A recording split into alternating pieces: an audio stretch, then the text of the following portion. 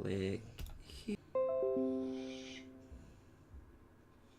How you gonna tell me you disconnected and then just reconnected like that, like 2 seconds right next to each other? That's a little foreboding, to say the least. It's up because that's how the alphabet works. There you are. I have it. Jesus Christ, I have it right here on my desktop. I could just click this button. I like having the buttons to click. That's what I do. I enjoy clicking the buttons. And now, I realize I didn't make my bed. Once again, the fact that I'm a disgusting slob has been exposed.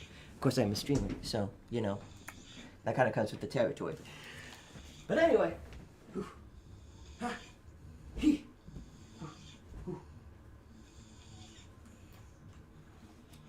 And now the illusion is complete.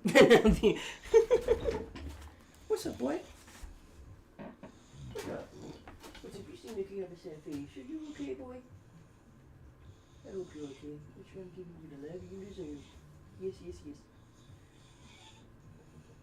You're a good boy. You're a good boy. Yes, you are.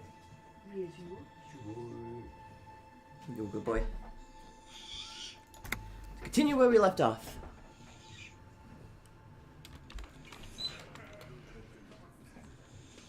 Which was, we had a tape to listen to. I put a lot of points into rhetoric so I could talk to a container. So I'm gonna go try that again right now.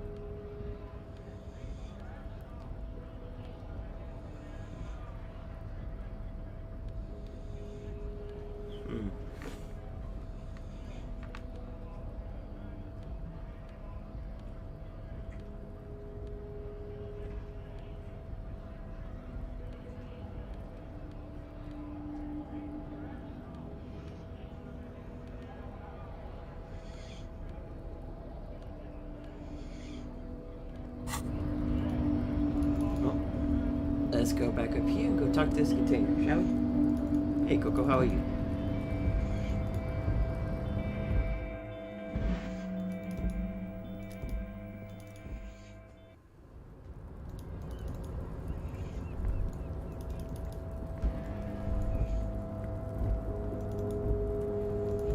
Just keep on keeping on.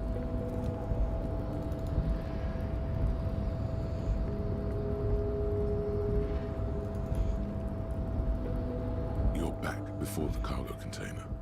Its draw has not lessened since you were last Been in here. the world for 2 days. If anything, it seems to have grown slightly.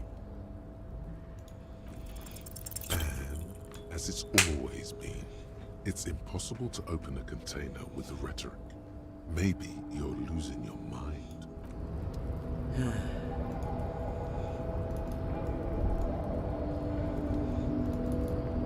I'll get in there eventually.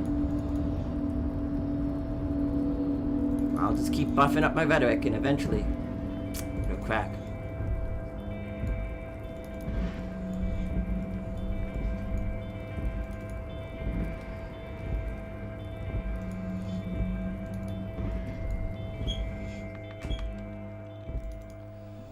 Okay.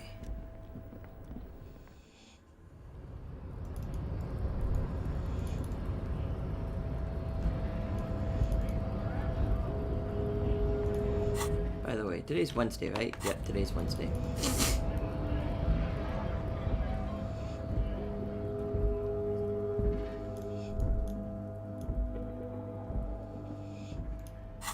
Also on items. Should probably put the bag back in my hand.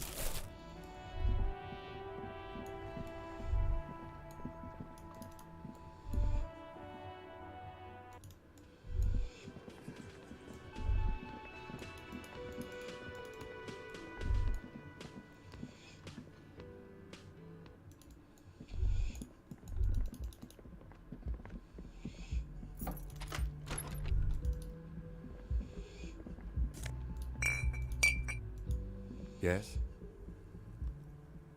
Nothing.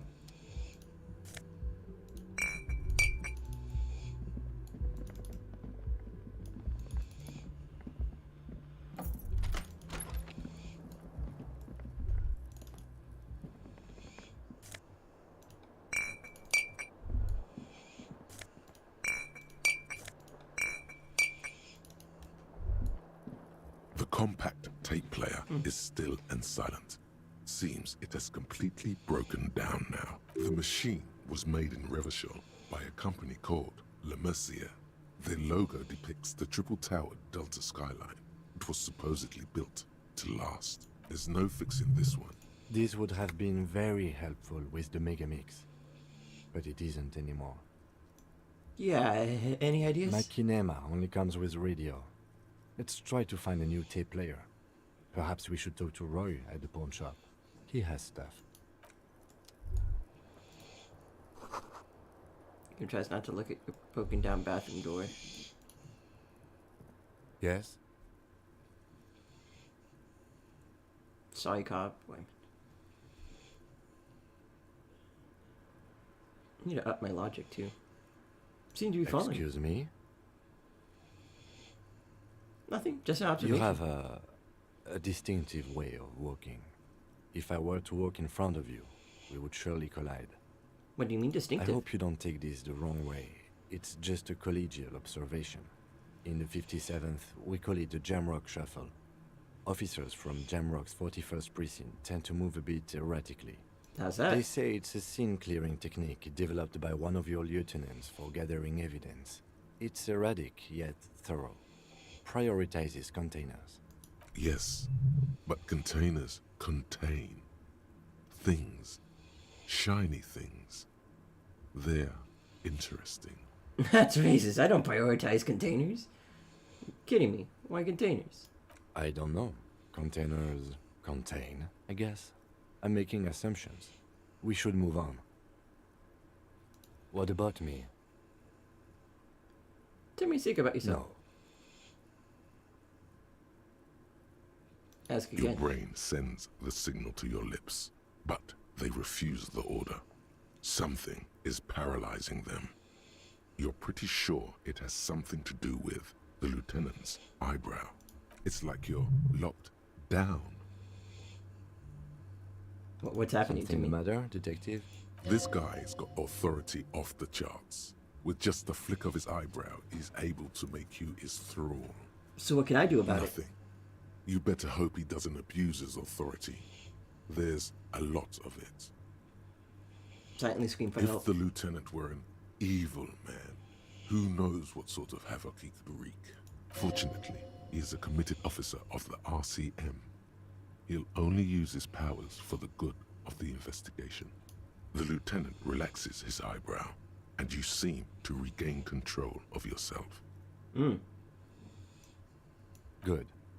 Let's change the subject.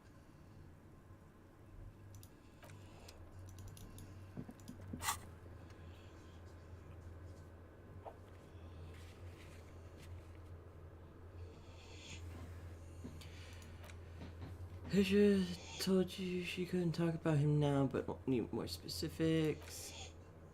Let's go about the Sunday night. Listen to the Doom Gunner Mega Mix.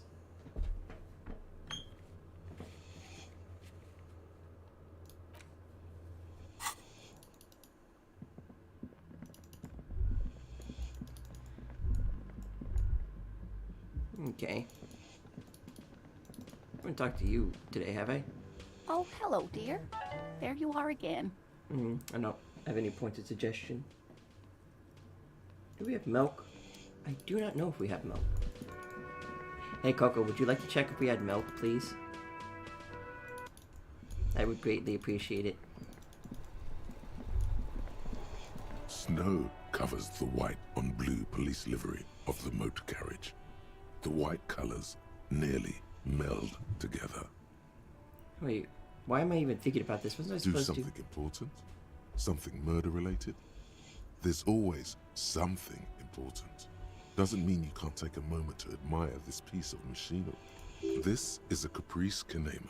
The Caprice Motorcorp's follow-up to their highly successful workhorse, Caprice 40, and the answer to the Lum's racing breed, Ferv series. Ooh. With its air-cooled, rear-mounted 12-cylinder compression ignition engine, driving the rear wheels through a 4-speed manual gearbox, the Kanema is able to reach 100 kilometers per hour in 13.5 seconds, and go on to a top speed of 180 kilometers an hour.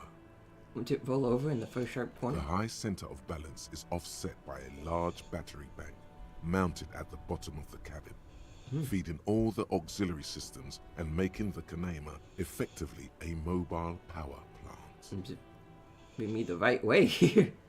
Due to a quite steep price tag, it is very unusual to see one in police livery. I don't like your machine, Lieutenant. Looks impractical. Shrug its motor carriage when a menu. Look at the machine. That machine really puts the logo back in locomotive. Points at the vehicle. Very cool. You want to take a closer look? What's it packing there? 130. I reckon that's a 7-liter V12 there. Man, that's got to be a major advancement over the KR18GU engine on the old Caprice 40. Must have been bad spin of the arcade engine on the older 40 models, right? That was all. Some serious macaroni.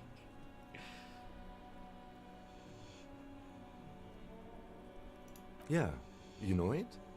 Lieutenant seems surprised. Just the basic cast iron blocks will chamber injection, dual chains, driving overhead, camshafts, 2 value per cylinders, hydraulic lash adjustment. Yes, that's right. I'm very impressed that you know these things. A fine machine went to hand over the smooth metal surface. Yes, an extraordinary machine. It's nice and all, but why so modest? Put some zing into it. Flare it up. Slam it down. Helium headlights would improve the range and quality of the visual field a lot. It's a bit girly right now. Fit it with some proper off-road components.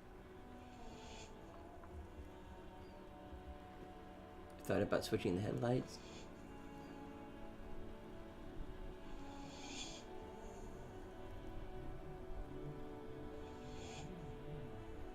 You ever think about switching? Actually, I have a pair at home. Just haven't gotten around to fitting them yet. I need to lay some wiring for the ballast first. Oh. Well, if we ever get this case solved, maybe we can do it together. You want to help? Thank you for the offer. That might be fun. Let's do the case first, though, alright? He liked the idea. Yes. It's not helium. It's a bit girly right now. Fit it with some proper off-road components. The winch and mud tires, we could take it off the beaten path, Kim. We are not going to, though, because this is clearly a sports motor carriage. Sounds like he has a strong concept of what this machine is. Yes. It's not helium. It's a bit girly right now. Make it more imposing. Sorry, I'm not... Lingo it up. Be the right. Joe Mill, get the chambers. To Frosty 40 minus. No. That's porno tuning.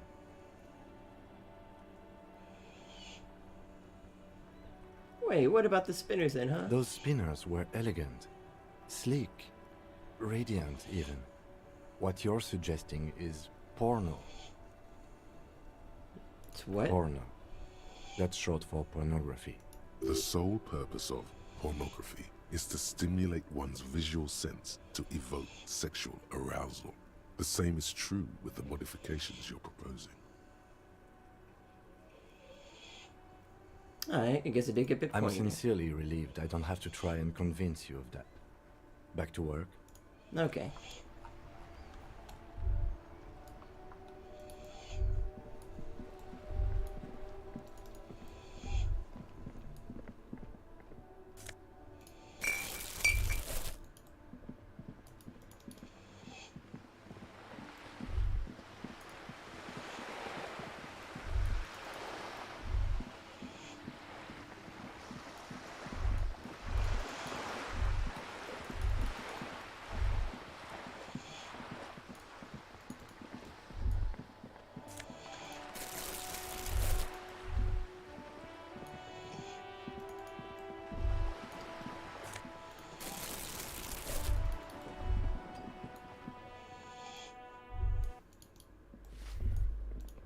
Give me a moment.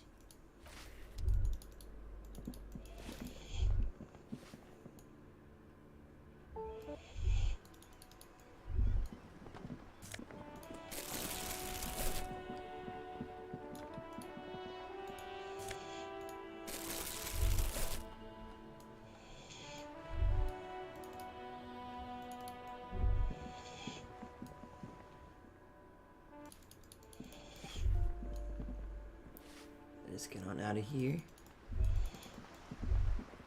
Just out and about collecting bottles.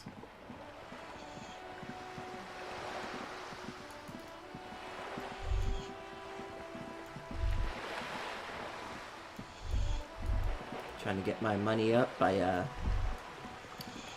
doing my part to recycle.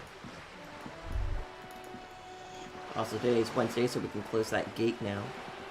So I think we should go take care of that too.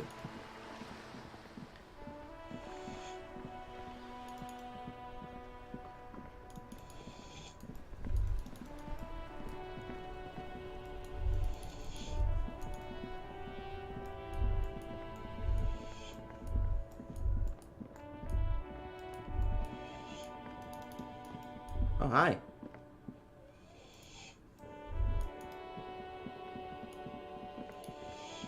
A rusting control panel. You grab the handle and pull the lever up. As soon as the metal connects against the contact pins, you hear a loud clunk. Then, the water lock starts moving. Nice. Look at it go.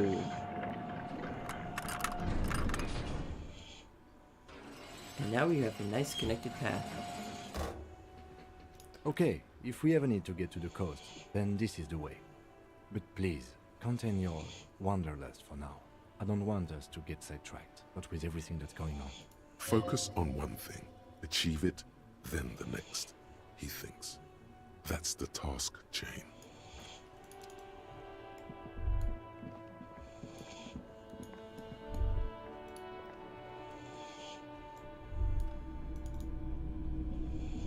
Hello again.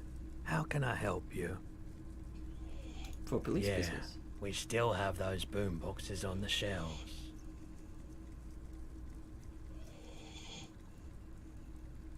Sure, let me have a look.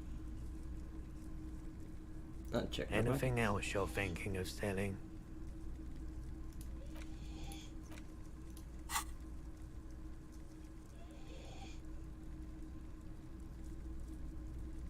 Another time, perhaps.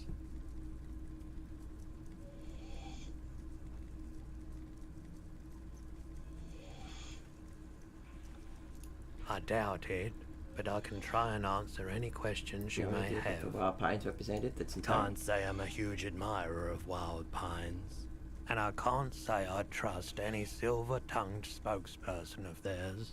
Fortunately, I have no reason to get involved. Have you met the Wild Pines? Wait, what do you have against the Wild What Pines? should I have for it? Have you met a Wild Pine? No, just people like that make everyone else see the world somewhat askew, at an angle that is convenient for them. Now, The pawnbroker's gaze is already fixed on the dancing colors.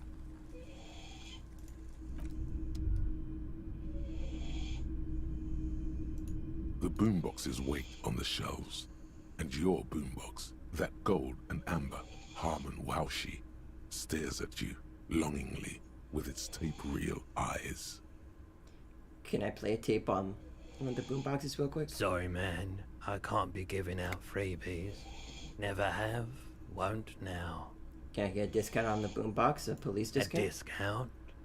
I do have to keep the lights on. Remember, he doesn't like music. He likes sounds. The Door Gunner Megamix is his type of tape. Certainly, he'd give you a discount if he knew you'd play something so experimental. I'm not just doing any police work. I've got the Doom Gunner Mega Mix here, an era-defining work. Let's do 4 reel. 4 AL is offensively low, but just this once. For the music, concrete, cop. Yes! Okay. I just need the fucking money.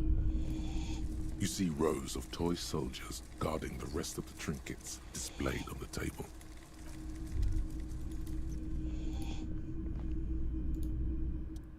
A typical Martinez streetlight sits up.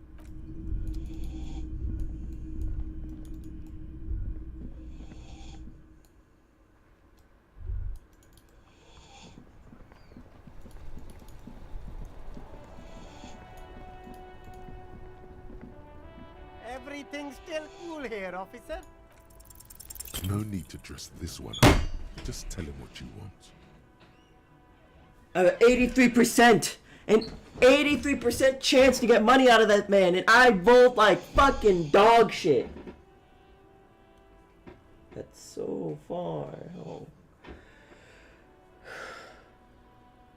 Part of me wants to save Scummit. Part of me does. Part of me kind of does. But I'm better than that. I'm better than that. I still have to put more points into rhetoric anyway, so I can, what's it called? Open up that fucking container at some point. So, it's fine. It's fine. It's fine. Oh, okay.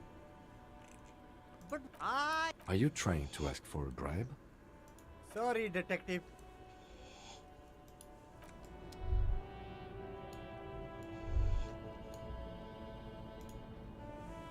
The shine on these sunglasses lasts a lifetime, officer. 100% guaranteed.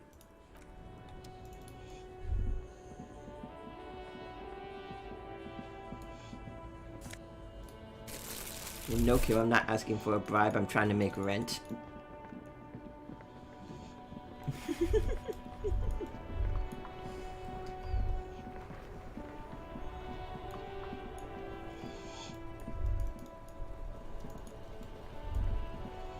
Still here.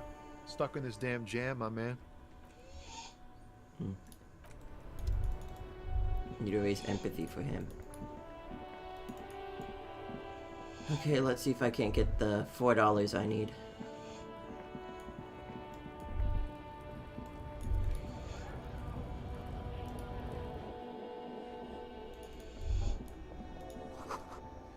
Yellow roses in the windows. Those aren't flowers. They were lit. Oh, there's a flashlight left. The tear machine stands in the corner. Your bottles clunk into the machine, and the money appears with a satisfying jingle. Nice. Is this about the questions again?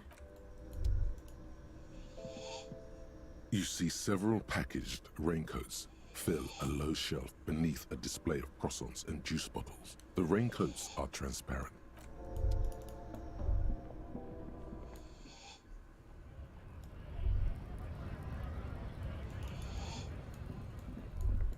Can't I cite a fine for somebody? Or something?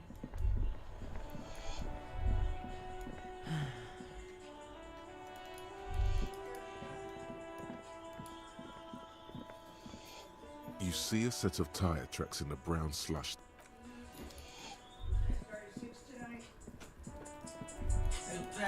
Your cereal? No, thanks, Mom.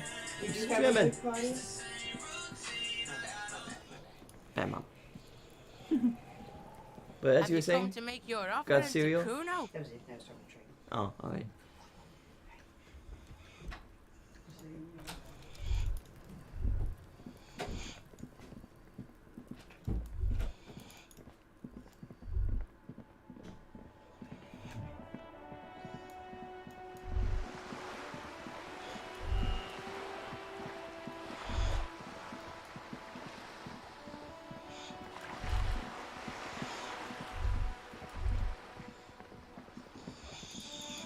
Well, the only other person I can ask for see if they would be even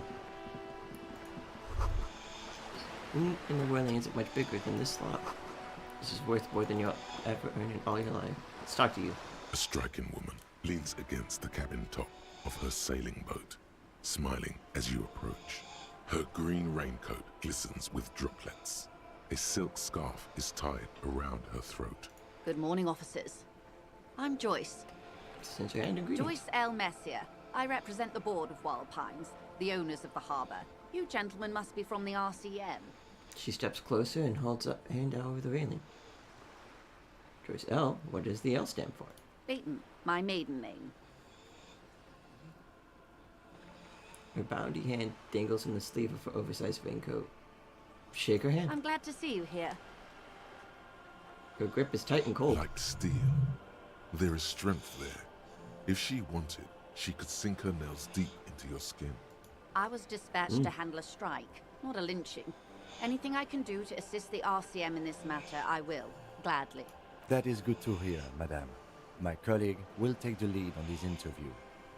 I should let you know that he is recovering from an unusual medical episode. Very unusual. But I can assure you of his ultimate competency. There's a trace of irony in his voice. Mischief even. The lieutenant is hatching some scheme. He's trying to signal something. He wants you to play up your condition. Oh, interesting. I wish you a swift recovery. In the meanwhile, you have my full cooperation, and the full cooperation of the Wild Pines group. It's hard to get a read on her precise disposition, but she appears helpful. You're on a boat. Why, yes, I am. Does she have a name? The boat? No. It is called Cor de Leyte 19, because that's the type of sloop it is. Okay, but what kind of boat It's is a it? pleasure craft, a 19 pacer. It also happens to be rated for Category 1 racing. Though these days I mainly use it for business. How do you like My it? sloop? I like it a lot. It's the eel's hips, baby. I'm enjoying this part of the interview. It has so little to do with the murder we're investigating. Not a lot of people on boats, are there? Of course there are. We're on an archipelago. How else are you supposed to get around? What does archipelago I mean? mean, we are on Le Caillou, are we not? Technically, the neighboring Ozone and Fas Alamer island groups are archipelagos, while La Caillou, by contrast, is a single fertile landmass, the fourth largest island in the world. It is not an archipelago. Wait, I thought Laku was one big island. Okay, if you want to get technical. The point is, we're all on islands here, and sail is still the most expedient way to get from one island to another. Especially when you're in a hurry to resolve a strike. Still, I haven't seen anyone else sail a boat around here. I haven't seen anyone else drive a souped-up Capri Kenema motor carriage either. Actually, that motor carriage has been specially issued to serve as a patrol and pursuit vehicle. It's for crossing long distances in the greater Revachol industrial harbor. It's not a toy. Neither is this. A toy, I mean. It's a machine for crossing long distances in the Bay of Revachol, between the city and the islands. You need to make this lady admit she's only riding around on this boat because she's rich. Yes, I do. You have the guns and the ammo. Take this Clausen fiend down. Let's talk about the economics of this boat you're on. Go in for the kill! Oh my, the E word. You mean to say that it's a symbol of conspicuous consumption? That I'm a member of the ruling class?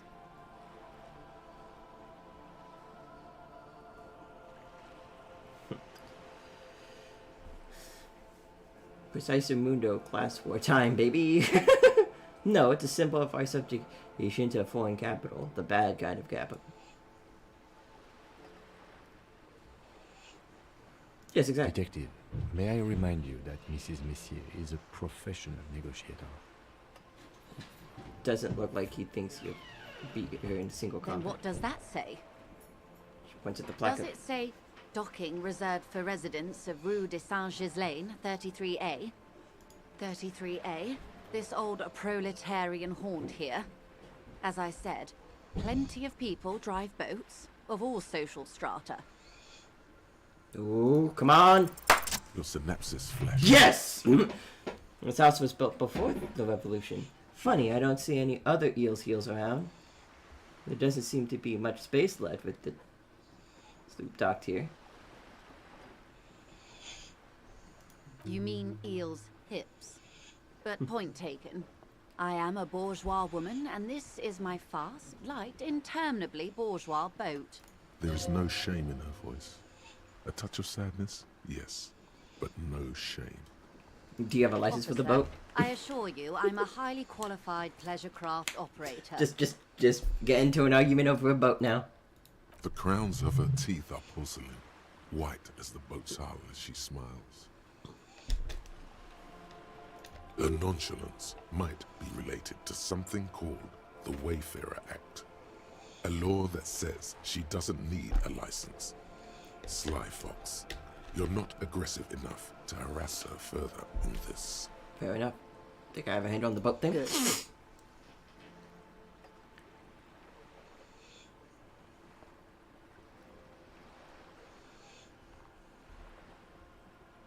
Tell me, What You we do? do. I'm afraid I don't speak for Wild Wild Pines. Pines as a whole. It's a giant undertaking. There was a touch of discomfort there. She wants to merely represent. so what do they do? Pines' core competency is logistics. Container shipping, freight, that sort of thing. Alright. See those airships there, blinking?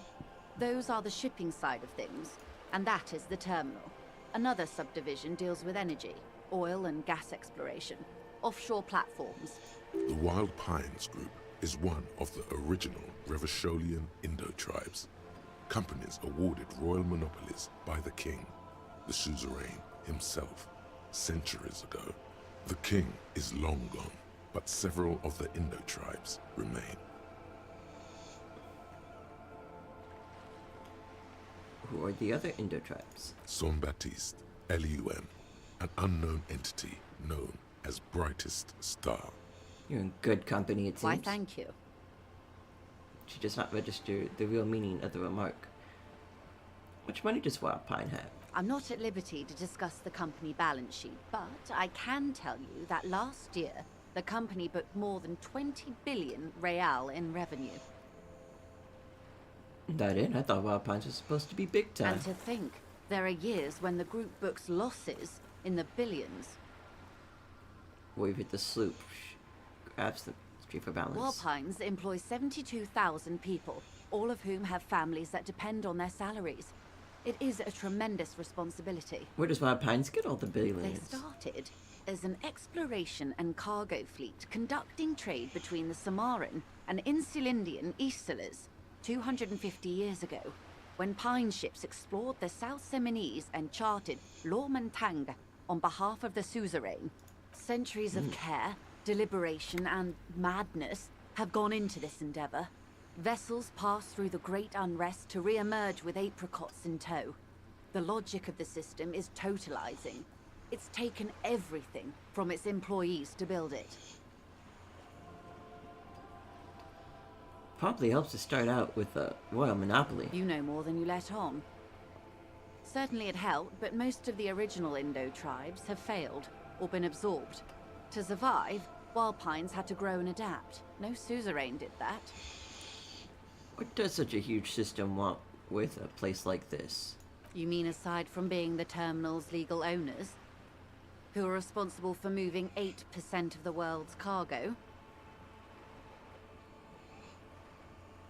You know, keep it moving, the workers do. It's nothing without them.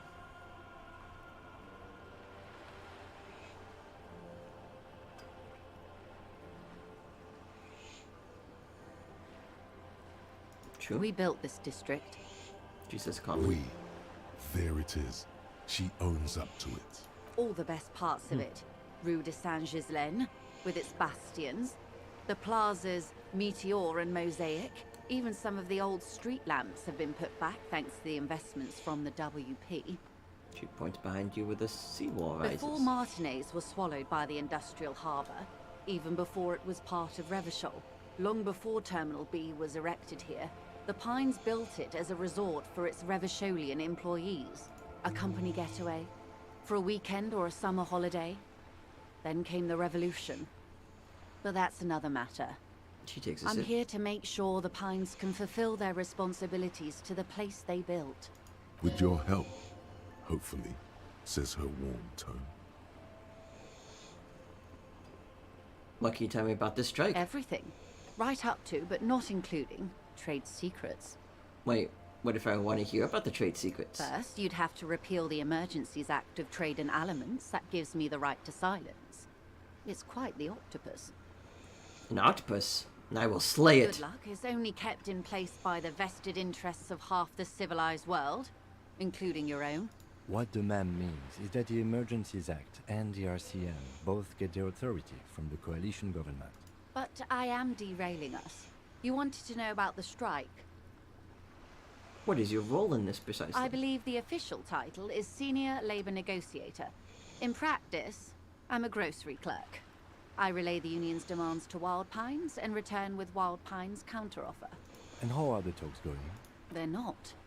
That's the problem. The union stopped all negotiations a week ago, after that awful lynching took place. Now they won't even let me into the harbor. There's a 2-meter-20 racist behemoth blocking the gates. In John Luke, my race mentor, he's a great teacher of... He's a great teacher, a man of truth. Oh, so you've met him. Has he beguiled you with his inane theories? My colleague has his peculiarities. Let's not go into this particular one just yet. Of course. To each their own. How were the talks going before the Let's lynching? say I was not making the kind of progress I'd hoped for when I first arrived. And when did you first arrive? I arrived 3 weeks ago. Yes, in the middle of February. The bay was still partially frozen then. I prefer to do these things on site, like the RCM.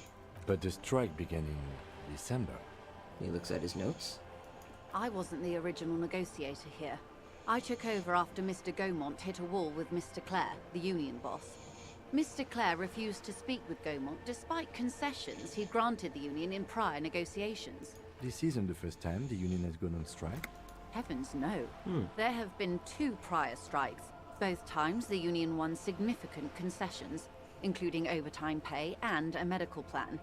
This time their demands are more, Dear I guess God. you could say, aggressive. Overtime and medical? That's hard. Ludicrous even. It's meant.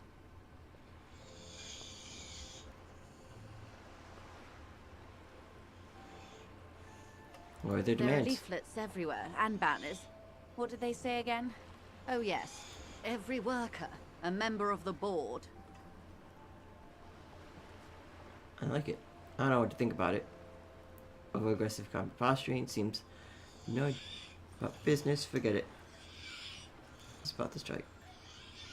No idea In about its business. defense, another said, demand democracy. Pretty tame stuff compared to every worker, a member of the board.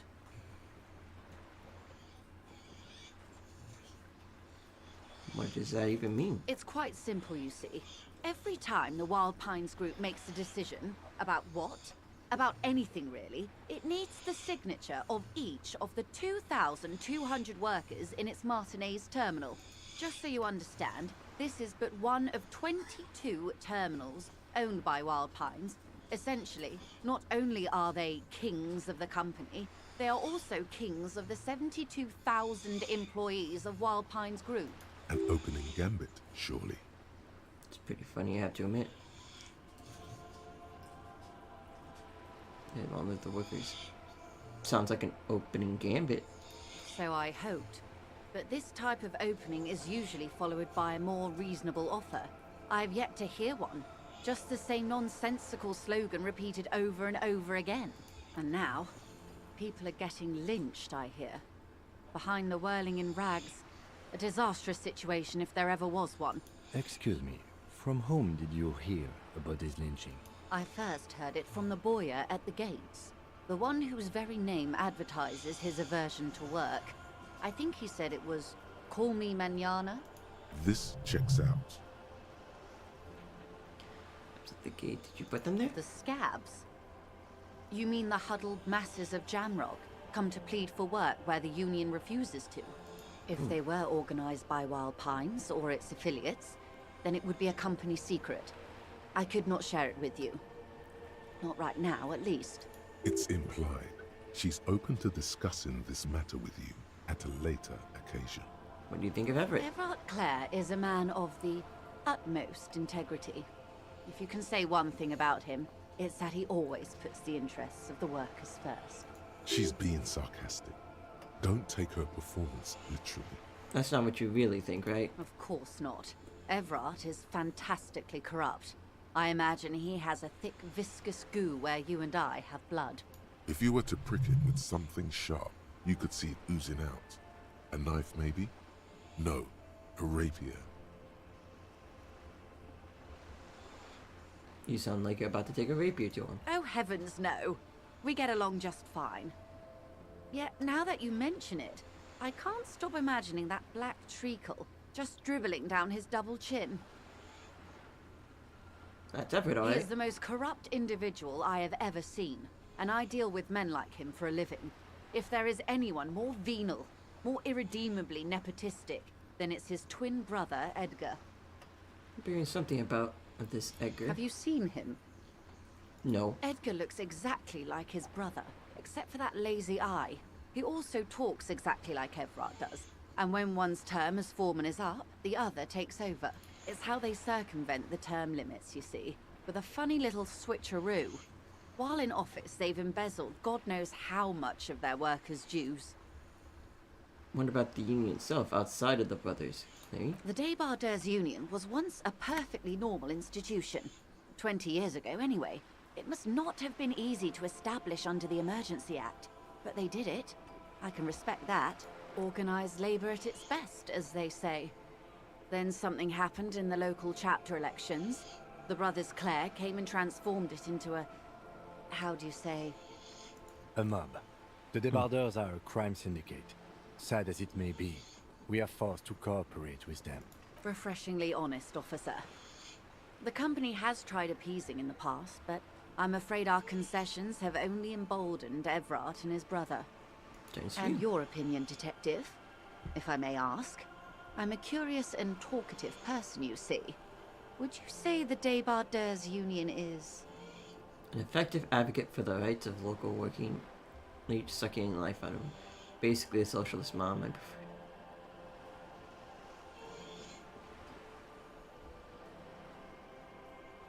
Well, if they're... that's pretty much what the Hardy Boys are, so... I mean, they're pretty much just a Thank you mob. for being candid. Sadly, Wild Pines have cooperated with what amounts to a crime syndicate for 2 decades. However much you feed the wolf always hungers.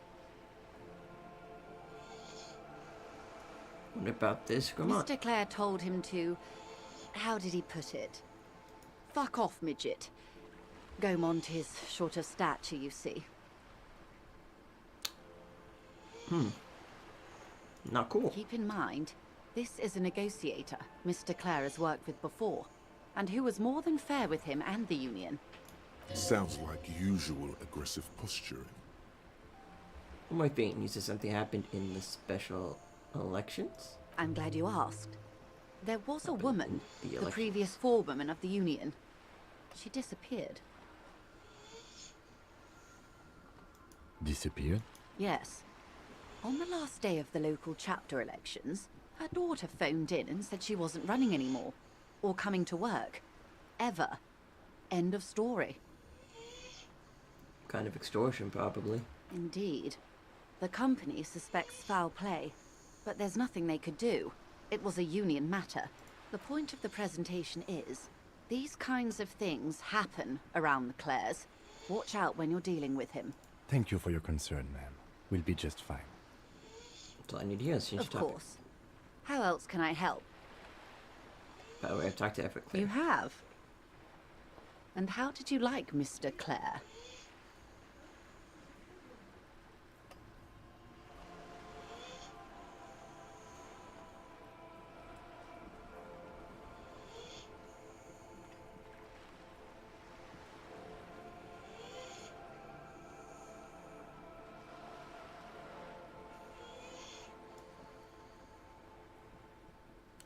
It's a beautiful man. Beautiful and just.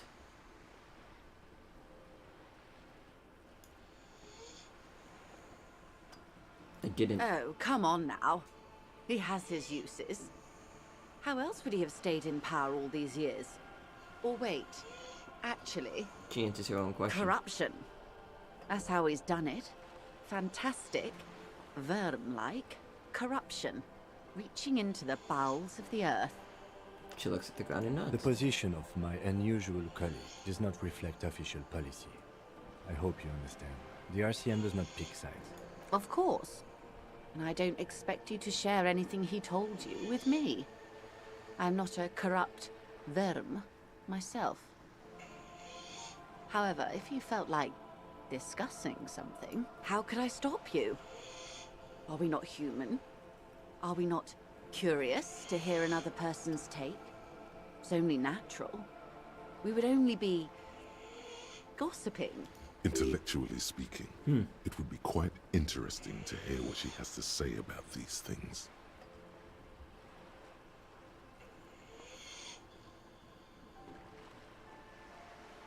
Shiver is helping me find my gun. Oh. That's so helpful of him. The lieutenant looks at you, and you can swear his jaw muscle is trembling. He's able to contain the anger and surprise. Unconventional police officers sometimes lose their guns. They then go around and tell people about this, to gauge their reactions. It's all part of detecting. Incredible. Simply incredible. And how is it going? Has this detecting produced a gun? Said he almost ready. It's almost ready to be found soon. Did he now? Well, then it should be any day now. Unless, of course, he's lying to you. Anyway, was there anything else you've heard? I helped him turn up the heat on the board. I did not. Did you now? What sort of borscht is he making? The cook makes it to keep the strikers drunk. Helps them A strike. strike brew. That's a classic. And by turn up the heat, I presume you mean put more alcohol in it? Nope, you misunderstand. I turn the knob like this. Turns the heat down. Beyond curious. I will choose to interpret that as you turning the alcohol in the strike brew down. For the sake of our professional relationship. Because that is And what I do. because I don't like the idea of them any more drunk than they already are. What else? I'd rather talk about something else for now, if you don't mind. Of course, Detective. Should something come up later, down the road, don't be afraid to drop by for a chat. Until then, is there anything I can help you with? Do you know something about these tattoos? That's the man who was killed. I'm afraid this is a discussion for once we've cleared the lynching question. So you know something about the tattoos? Better not tie the forestay to the backstay on this. I hope there is something else I can help you with. She wants to answer the question. Protocol keeps her from it. Can you tell me about this Quite lynching? a few things, I'm afraid. The information I'm to share with you includes sensitive trade secrets. For the sake of my employer, I have to ask for your names and badge numbers. Of course, ma'am. We should have introduced ourselves. I am Lieutenant Kitsuragi from Precinct 57, and this is my colleague from Precinct 41. I'm afraid he doesn't have his badge at the moment. I hope mine will suffice. How curious. Why is that, Detective? Awkwardness washes over the conversation. The woman doesn't like this turn of events. Remember when my partner told you I recently suffered from an unusual medical episode? I lost my badge. It's related to it. I see. So, are you saying you lost your badge during the course of this episode?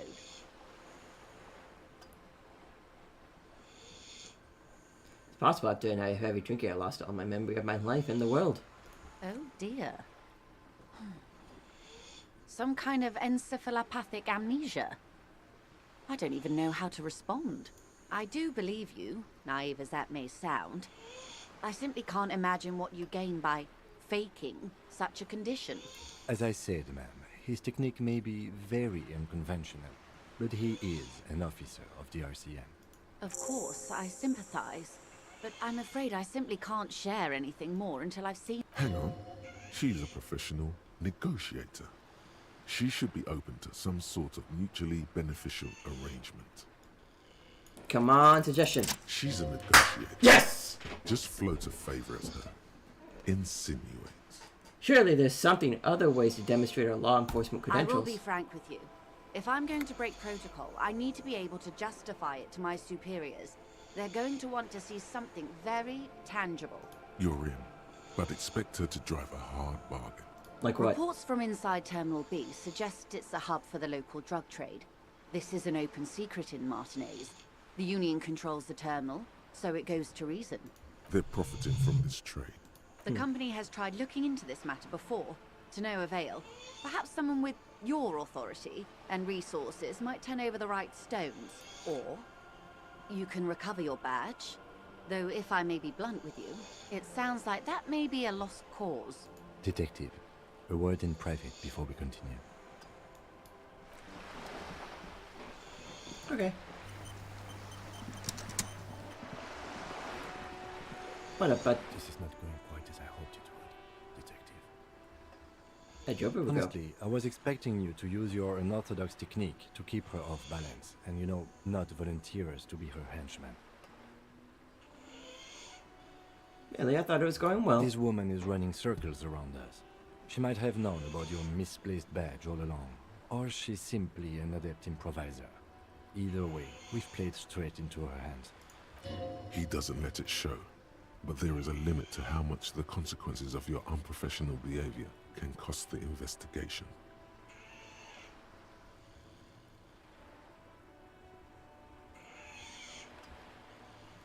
What do you propose, that we don't investigate the drug trafficking? Could just, find my badge. I'll handle it. I'm sure you will, Detective. Oh, that would be fantastic, but do we have the time? The world is large and your badge is 8 by 6 centimeters. You could request a new one from the station, but that would literally take months. Would you propose that we don't investigate the drug trafficking? If there is reasonable suspicion, we must investigate. Otherwise, she could claim we are siding with the Union, or that we are on their take. We'd never hear the end of it. What I propose is, we ask her, then we investigate, briefly. But do not share the outcome of this investigation with her. We tell her it's done and demand for her information on the lynching. Okay. Anyway. You're back. Good. What can I help you with? Seems smart. We need someone to give me the lowdown on this reality win. This reality? It's related to the medical episode. I have trouble remembering even the most basic terms of reality. Ah, yes. The episode. Sounds like an acute case of encephalopathy, now that I think of it. Don't be phased, madame. He functions perfectly well. He only needs a lowdown on all of reality. We may be here a while then. Ask away, officer. I'll help however I can. All right, we're in. I know these all look good, but begin with the first, okay? Where are we? We're in Martinez, baby. Maybe. A casual term of endearment popular among the 50-plus crowd. It's a disco holdover, pay it no heed. And what is Martinez? Martinez is a district of Revachol. A very small district tucked away near the industrial harbour, north of the 881 and Jamrock. You would be excused for not knowing about it. Unimportant, they say. Forgotten, even. Shelled to smithereens during the Revolution. It has its charms, just not this time of year. Tell me I'm about not a good Martinez. ambassador. I've only been here once before, as a teenager. Not a lot has changed. There are ruins, a terminal, fishing boats, reeds, boys with boxy shoulders. As I told you, Martinez used to be a province, a workers' resort before the city swallowed it and the artillery did its part. Now the reeds are the real star of the show here. The further down the coast, the wilder it gets. Mentioned a sea. What sea is that? It's not really a sea, it's the Bay of Revachol. And the bay feeds into the ocean. Are we near the ocean? Yes. We're on an island in an ocean. The world's largest body of water. The Insulindic. Known to the early Revacholians as Les Immensités Bleues, the blue immensities, vast, lukewarm and unknowable, flowing in and out of sight. What's the name of this island? Caillou, as you already know. Imagine a pebble. A smoothed over pebble amidst a great blue sea, misshapen, cracked. The cracks are the river Esperance. We're in the delta of this river, on the 6th branch, the Martinez distributary. It is clear this pebble is of enormous value to her and to humanity at large. Okay, that's button A's. What's Rivershall? Revachol? Revachol is what you call a city. What kind of city is Rivershall? Great kind. As if it's self-explanatory, beyond patriotism, a fact. What makes Rivershall great? History detective. They built this city to resolve history. Our part in it, at least. Our centuries. Okay, who built it? The nations of the Occident, or migrant workers from Seminine and Ile Marat, depending on your creed. When was it built? In the DeLorean century. 380 years ago. And why will it resolve history? They say it's where the terrible questions of our time will be answered. The tensions are highest, the fault lines deepest. By that I mean conflicts. Ideological conflicts. The stuff of men. Why We here? are standing on a fertile, self-sufficient island able to sustain up to 200 million people in the middle of the Insulindic Ocean, the world's Wow. connective tissue. It's where the money is.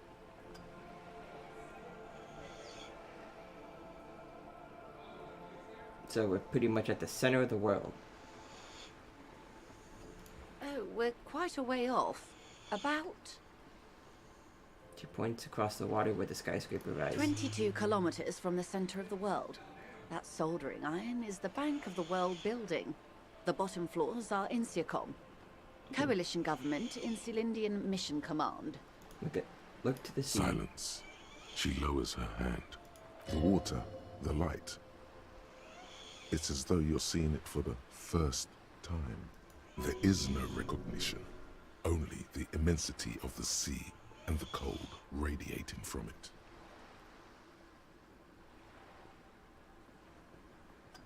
Where are we? We are where we are. I have no truer answer to give, unfortunately. This is one thought you need to complete. Where are you? Was there something else you wanted to know? I remember something about a lowdown. This has been informative. Thank you, ma'am. I'm sure my memory-impaired partner has many more questions to ask, about even more fundamental aspects of reality. Might I suggest not asking them all right now? Ma'am, Messier will be here later too, and tomorrow. Isn't that true, ma'am? Absolutely. My commitment here is long-term. Won't I be lazy if I don't do it all Oh, now? of course not. You are already diligent for getting this far, and diligent boys remember where they left off. Indeed. I'm always at your service.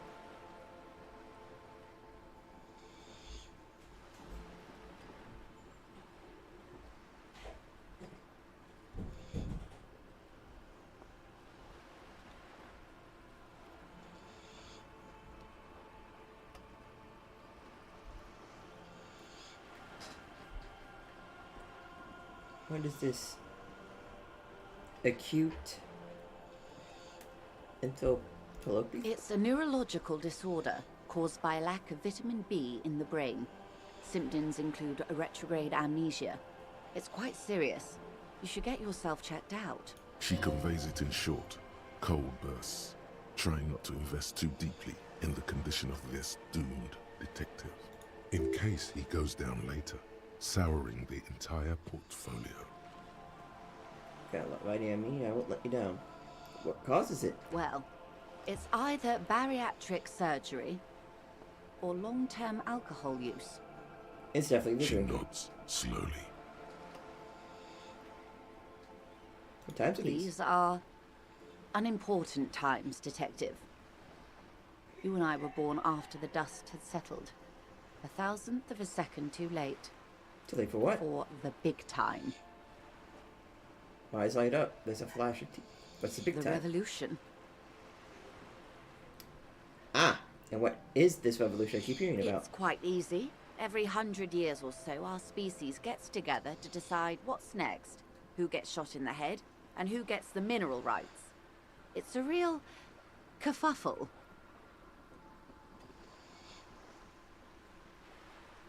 You say it's a bunch of drunk apes duking it Why, out? of course. We're talking Duke Out Central. Full swing intraspecies warfare. And the apes. Were they evil? No. I would say the apes were neutral. She looks at you, her gaze sharp. They're good apes, actually. I don't know about that. She turns north to the bombed-out building lining the waterfront, then shivers slightly. It takes time for the apes to change and work. Perhaps what happened here was part of that time and part of that work. Who got shot in the head? Those would be the communists. Generally speaking, 40 million people got shot in the head during the World Revolution. But the communists, they all got shot in the head. Oh, and the anarchists too. They shot them well. So well, one forgets they even existed. The communists and anarchists shoot back? Did they ever? Before they got shot themselves, they shot 2 million people. Truly a kerfuffle. Yeah, it was a kerfuffle, all right. Yes, the Insulindian deluge, they call it. Anyone else get shot in the head on the opposing Oh, side? lots of people. Even the king got shot in the head, or thrown beneath a horse, or drowned. Accounts differ. It was unceremonious. Just as well, he wasn't actually the king. Just the king's nephew. The real king abdicated and lived out a long and productive life as a venture capitalist in Grad. Smart king. Yes. King Guillaume had a nose for bad PR. He ran before it. What is the expression? Went down? Anyway, Gil got out alive and his nephew Frisell got shot in his place. Him and tens of thousands of his wonderfully fascist kingsmen. It was a wild time. Who got the mineral The rights? liberals got the mineral rights. And by mineral rights, I mean everything. Okay, and by liberals you mean... Liberals are usually middle-class people, Detective. Or the remaining gentry. The beneficiaries of the pre-revolutionary arrangement. Some were rich enough to stay with the Constitution, with monarchy. Big mistake. Others bet on the revolution. They were called the ultras, or ultra-liberals. They fared well. How did the liberals win it all? They didn't win so much as survive. We were the last ones standing when the war ended. Everyone else got shot in the head, remember? We. She's one of them. Of course. Everyone got shot. Who was there to surrender to? To foreign intervention. The coalition. Those people really took the mineral rights. Wait, you just said liberals already took everything. The liberals took everything that wasn't nailed to the ground. The coalition took the ground. The ocean, the laws, and the people. Who are the coalition? The coalition of nations. Grad, Mesk, Vesper, Messina, Oranje, and Sur-la-Clay. The armed center of the world. They landed here and ended the revolution. Boy, It was the moralist thing to do. I think we have an intruder.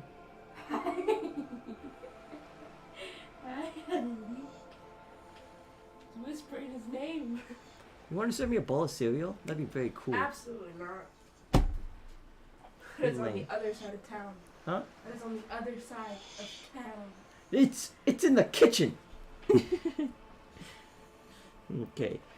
Good nation grandma clean armed central of the world. Oh, the landing here and end of the revolution. What's the moralist thing? There is bitterness in her voice, tempered with understanding. She is critical, but ultimately understands the cause. The Moralist. moralists believe in keeping everything exactly the way it is. They believe in mineral rights, and not shooting people in the head. At least not in the same manner and volume as the others do. They are the long-standing provisional rulers of Revachol now, the coalition government. This is their zone of control. They embolden the RCM with crumbs of the same law they took. Technically speaking, you are a moralist. The color of moralism is blue. The official motto of Moral Intern, or Moralist International, is a blue forget-me-not, a piece of grey sky. Unofficial. For a moment, there was hope. Just technically, practically, moment there was hope. I'm always picking option that doesn't commit to any. The option doesn't commit to anything. Then hell yes, I am, and also not. An almost endearingly moralist standpoint.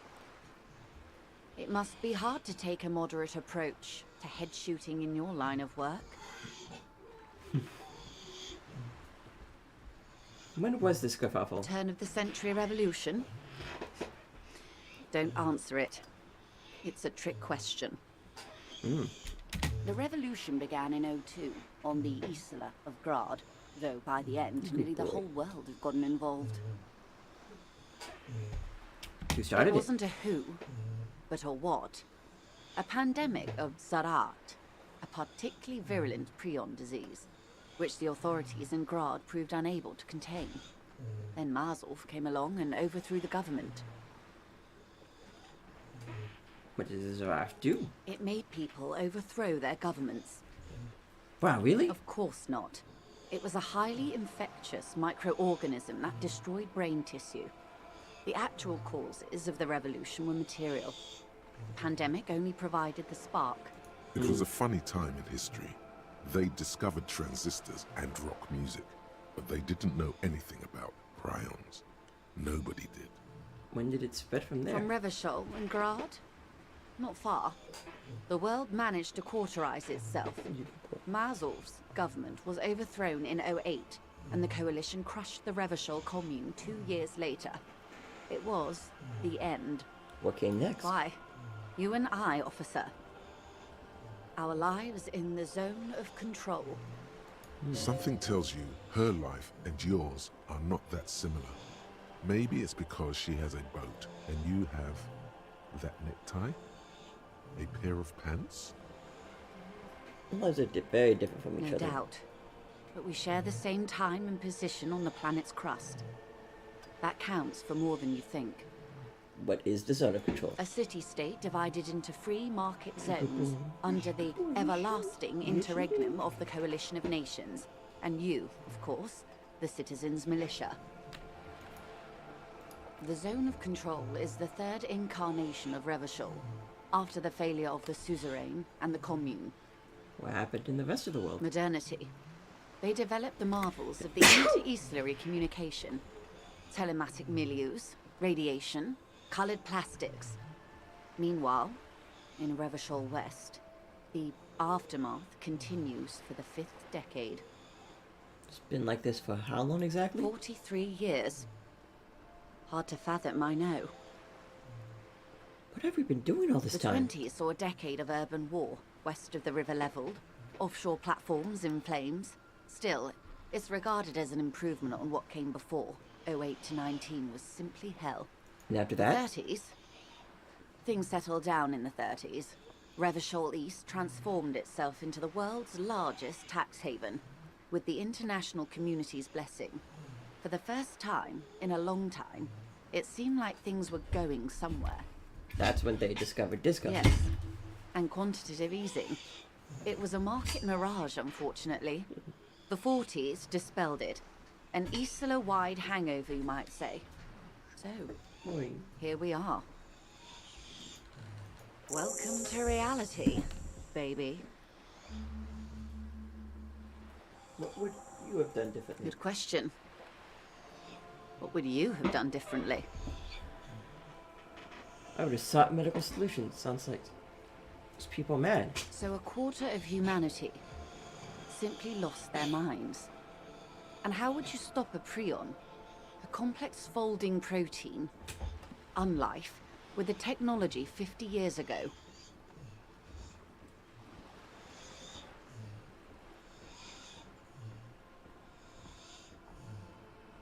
With privatized healthcare and a work ethic that does not turn your brain into sponge tissue. Okay, maybe. Some hygiene, modest social care, and perhaps a little research Good program. hygiene. Really.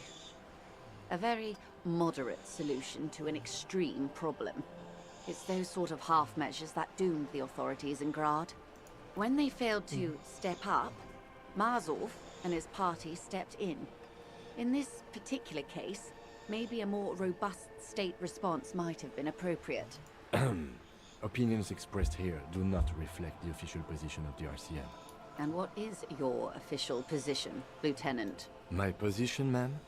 My parents got ripped to shreds in the revolution. I would have gone the same way. I was saved by being 2 years old. That's my position. The abattoir. Understandable. Good question. What would you have done differently? I asked you. Who are you in all this? And I asked you, past-less detective of the Citizens Militia, what insight has acute encephalopathy given to you? Now, what I would... And you would have died, most likely. Not far from here. Maybe even right here, during the beachhead, defending the coast the day the Coalition took the city. Probably. No, almost certainly. The Commune would have forced you. Such was the fate of the undecided. Not enough They are times. what they are. Who knows? An afterbloom may yet come. Anyway, enough sentimentality. Is there anything else you want to know? Not so fast. Who is she in all this? Ask her who she is. She owes you an answer. No, there's no way I'm gonna get this, but... It remains a mystery what you mean by this something close. This isn't about you. It's about reality. A strange coldness comes over you as you look at the world. The waves sway the sloop slowly. That's all.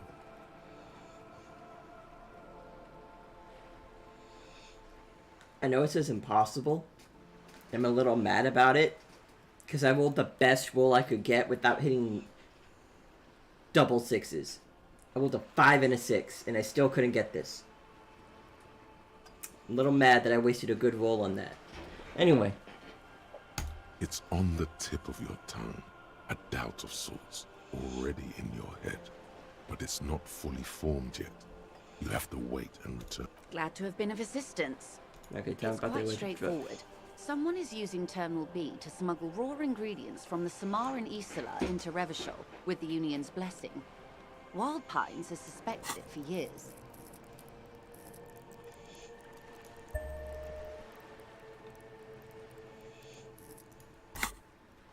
Ingredients for what, ma'am? Meth and dextroamphetamine, GBL, and various synthetic psychedelics. Honestly, it might be quicker to say what you can't make from the stuff. Let me get this straight. The material comes from Samar to Revachol through the terminal. Yes. After they clear the terminal, we lose track. The actual production is taking place at various sites in and around Jamrock Quarter, north of here. Wild Pine seems to be well apprised of the local drug trade, ma'am. Do you mean to say the Union also produces the product? Sells drugs, I mean? We're in logistics. It's our business to know. And no. As far as the company knows, the Union does not produce it. They transport the ingredients for a cut. And you want us to investigate? Yes, but you won't get anything out of Evrat and the Dock Workers Union. Still, every chain has its weak link. Am I gonna need bolt cutters for this? Unlikely, officer. I'm talking about the lorries. Once the ingredients reach Jamrock, they're distributed to a network of local manufacturers, well beyond our grasp. But in transit, they may be vulnerable. How convenient that they're stranded like beached whales at that roundabout. Perhaps you've noticed that a number of lorries are tangled in a traffic jam at the roundabout just now. Interview the drivers who are still hanging about. One of them might be waiting for a crucial shipment. I'll be explicit. If you find this driver, I will share company secrets with you. You'll be indebted to her, in a way. But one step ahead of the Union in another. Coincidence the lawyers are stranded. Is it? But it's involved. We already have some suspicion that one of the drivers was present at the lynching. That's not true. I made it. It's trendy like that, is it? We asked East Motor Track to raise the drawbridge. The road company is a partner of one of our subsidiaries. However, The boss is looking into the this sea. is a limited time opportunity. Once the complaint has been processed by the Trade Committee, they'll have no choice but to lower the drawbridge, and the operation will continue. So it's going. Thousands of litres of raw ingredients will pour onto the streets of Revachol. Not the east across the river, but the west. The vulnerable, the weary. Well, at least this solves one mystery. What is that, Lieutenant? Why I had to call East Motor Track and beg them to open a drawbridge for me. I'd wondered since I first drove in, on my motor carriage. I am sorry for the inconvenience, Lieutenant Kisaragi, but we need them trapped here. This is a unique opportunity. I'm sure you understand. Why did your car come to the RCM We earlier? did. On more than one occasion. Apparently, there's some sort of inter-precinct disagreement about whose jurisdiction this area falls under. We know the company has launched its own probe into the union's alleged involvement. We also know it's come up empty. It's not just the RCM. No one's been able to find any hard evidence. Well, here's your chance, officers. What proof do you have that the union is How do you involved? think they're financing this strike? There are thousands of unpaid dock workers going strong for the 4th month straight. There was a shakedown of local businesses preceding the strike. Many were squeezed to bankruptcy to fund it. With all due respect to these desert cacti, the contents of a few cash registers cannot provide for 2,000 men. The local businesses can scarcely provide for themselves. So you think the strike is being funded with some ingredients for drugs? Precisely. Some ingredients for drugs. Smuggled out of that very gate at night, most likely, then loaded onto lorries and driven to Jamrock. You simply need to find one driver who will open up to you. It sounds like she tried looking into it herself, though she's clearly not the type your typical lorry man would confide in.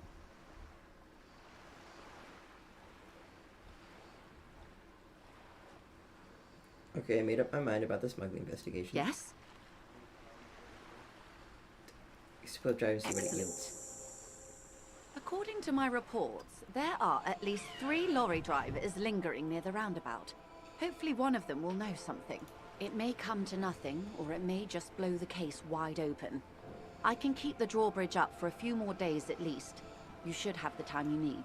In the meantime, let me know if there's any other way I may be of assistance. That's the man who was killed. I'm afraid this is a discussion for once we've cleared the lynching question. Why? How does it get this photo tied to the Better lynching? not tie the fourth day to the backstay on. She wants to answer the question. Of course, Detective.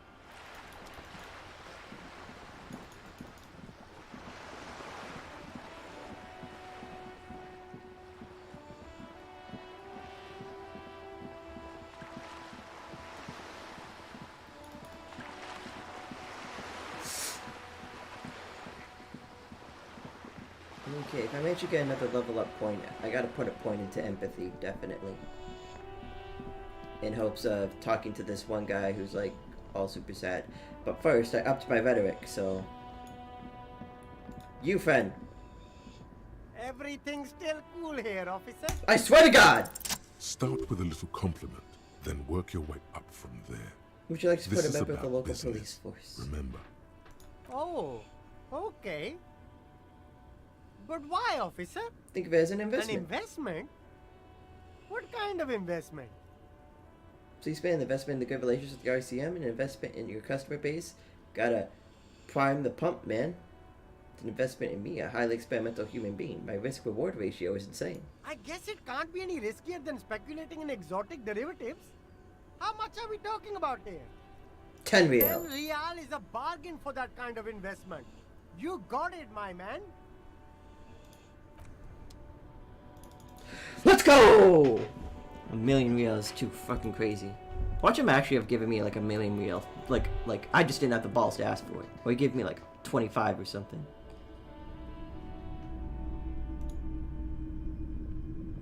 Hello again. How can I help you?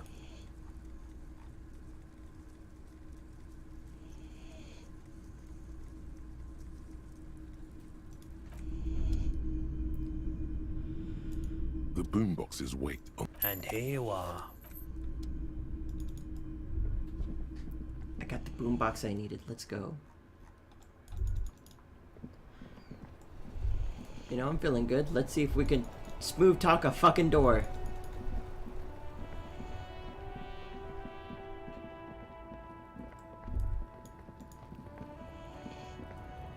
Looking for something, Hunt? Come to tell me I to mean, fuck right? off again? What's your stance on drugs? They're shit, man. I don't let anything pollute my body. Takes a long drag on his cigarette. Why not? You know where that shit comes from? Sarah Miriza, Safre, Ilmara. They take the money from our local junkies here and then use it to outcompete us in the manufacturing sector. They know they can't beat us in a fair fight, so they have to get us to weaken ourselves somehow. It's racial sabotage, racial economic sabotage. Perhaps it's good to agree to get him talking. Hold on, but I got go alcohol in him. It's too done. Listen, I agree. It's our responsibility to keep this poison off the streets. Rippershaw, right? He eyes you warily, unsure how to respond. This goes on for about 2 seconds. Then, damn, it didn't work. You should have signaled you're a nationalist before. I don't know shit.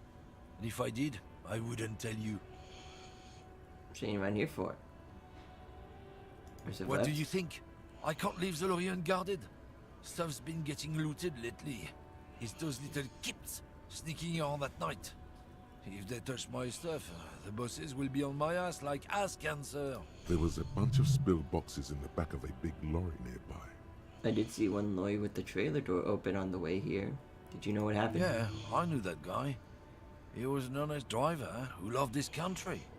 We were having a good debate about genetics at the Wheeling in Rags when some kip boys smashed his lock and took damn near everything. Lost his fucking job over it. Since he left, I haven't had anyone to talk to. And for him, I It's a guess. fucking travesty is what it is. Not then who's running drugs through Terminal B? Isn't it obvious? Fucking Sealang, that beady-eyed South Samaran. His little side business is a scam. I wouldn't be surprised if he was peddling drugs as well. Wait, the street vendor south of here? That guy's a lorry driver? Of course he's a lorry driver. What? He tell you he's just some simple businessman or some shit? He's selling his employer stuff after he broke the seals on his Humanox lorry. His tribe are natural liars. It's in their blood. He's your man, alright? 100%. I wouldn't be so sure about it. Not until we've heard what Sealang himself has to say. I guess we need to pay Elaine a visit. then. Guess so.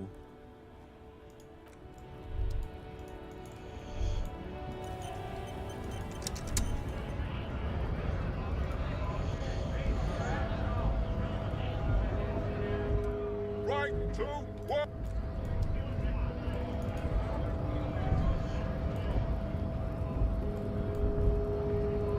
Hola, Wandering Man.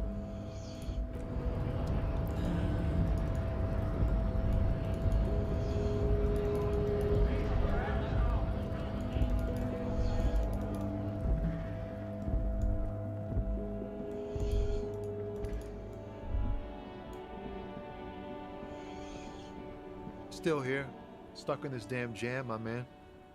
What's up? Do you see his eyes? Nothing for that.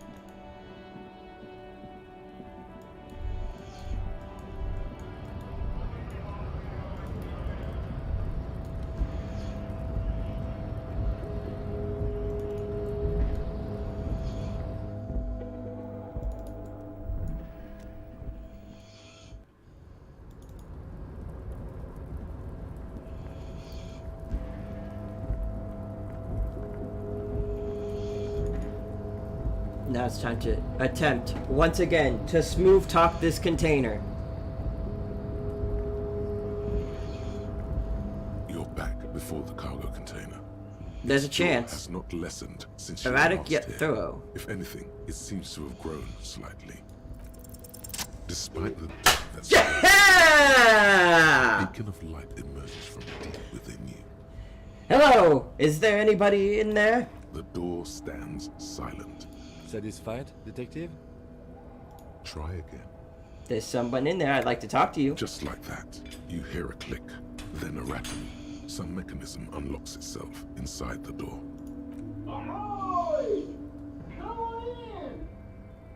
Make a rich, light-bending guy? You can't be serious.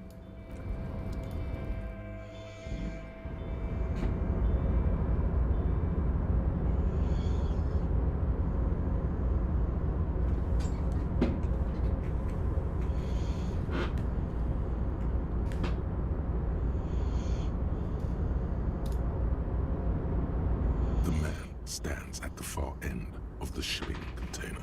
It's hard to say anything more about him. You cannot make out any of his details, but you do feel the overwhelming presence of capital.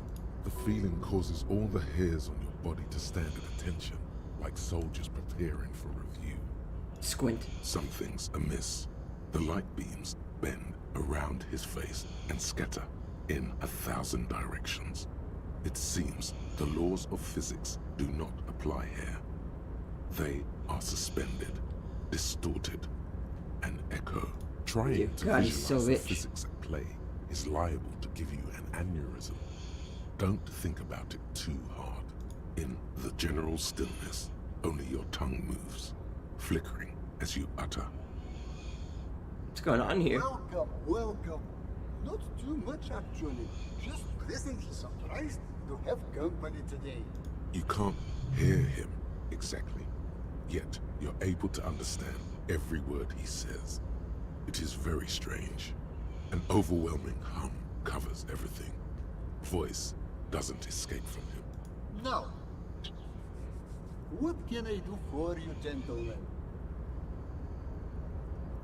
What you can see is his body appears composed in the sharp summer suit and yacht shoes. Who are you? Who am I? Oh, I haven't been asked that question for such a long time. I don't meet a lot of people outside my circle these days. What the fuck happened to my money? It just jumped up to like a stupid, insane amount of money. I mean, this is his, but it's not mine. Why is the money like this now?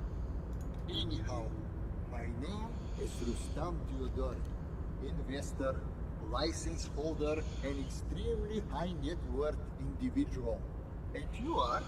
Mr. Diodor, I am Lieutenant Kim Kitsuragi of the RCM, and this is my partner.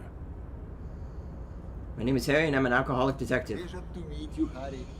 Though I'm sorry to hear a good public servant like yourself is in servitude to the drink. A man can't serve two masters in my experience. I can assure you, Mr. Diodor, that despite his vices, he is a competent detective. Oh, don't you worry, Lieutenant. I can tell a good man when I see one. How did you become so rich? Oh Lord, not this again. What's the matter, Kim? Oh, nothing. It's just that we've got this murder to solve, and yet you go around asking everyone about money. And every time I ask, are you sure this is related to the case, you say, sure, Kim, I think it is. And yet, it never seems to get us any closer to solving the case. It's quite alright. I'm used to the question by now. To be blunt, I inherited my fortune from my grandmother, who herself was an extremely high net worth individual back in Grad. Jesus, Kim. All I get I'm sorry. her fortune and A lot of us are kind of broke. Believe it or not, it takes more than a bit of skill not to blow a vast fortune on sailing boats, bad choices, and unsupervised state policy. Actually, at the level this guy is, it takes several generations to do that. But, alright. What's it like being an extremely high net worth individual? I gotta tell you, at first, being rich is a lot of work. You've got to work hard because everything's so darn expensive. You know, prices increase exponentially at this income level. But then, once you've reached my position, it's nearly impossible for me not to make money. My assets are so diversified that I'm bound to come out ahead no matter what. Some of my lower net worth friends say to me, but doesn't that take all the fun out of it? And I tell them, not really. You're right, Capital. It's so important. Should use your great wealth to glory the fatherland. You're the people. You can ask us off where you could chill here. You've done so well for yourself, but don't you think you owe some of the wealth to the rest of society? Sure. And they benefit when I buy things to stimulate the economy. Do you know how many jobs it takes to build and maintain a racing yacht? Thousands? Dozens, at least. Dozens. Of course, in the future, it will all be automated. But my point is this. Every man gets what he earns. It's the height of tyranny to take that from him. I mean, a high net worth individual sounds great. This truly, it's almost entirely carefree. It really leaves you time to better yourself spiritually. Hey, all this talk about money has made you lose the thread. What is going on with the light in this place? That's what you need to ask him about. There's something strange What about do you you. mean? Well, I don't know how to put it. You look somehow a little different. Are you talking about my chin?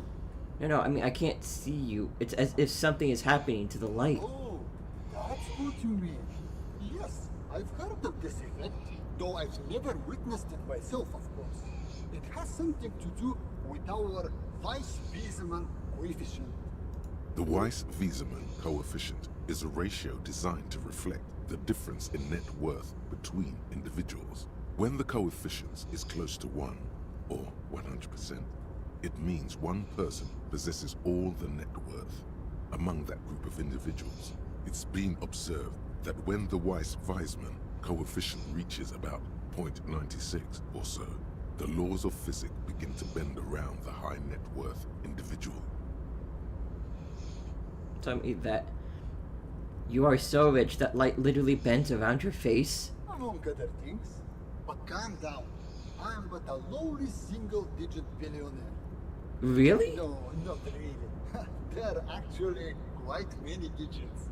A man this chill is at least a triple-digit billionaire. Kim, are you seeing this weird I stuff? see nothing of the sort. To be frank, all I see is a gentleman who's unusually well dressed for Martinez, in a cargo container, which I admit is odd. Yes, I imagine that does look strange to you. My container. What are you doing in this container? This is a great way to get around. It's fun, it's safe, and it gives me lots of time to think. By the way, let me now ask you a question. Where are we exactly? In the very, very early days of colonizing this archipelago, the kingdom of Surens, a precursor of a modern Sur-le-Clay, used to own the city of Revachol, an obscure detail in the bigger picture, but still worth dropping. We're in Revachol, formerly a colony of the kingdom. So when Hartney is just a district of Revachol. A fellow history buff. I myself am currently reading up on Franco-Nigerian era trades. Very interesting stuff. If you say so. It's a shame I can't get out and explore myself. One of the downsides of being an extremely high net worth individual is that mobs of low net worth individuals are constantly banding together to ask for money. Wait, why don't you help them? You've got so much money, it can't make a difference to you. There simply aren't enough hours a day to hand out all the handouts. It's like feeding seagulls. There are always more, and they never seem to do anything interesting with it. Except more seagulls. Spending money is a matter of desire. I'm sure you agree. I don't have the desire for spending it like that. So you travel from place to place via a shipping container. Smart, you know? It also provides a means to hide from all the targeted advertising we extremely high net worth individuals are constantly subjected to. Luxury yachts, high fidelity portable radio systems, bail-proof outerwear, and so on. It just gets a bit middle class after a while. A bit bourgeois. Ah, so you're saying being rich isn't worth the hassle? What? No, I did not say that at all. Being rich is great. Just don't tell anyone I told you that. The Pentium light appears to wink. You're a rich investor, right? Can I get some money? Could you please stop asking everyone for money? It does not reflect well on the RCM, and to be perfectly frank, we can't afford to look worse than we already do. But Kim, I also can't afford to look any better than I do now. That's why I need the money. It's perfectly alright. Based on your appearance, I can tell I'm dealing with a smart man.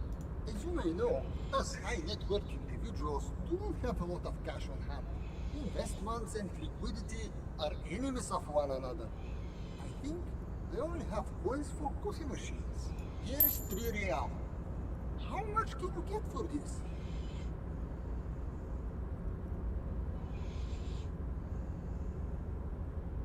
It gets me almost That's nothing. the idea, my friend. You've got to work for the rest. Maybe you can make that money grow. Come up with an investment plan. How's that sound? These ultra-liberal types love losing huge sums of money on ludicrous proposals. Ergo, you should come up with a plan that's totally dead in the water.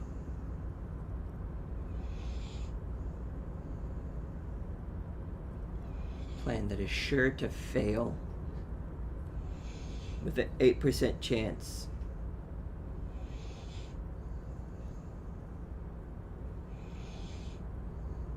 Kind of want to see what happens if I do give him a really stupid idea and he goes for it. That would be funny. I want to see what happens if I do that. I hate this game. Thanks for stopping.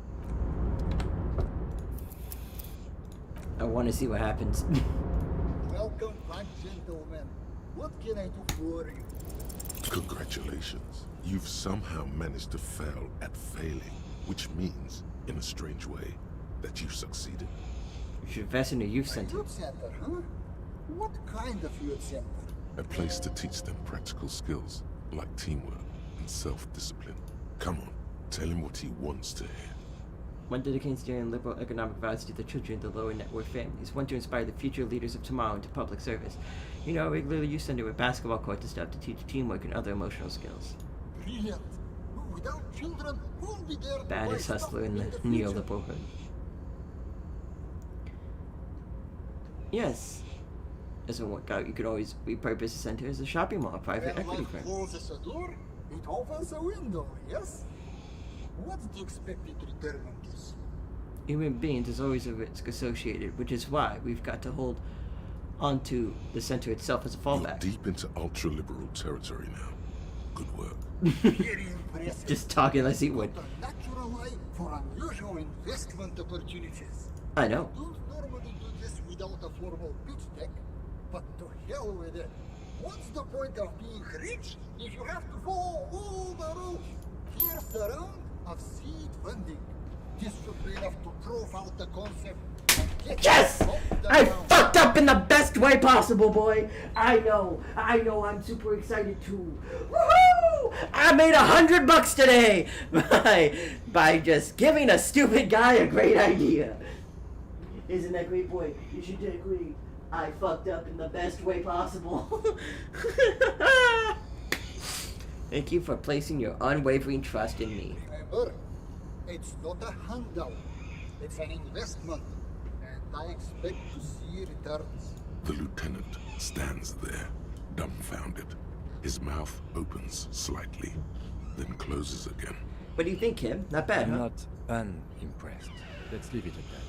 Now, was there anything else I could help you gentlemen with? No.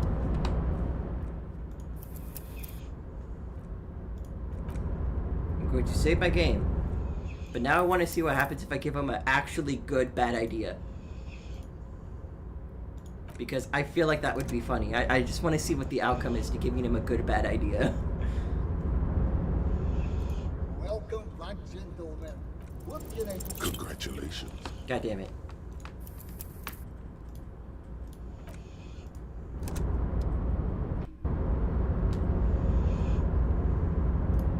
Welcome back, gentlemen. Congratulations.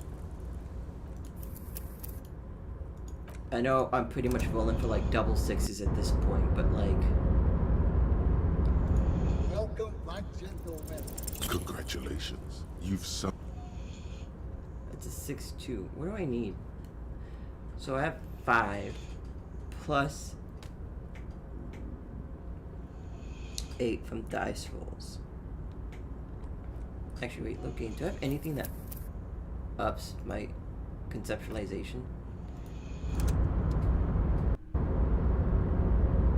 I should probably check that before I,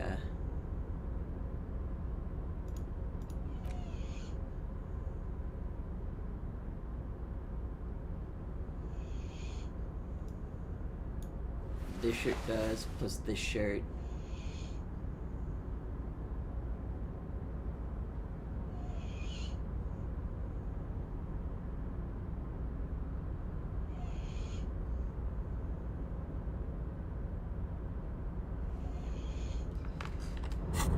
Okay. Welcome back, gentlemen. What can I do for you? What's worse than throwing money at something that's already failed? You should invest in the You RCM. should what? The volunteer police force. And why would I do that? Because it's chronically mismanaged, deeply corrupt, and completely outmatched. Just a minute. The RCM has its difficulties, but generally speaking, You know, that's exactly what I've heard. From what I understand, the RCM, as currently constituted, is essentially a lost cause. Still, the idea of a privatized police force is extremely forward thinking. You could even say it's ultra liberal. Tell me, if you could invest in the RCM, well, The latest technological wonders.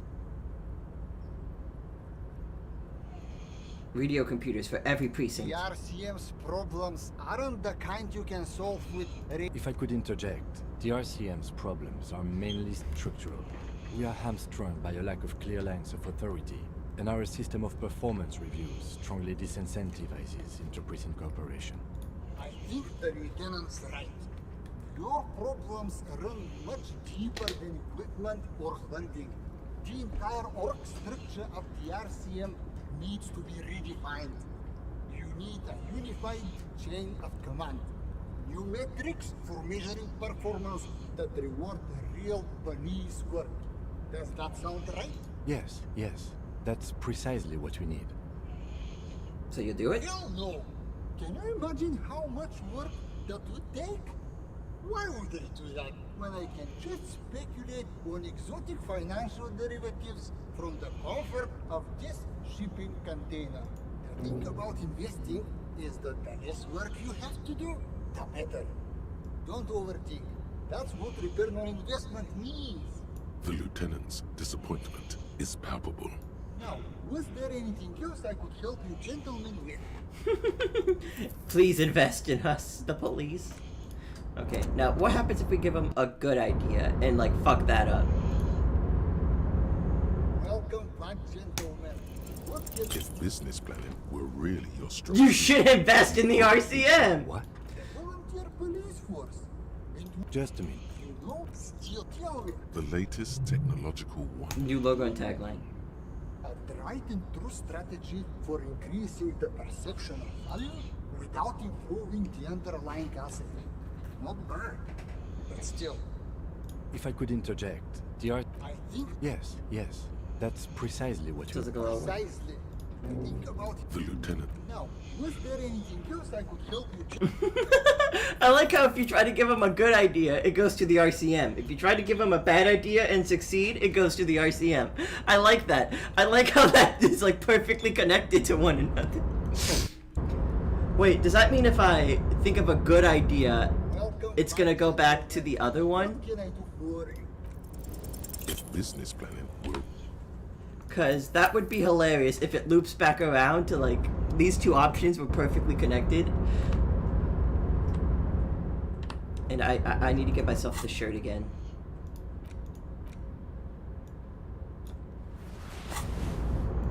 Welcome back, gentlemen. What? Oh, this is This is the post one.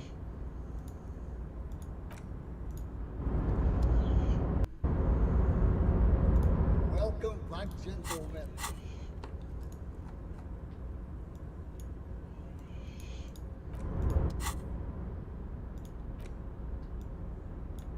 Because this will help me out just a little bit. Welcome back, gentlemen. What can I do? If business plan Fuck. Welcome, my gentleman. just gonna hear that line over and over again. Welcome back, gentlemen.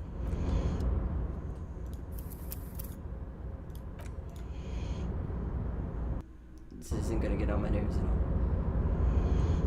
Is it worth seeing what would happen? Probably not. I kind of want to know if it all loops back around. Welcome back, gentlemen. What can if business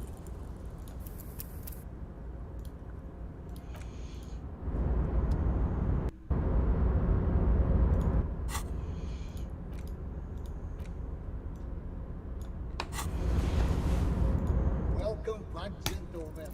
What if business This is gonna be a minute. This is gonna be a minute. Just because I want to know this for myself. This is what I'm determined to do now.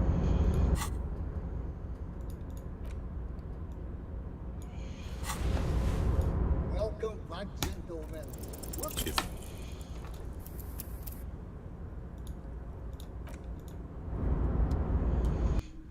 This is gonna be a minute. This is gonna be my life.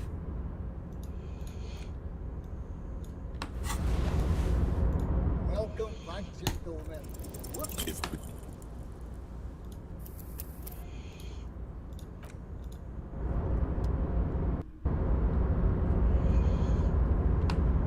I'm not gonna get a godly roll on any of this, am I?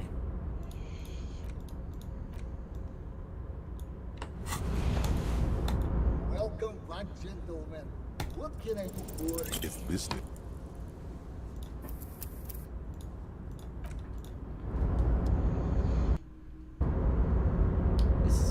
This is where I live now. This is my new home.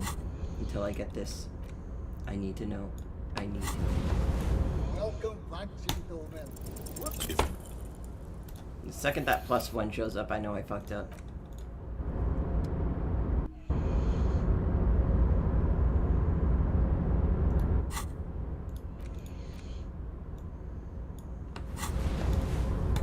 Welcome back, gentlemen.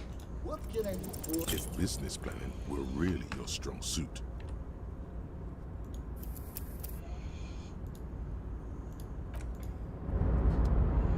I'm wasting all my good rolls on this. Of all the possible pretty okay rolls I could have. Oh, right here outlines all my bonuses. That's nice. Welcome back, gentlemen. What can I do? If business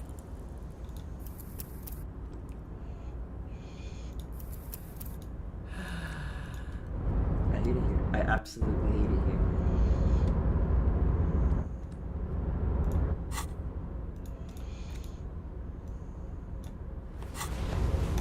Welcome back, gentlemen. What can I do? We'll come back to it. I will come back to this. This will be something I will do on my own personal time.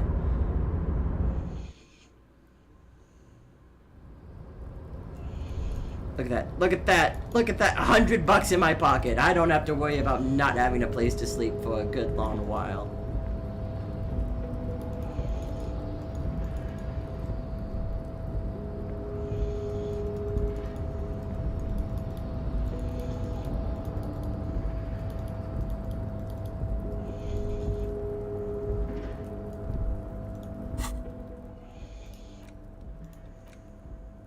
the portal reel is just you push, command set, and the tape starts spinning.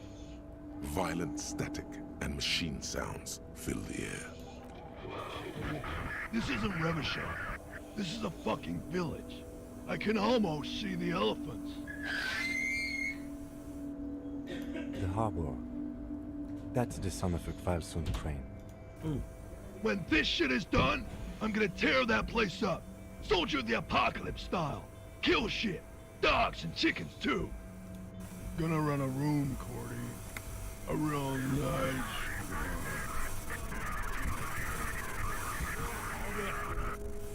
don't give a shit. I'm fucking done. I'm done mentally. I'll fucking do them all in. Rape that disco cunt on the counter. You know, the dance a whore upstairs. Do it Kohoi style. Never did get that taste out of my mouth. The lieutenant presses the button marked Arete on your portal reel. The tape stops spinning.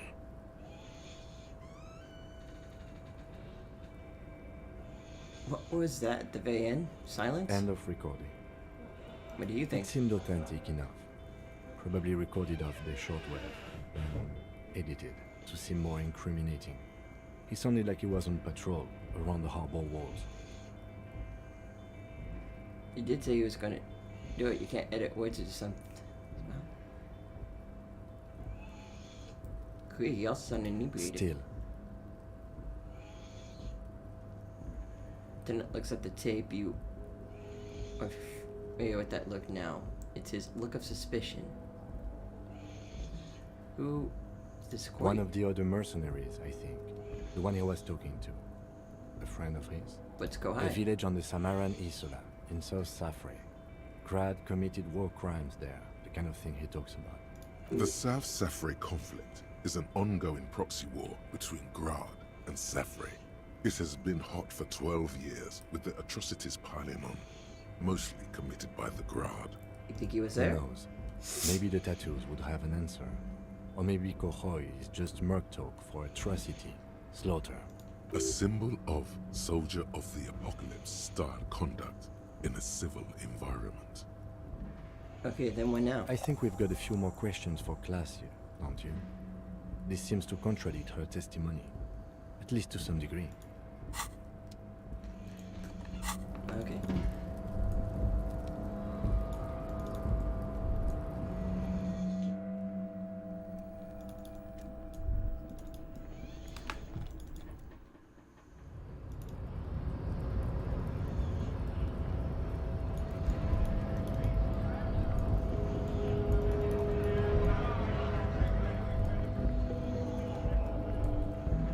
Who knew putting all those points into rhetoric would pay off just so greatly?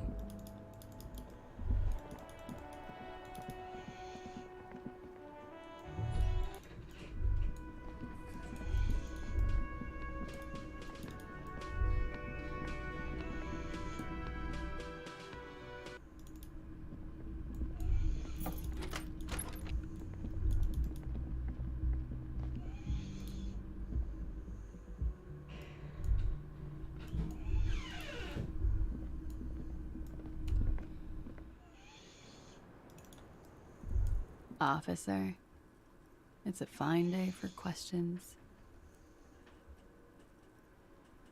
Sarah gives a recording of the deceased stated his intentions to She commit. puts her coffee cup down with a soft ring as the porcelain meets the metal table.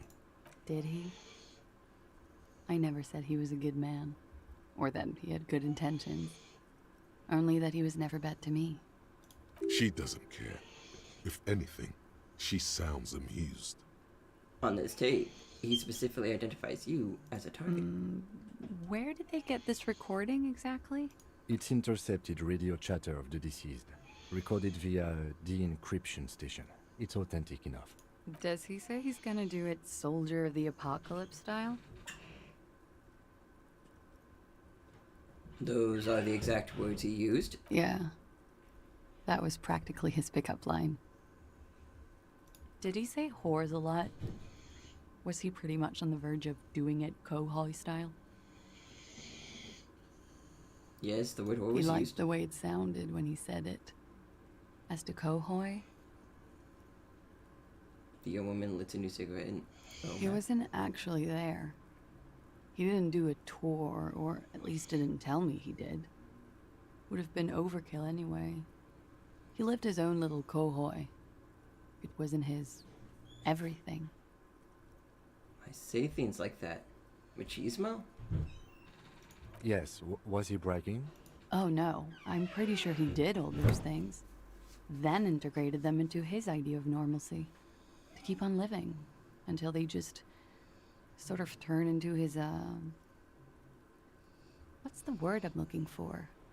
Persona? Running joke. I was gonna say running joke.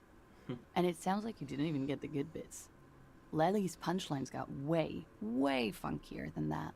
He was like the Seminoles conflict, the Khohoi massacre, and the 36 famine in Yezud all rolled into one person, then cast in Orani ceramic armor, which he wore in bed and in the shower. And you spent time with this person, romantically. You weren't afraid? Afraid of what? That tape the Hardy Boys recorded? Your mother probably never told you this, but girls are evil. Had I the physical robustness and social support, I'd be in Khohoi. I would be tearing it up Soldier of the Apocalypse style. Did he tell you he had actually done any of those things? He and Martinez, I mean? No. We were too busy laying waste to our own nervous systems to direct any of the fury outward. He seemed happy, I guess. At ease. As much as a man like him could be. There was a small measure of pride in her that she could quell the rage in such a being. Thank you for clearing that up, miss. Whenever you're ready. I'm interested to hear what Titus Hardy has to say now. She takes a very small sip of her coffee and smiles. Can you tell us more about the victim? Like, for example, his name? Actually, officer, I didn't know his name. I just called him Lely. A nickname? I guess. He came from Lelystad. It's short for that. And it was his army name, apparently. He said his real name wasn't his. I tried to pry it out of him, but it was no use. Lelystad. That's a good start. We have a few questions you can help us with. A few things a field autopsy alone can't answer. The young woman cranes her neck, trying to catch a glimpse of the page the lieutenant passed to you. On it is a list of autopsy observations, recorded neatly in blue ink. The last missing pieces of a puzzle of flesh. Where is Lystad? The place, I mean. In Oranje, officer. It's, I think municipality is the term. A nowhere town there. I gotta go use the restroom.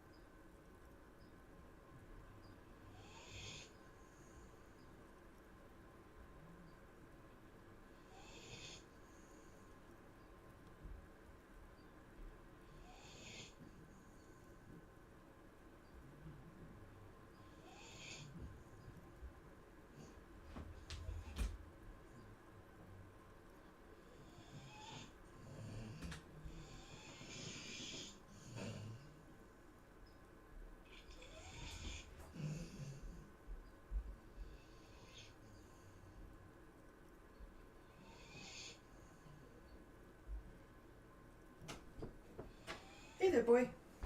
I got my cereal. I went to the bathroom and I got my cereal. The Lelystad municipality has few boroughs and even fewer cities. It's made of agricultural plots near the border of Godvold. Executive summary: cows, silos, and wheat. You were almost right, officer. That means his race was occidental, not mondial. I'll update the form. Am I right? Yes. We were compatriots. Did that bring you together? No. He was too old for that. And from another part of Oranian Rek. I didn't even understand his accent. What brought us together wasn't Oranje. It was bad habits. No love for Mother Aranye. But wasn't he a soldier? This could be worth pursuing. Not a patriot. No. He left the National Service after they taught him to do what he did on Seminine. He wasn't the flag-waving kind. He was the making money, killing people kind. He was by no means a stupid man. A people person. A small platoon leader. Certainly not a patriot.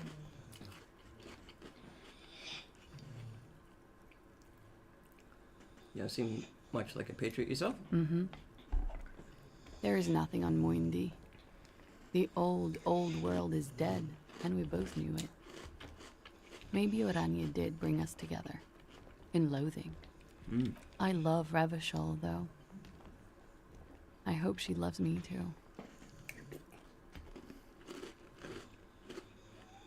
How old was he? He was 42. 42? Are you sure?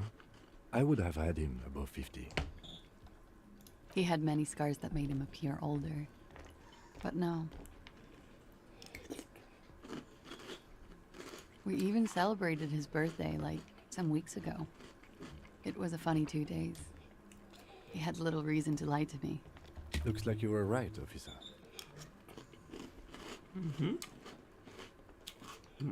Notebook once. You signed some kind of point. Points are good. Have one, you old dog, before we all die. And that's just a competition, Kim. It isn't. Police work is a cooperative sport. This is clearly sports for him. Something like archery or darts. Sure about getting hits, right? No. That's Misses. too pinball for me. I just like to get autopsies right on the first try.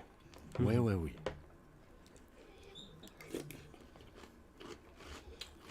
Eye color? Blue. Light blue. They were like little blue galaxies, you know? It was strange, seeing those eyes in his fucked up face. Pardon the swearing. I do him an injustice. He wasn't ugly. And he had a beautiful, soft voice. Very surprising, what with all the scarring. It was quite something, watching him speak. He had a combat wound on his chin and mouth. Yes. Severe. It made him look like half his face was cracking away in some strange smile. That and those eyes. Ah, yes. His hair, if you can remember. It was light brown, almost blonde. He darkened it with brilliantine, made it oily. Not nice to stroke. I couldn't convince him to leave it alone. Dude, what do you mean? Oh, that. It's clear she liked it. You liked Quite it? a lot, yes. What did it represent? Do you know? It was a map of his life and the places he visited as a soldier. It was mostly for showing off to chicks, though. Chicks, how so? How? Imagine him lying in bed. Freakish musculature laid out on the sheets. Scarred, of course. Tattooed. The sheets are dirty for some reason. Is this Orani's lit? That's no name's lit. Yes. This is the very essence of Orani's lit. A moment's respite. Dark and hopeless as the struggle itself. She leans even further back to demonstrate. He's smoking and drinking, of course. And his chest and shoulders and arms are studded with stars. Tens, hundreds of them. Maybe even thousands. And the woman goes like, "What was this, baby?" Points at the air with her sharp-nailed finger, picking out an imaginary tattoo star. And he says, "That was too hardcore. Don't ask me about that." So she goes, "Okay, but what's this, baby?" And he's like, "Saw some bat shit there. Killed some loincloths." And so it goes. Star after star. Port after port. Third world country after third world country. And he's done horrible things in every single one of them. With a woman in this? Oh, yeah. That's precisely what these mean? No, thank you. I've seen enough of him dead. I can tell you what they meant without looking at them. Without looking at... She pours herself some Go more on. coffee. He was a blue-eyed boy with thick arms, from a small town. He was also poor, and the government of Oranje needed some people killed. So they turned him into a grotesque killer. For money. He went to Killer Academy in Vredefort. Then he killed some people in the Seminine Islands. And on other islands, too. All of the islands. After this, he came to Revachol and got killed himself. Not a very fun story. It is when you're high. It can be very exciting then. You have the tools to deal with it. It's not a very nice story to remember when you're sober. A change of topic? We ordered a toxicology report. Any idea what the show was? A real rainbow splattering of pharmaceuticals, I bet. Barbiturates, amphetamine, sildenafil. How much does the toxicology report cost the police of Revachol? I can do it for half of that.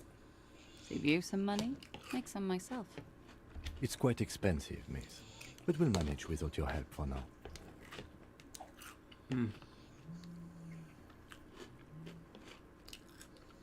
Could it be love that did him in? It very well could be, yes.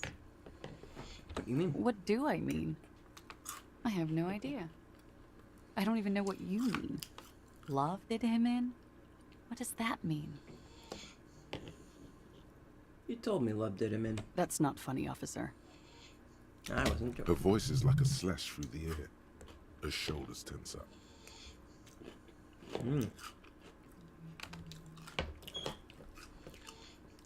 I question him. All right.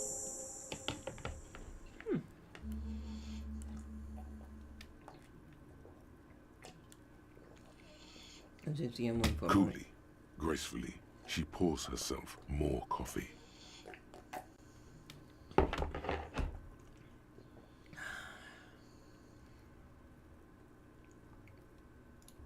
Yeah?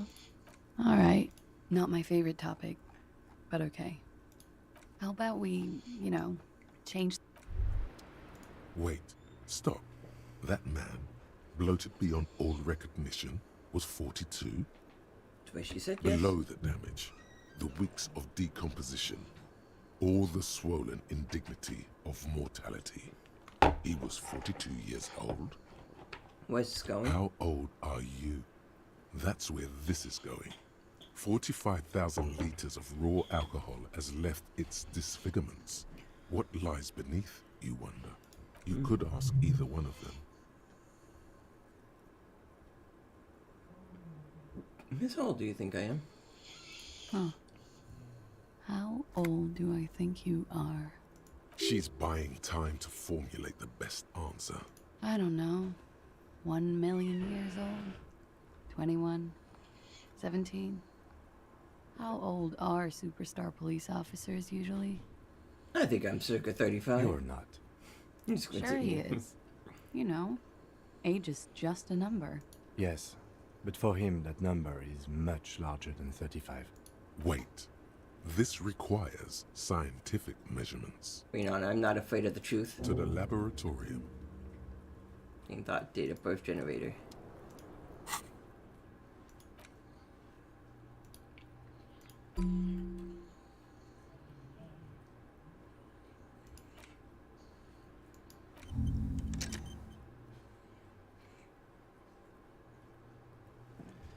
Let's learn how old I am.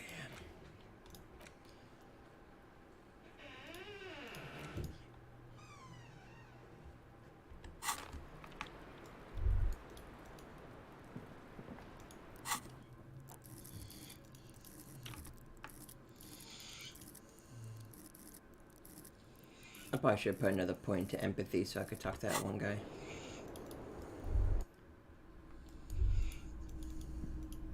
This window.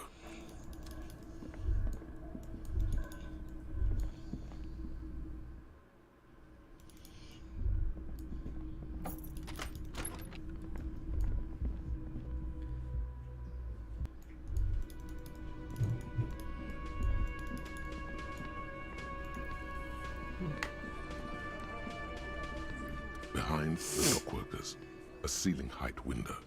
The hawthorn branches scrape the glass like bony fingers. There's a little slide panel up there to let some air in. No need to open it in spring.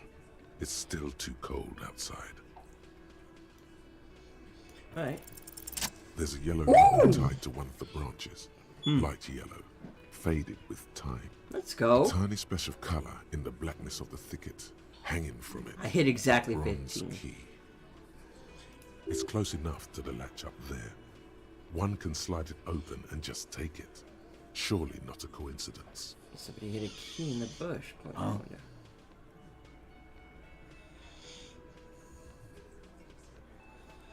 Dice, can you hand me the key, please? I'm not your janitor, cop. I don't. If he says it's there, it's there. Gets in the key to And me. I need the fatty to get his feet amputated because the smell is killing me. God damn it, Dennis. You know I can't help it. Oh. Sorry, fucko. These guys won't help you. Looks like you're gonna have to go bush diving. The hawthorn's got a bitch of a bite. I'm gonna enjoy the sight of you in the bushes out there. With a loud thud, the old man stands up, pushes the window open, grabs the key from the hawthorn branch, and slides it across the table I want to these. you. You can have those ones. These are mine now. They're probably Rico's though. No, because Rico gave them to me because he said these aren't mine. And Tookie just said they weren't his. And if they're not yours and they're not mine, whose shorts are these? Dad. And if they're not Dad's, then... Who? Then I'll take the red ones. Whoa. The red ones are mine. Listen. No. Listen!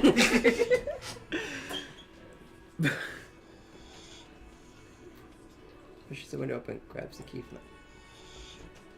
Take the key. The key is brass. It can't be Dad's. Workshop spare. Too small? Is etched into Separate its bow. laundries. The old man closes the window Me, and Mom, sits Dad back share down one laundry. in silence. You boys share a different one. There's no way our laundries can mix. Oh, black hair? They passed me the vet.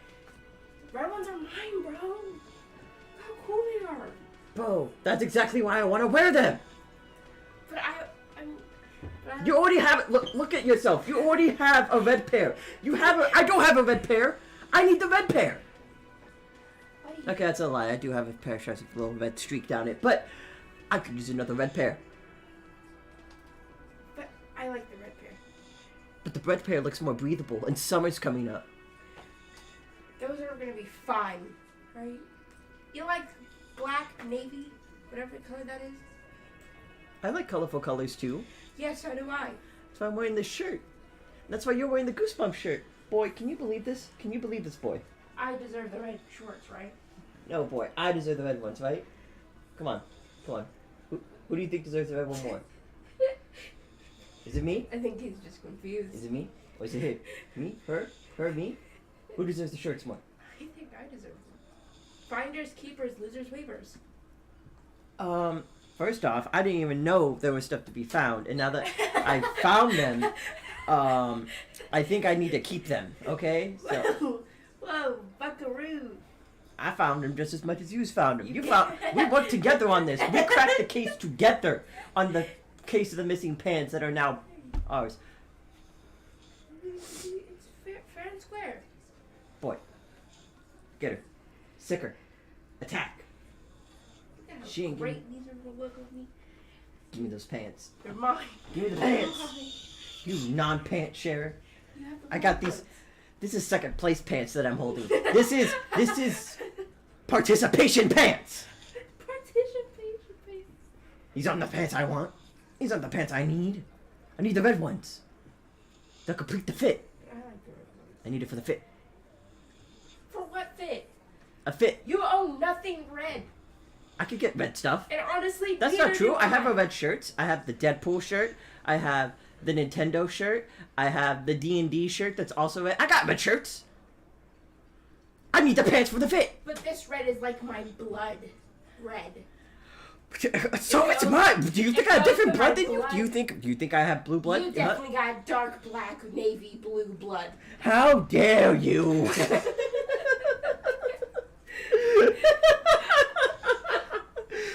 I have never been so offended by words in my life. Boy, can you believe this? Attack. Sick him. He's cozy. He don't want to move. He's He is happy. pretty cozy. Go get him pets. Give him some pets. A little bit of pets. Get away from both of you. I know you're Boy, get the working pants. together. Get the pants, boy. Bite her legs. Go for her ankles. Okay, goodbye. Bye. Enjoy your new shorts. I will. Come on, man. We were just having some fun. Where's the harm in... I'm tired of listening to your shit. Do I know this? This window. Thank you. Don't thank me. I don't give two shits about your key. There is a silence around this man's words. Unlike Titus, they're afraid of him. That's the type of respect he commands. Does anyone know the key hanging in the box outside the Union box? Didn't even know it was there. Boys. No idea. Never even seen it. Someone must have hidden it there before this room became our place. Yeah, what door it does? Could open the door in the kitchen. The blue door. It says workshop spare. Maybe there's a workshop there? Well, we're just having so much fun. The clowns are still hanging around. What is it now? You boy.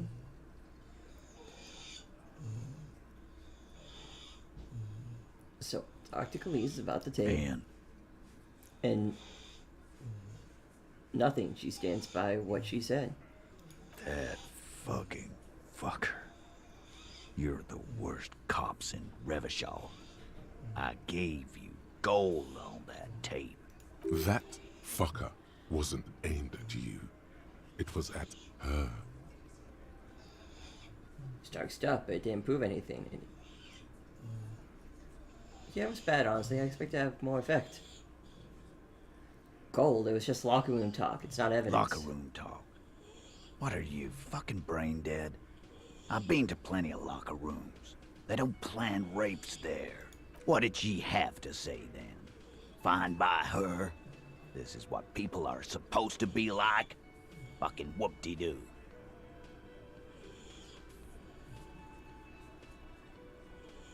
If anything, she seemed turned on by the whole Doom Gunner thing. Yes. In fact, I think she thought it was a little funny. Funny? No good goddamn psycho whore. Alright. All fucking righty then. I guess it's good then. That fucking... Please try to control yourself in the presence of visitors, Titus. This is just perfect. Just fucking perfect. Any thoughts on this, lawman? You don't have to say everything out loud. Just mix and match.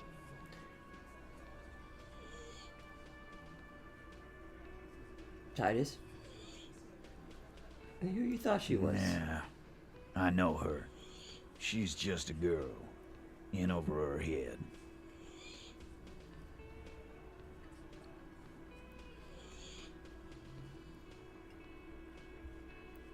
You don't know? She was a model. She won a pageant. I knew it.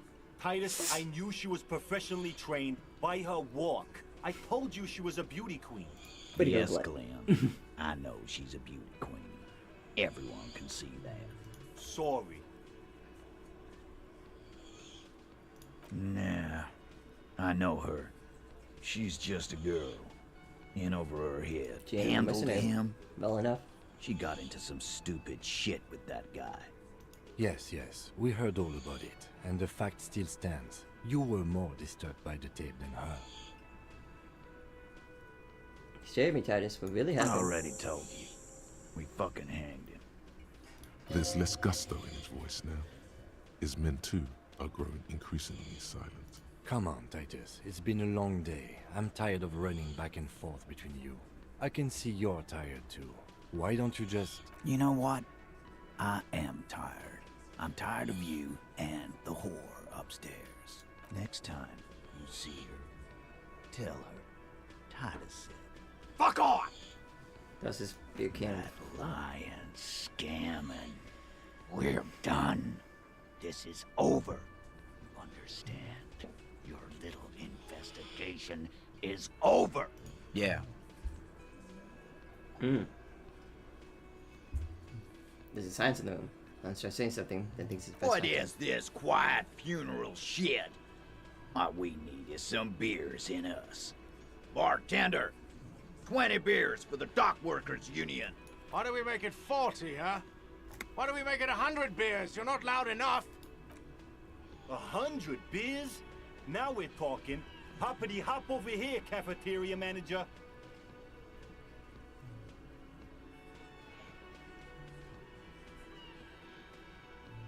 There goes nothing. Convince Titus he's Yes. being manipulated. You should know by now. Titus Hardy will never falter.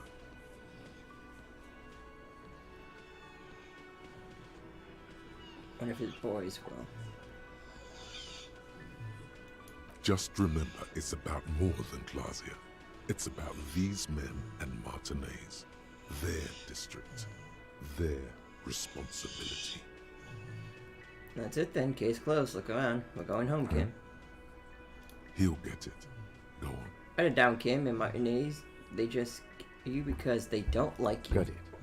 Kill you because they don't like you. All because...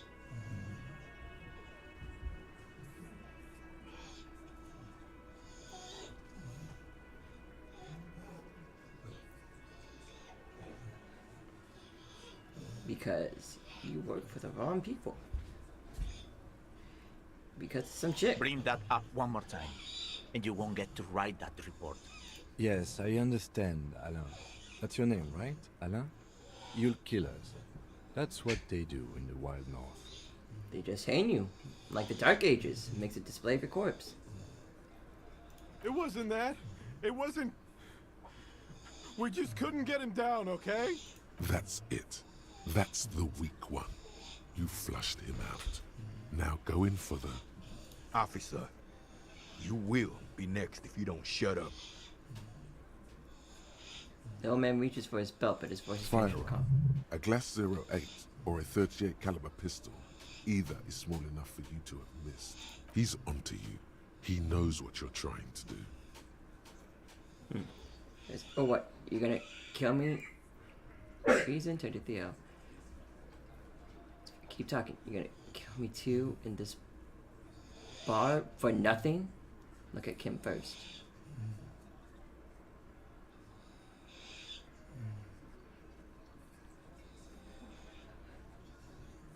No, I'm not gonna do it. I'm too old for a shot like that now. Hear that, August? They're gonna kill me too. Suddenly, there's an awful ringing in your ears. Your body temperature spikes. You're burning all over with fear. To your right, you sense the air move. The lieutenant draws his firearm. You only manage to perform one more movement. An instinctive jerk to your left. Then, no sound. No one screams. It's impossible to say where it comes from. More dead cops. Sad news from the district of Martinez. as the bodies of 2 police officers are found floating in the canal. It is believed the officers were pursuing a murder investigation, but got caught in the dock workers' strike and were gunned down under unclear circumstances. Such needless loss of life is truly tragic, a local union leader, Everard Clare, commented, and added that although the event is truly horrid, we can expect similar incidents to follow if right-wing vigilantes are allowed to run around uncontrolled and try to wriggle their way into well-organized neighborhoods. We ended up dead. And I have to... all the way...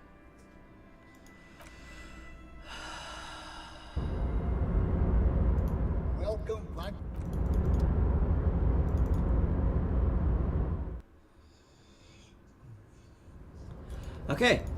Okay, welcome to... I do a lot of backtracking.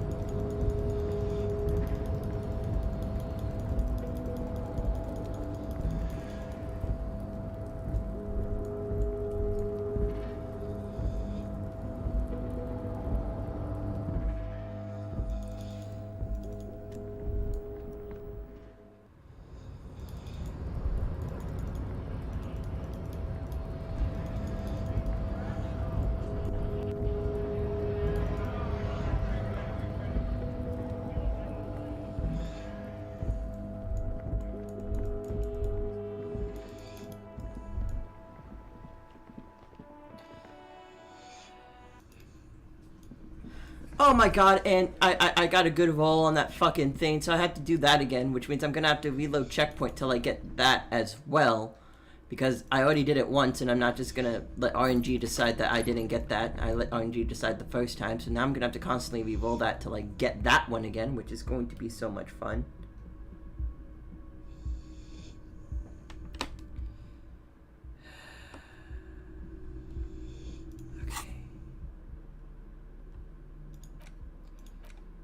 The porter reel is Play in safe. push.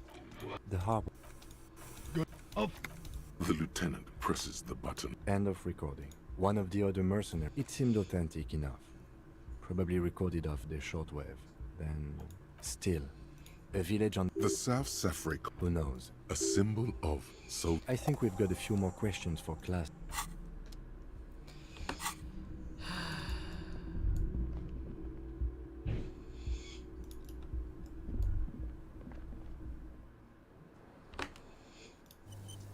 Let me quick save. Officer. It's a fine. She put with a... Did he? She doesn't care. It's interesting. Does he say he's gonna... Yeah. Did he say whores a lot? He liked the way... He wasn't actually there. Yes. Oh no, I'm pretty sure he did. Running joke. He was like the Seminoles conflict. Afraid of what? Had I... Did you tell... No. There is a... Thank you for... She takes a very small sip of her coffee and smiles. Like for... Actually, a nickname. I guess. Lily. We have a few... The young woman, the last missing... In the... Lily... You were all... Yes. Did that bring you... No. No love. No. He was by no means. I love Ravish. He was 40. 42. He had many. We even... Looks like you were... Points are good. Have one. It isn't. This is clearly... That's to pinball. Blue. Pardon the... He had a combat. Yes. Ah. It was light brown. Almost blonde. Oh. It's clear. Quite a lot. It was a map. How? Is this or a... Yes. He smoked. And the woman. And he said... And so it'd go... Oh yeah. No thank you. Go on. He was a blue-eyed... He went to Killer Academy in Vredefort. Then he killed some people and... Change of topic, perhaps? A real... How much does... It's quite expensive, miss. All right. Coolly, gracefully, she pours herself more coffee. Wait. Below, how old? You could ask either one of them. Huh. She's... I don't know. You're not. Sure he... Yes. Wait. This requires to the lab...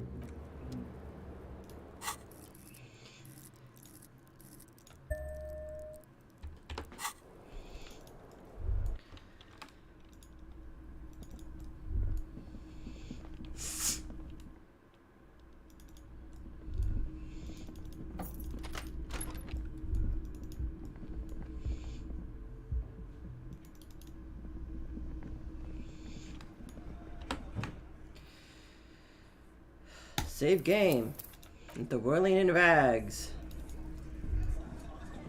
Behind the dock workers. Nothing. Yep, load just game. black tangles like the hair of an old woman.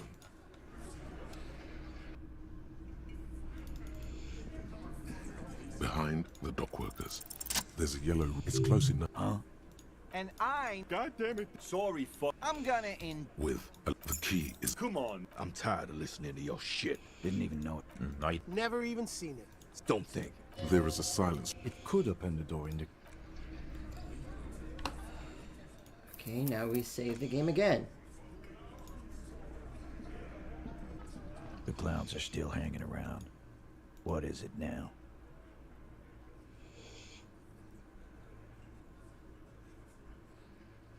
And that fucker. Locker room. What did she have to say then? Fine by her? This is Yes. fun. Right. Please try to... This is just... You don't have to say everything out loud. Just mix and match. Nah. I knew it. Yes, Glenn. Sorry. I already told you. There's less. Come on. You know what? Next. Yeah. What is? What are we making? 100 beers? Now we're talking. Hoppity hop over here, cafeteria man.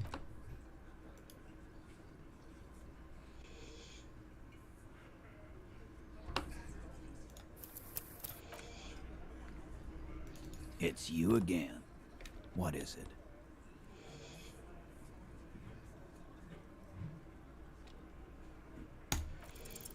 Clausia is playing them. Nope, I got this right too, so I'm gonna keep on going. It's you again. What is it? The worst part is I gotta wait for him to walk over here.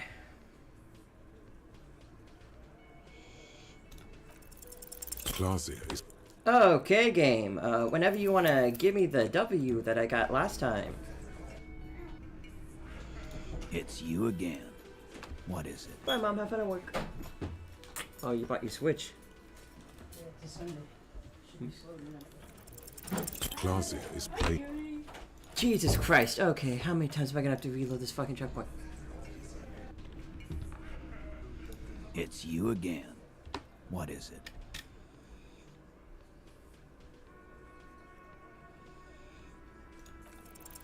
Convinced. Oh, hey, there we Titus. go. He's being manipulated. Just remember, it's about. He'll get it. Got it. Kill you because they don't like you. Goddamn right. Fuck Dennis. Work for the wrong company, and they execute you. It wasn't that. That's it. Officer. Firer, he's onto you. The lieutenant, has put down his notebook. His hand is resting on his holster. He gives you an imperceptible nod. What? What does that mean? We didn't kill him. We didn't even hang him. He was dead when... Shut up, Angus! Fatty! Say one more thing to the cops and I'll...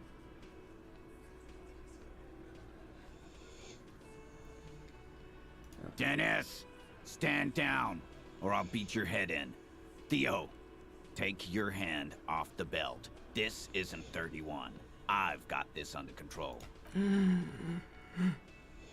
Angie, where's your goddamn inhaler? I left it home. I don't know, I keep clicking can't through this. get I it. need to stop. I'm too fucked. I'm sorry. Why are you so fucking fat, Angus? Now it's all pointless. Because of you. You wasted my time. I told you, Titus. I told you just give her up. Lizzie, your help is no longer needed here. Go tell Everard. Fine. I'll tell him. After a long walk along the coast. She walks off without looking back. What just happened between these two? You're in. He's all yours. Questions. So you didn't kill him, he was already dead. You hanged the corpse to cover up the real cause of death. What was it? We're not sure. Probably a bullet. The wound was difficult to see. The coroner and his assistant are wrapped in blue. Hands covered in blue gloves. Mouths covered by blue masks. Bodies by blue aprons. The coroner wipes his brow, scalpel still in his hand. Get the light. Shine it in his mouth. He tells his assistant. The coroner squats to better see the light illumines the darkness inside. Well, shit. Can't blame them for missing that. Get the saw, Alan. This just got fun. Plus the girls asked us to. They were in some shit. Girls plural? There's another girl? 2 of them? Take note of this. They'll probably say more about her later. Did she kill him? Cop, I have no idea. The girl says she didn't. He doesn't think she did. Or at least he hopes she didn't. What happened Sunday night? Classier came down. She seemed really out of it. Drugged up, even more than usual. Bug-eyed and gurning, you know. Not in a fun way. It looked like she'd redosed after something went down. I've seen that look before. She was scared. I knew someone had died. How'd you know? I've done this job for 10 years. I've seen it before. It's the politician in the motel room with the dead hooker scenario. Only in reverse. Good analogy, boss. That face man Snickers. You don't get to talk yet, Shanky. You're still on the bench. And you keep taking it easy too, Angus. What happened we then? went upstairs. Sure as day the merc was dead. There was a bullet hole through the window. Fucking dirty sheets and bottles everywhere. He means they'd been fucking? Tibbs patched the window. And the corpse. We hanged. So I made you guys fight. Me too.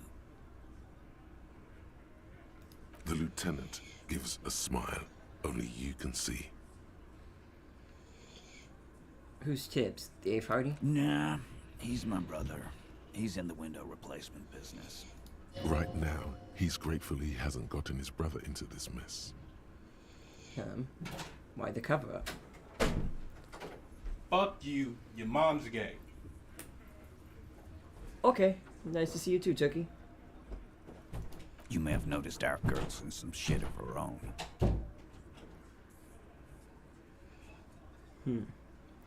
Didn't notice anything. What kind of shit are we talking about? That can't show up on police radar kind. There are people after her. From the old world.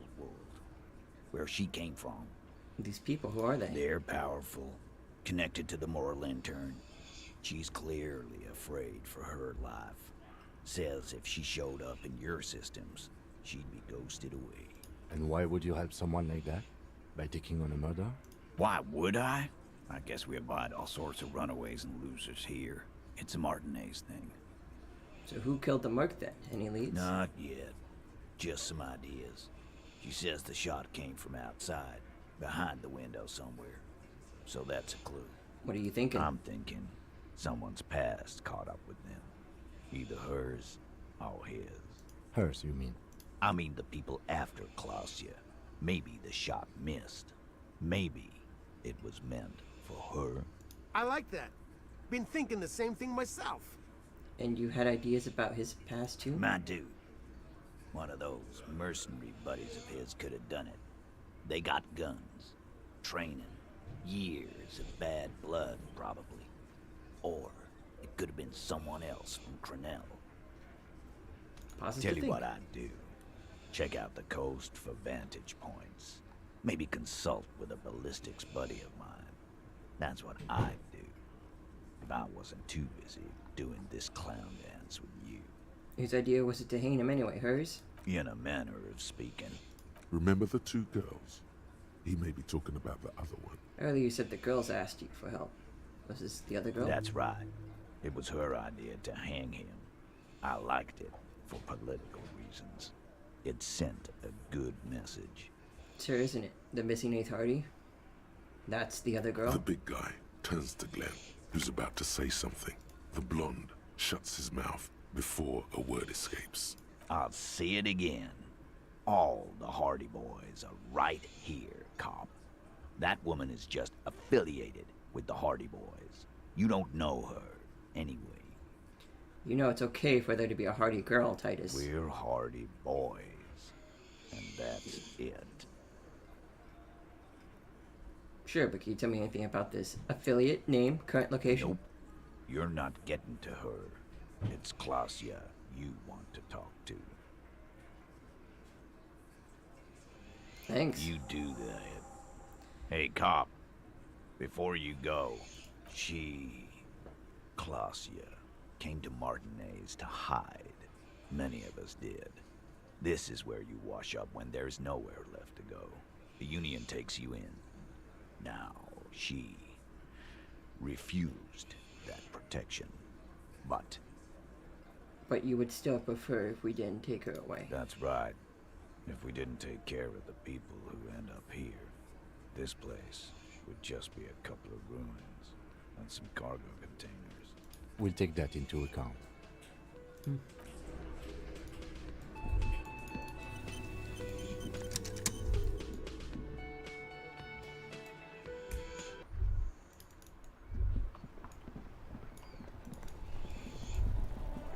Still here. Stuck in this damn jam, my man. Me, real quick. Let me just put this bad boy in my hand. Still here. Stuck in this damn jam, my man. Come on! Ease into it. Don't go too far. Cool. Just like that.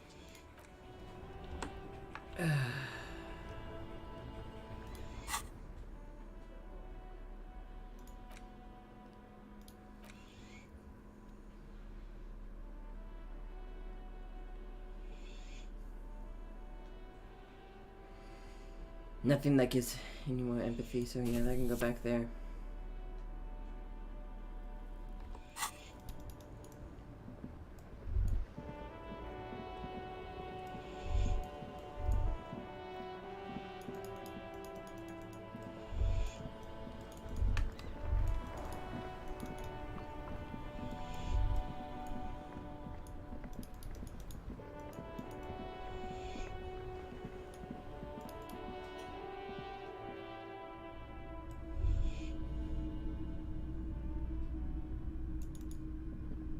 All the old... Hello again. How can I help you? I doubt it, but The pawnbroker's gaze is already fixed on the dancing colors. someone else... The lieutenant shifts from one foot to another, alert. Sure, man. Sure thing. Come here, traffic guy. Maybe. Shady-looking guys came in here yesterday, looking like they'd just taken off their Wild Pines overalls. They asked if I have a police weapon to sell. I told them I already sold it. They went their way. It was a trip, but you know, all sorts of people come here, asking for all sorts of things. Maybe Claire really is tracking down your gun. Sure, man.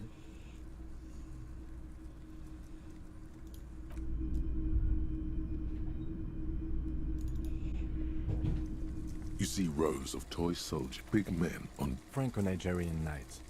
I used to be very serious about these guys. this set of... You're probably... I think their poverty has been exaggerated for effect. Okay, I don't know.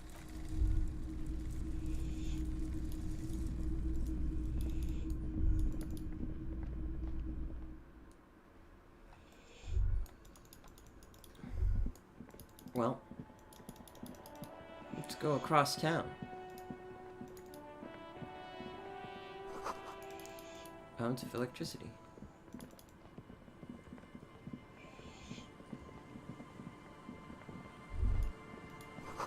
Traffic beyond the 8.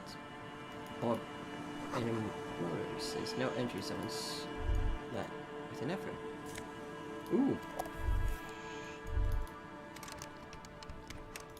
Something I can't open manually? And that's where the handy dandy crowbar comes in handy. +1 empathy! Yes! That's what I like to see.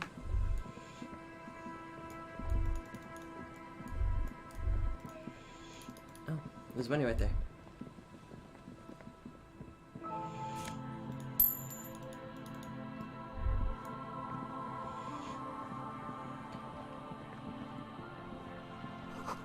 Bigger box part of the radio pylon. But maybe there's something inside. More money!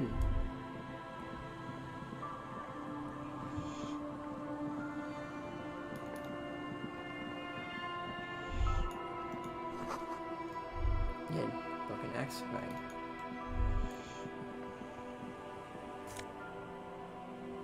Baned up fuel canister. A banged-up motor carriage lies half submerged in the icy water, slowly sinking into the Insulindian Ocean. Only the cabin top, rear wheels, and the engine remain visible. It must be cold and lonely down there, in the icy water. The seawater has already started to corrode the metalworks. Remember the tire tracks in Martinez? This is where they were leading. This is where the tracks in the plaza were leading. It appears to be so. Let's investigate. I agree. We should definitely investigate. You get a sudden, sinking feeling. Stomach acid comes up as you look at the motor carriage in the deep, dark, cold water. How long's it been The here? ice hasn't closed around the vehicle yet. My guess is it's been here since last Saturday or Sunday. The estimate is correct. The incident probably occurred on Sunday evening. Let's make it the MC. I can see a logo. The logo is too deep in the murky water. You can't make it out, but you do see a monkfish float by.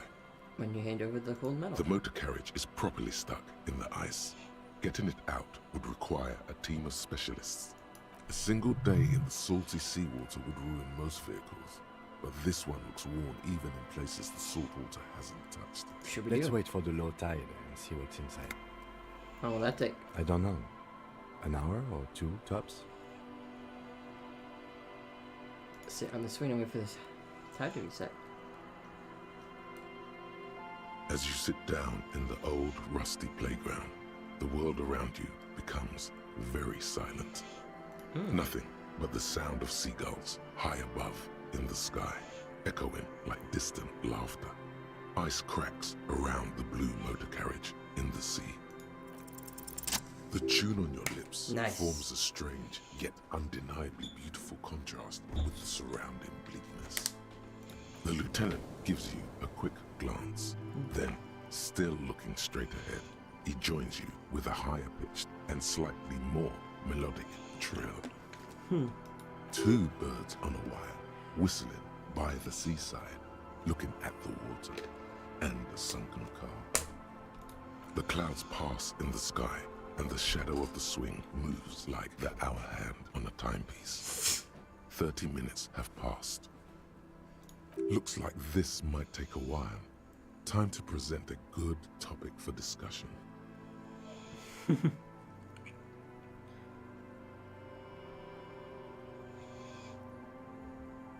Would you rather sit on an anthill for an hour or stand in a river of leeches? Well, historically, leeches have been used to prevent and even cure many ailments. Okay, he's thinking. I can do this. Let's do this. Who'd want to sit on an anthill? There are no therapeutic benefits to, well, napalm ants, for example, are used in some rites of passage rituals. Clouds on the horizon grow darker, and the shadow of the swing set keeps climbing. You hear the distant rumble of the city. 30 minutes pass. Company, who would you choose? Luckily, I am already a member of an independent organization, and therefore do not have to choose between a rock and a hard place. But if someone put a gun to your head... Your voice echoes on the water, strange and out of place in the environment. 30 more minutes pass. Can you make out the marquee now? Detective, I've been able to make out the mark ever since we arrived. I find it odd that you haven't. It's a Coupri, Model 40. Yes. Why haven't you? It is a simple and rugged machine, favored by working men, government offices, firefighters, animal control people. You know, those kinds of people. Say, is that a number on the side? Yes, 41. What do you think it stands for? It's as if he knows what it stands for, but wants you to say it. It's pedagogical.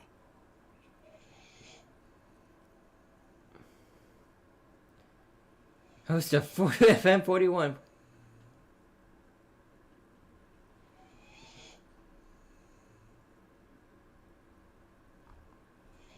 A guessing district.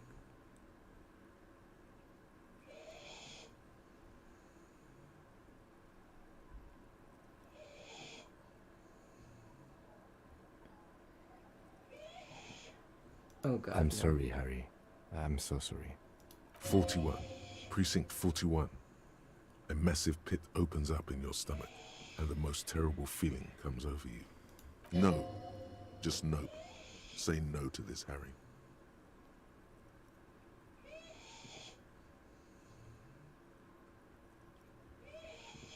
I drove my car into the sea. I'm afraid so, yes. It looks like you drove your police motor carriage into the sea after you jumped across a canal.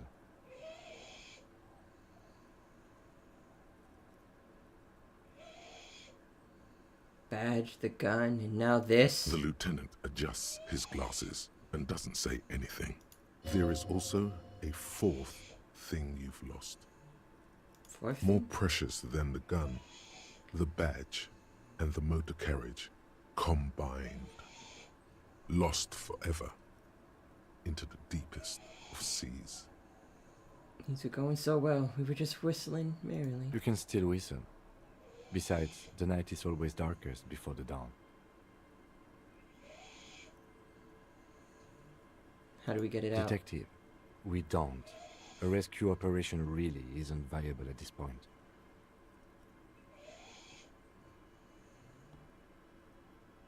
So it's just gonna be there like that. I'm afraid it will have to be there like that for many years. Look at it. Parts of it might be salvageable, but overall, this machine is a write-off. Maybe I was in pursuit of someone. Of whom? I don't think so. If anything, you were probably drunk. People are more valuable than machines. Training a police Okay, officer take me is back. even more costly. I can still That fix is it? very unlikely. All the electrics are toast. That goes for the electromagnetic steering and brake systems as well. You'd be lucky to find one undamaged component in there. In a few months, there will be nothing but rust left of this vehicle. It'll be cheaper to buy a new one. Well, not cheaper. This motor carriage costs 40,000 real. But in the long run, it still makes more sense to buy a new machine than try to refurbish this. This is a disaster. Let's face it, this is a substantial loss to your district's budget. I mean, my station only has 4 other vehicles in addition to my kinema. Well, at least I can see what's in there now.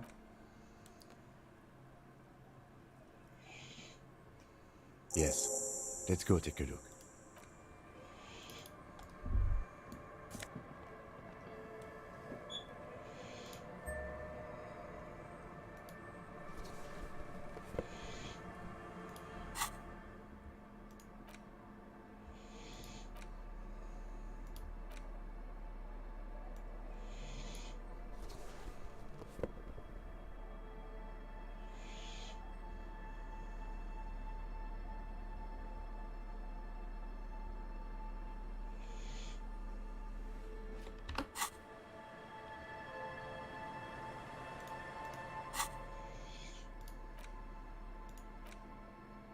A police badge on which you see the photo of a man.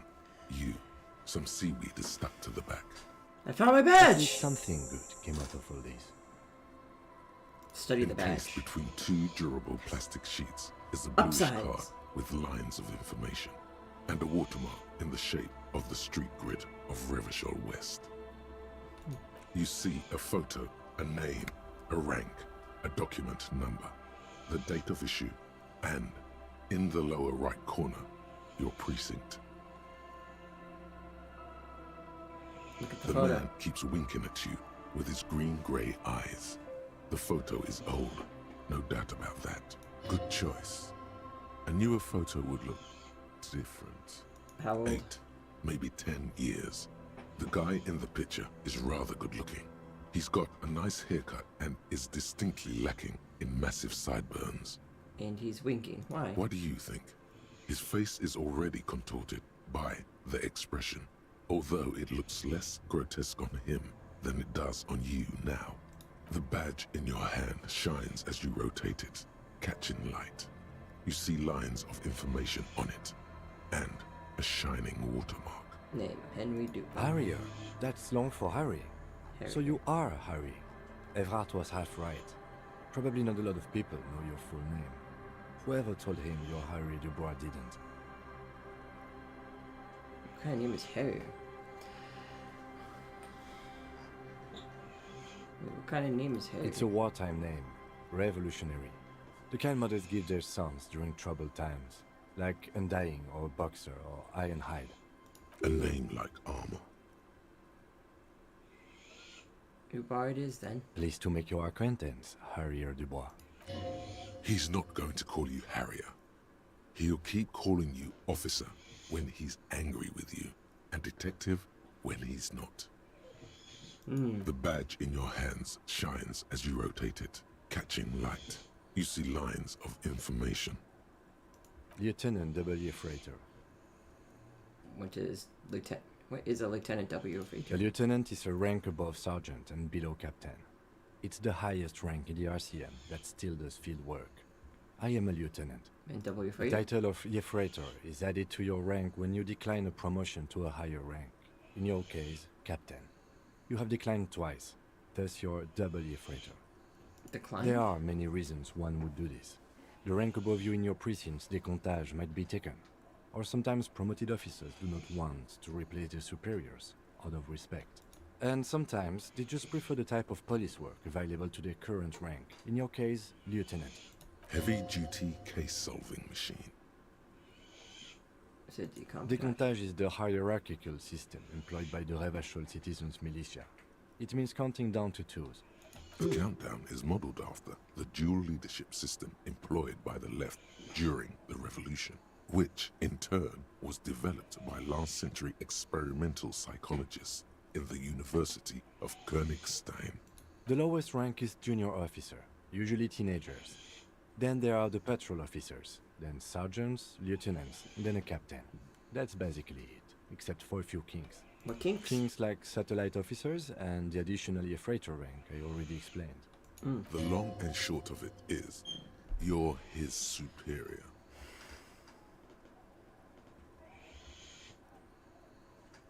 Wait, satellite? You are given the title of satellite officer if your partner is quickly promoted through the ranks and you rise with him.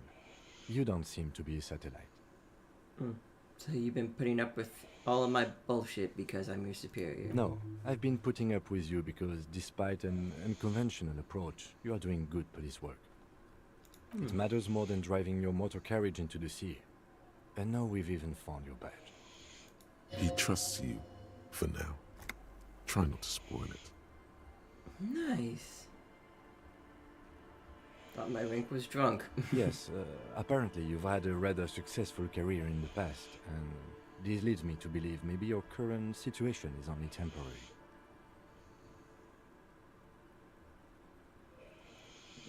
Thanks, that gives me hope. Good. Such a small yet precious thing. Expensive paper caught between thick plastic, like a fly in amber. It reads... Serial. That's just the serial number. Revachol, Jamrock, Precinct 41, with some numbers thrown in there for good measure.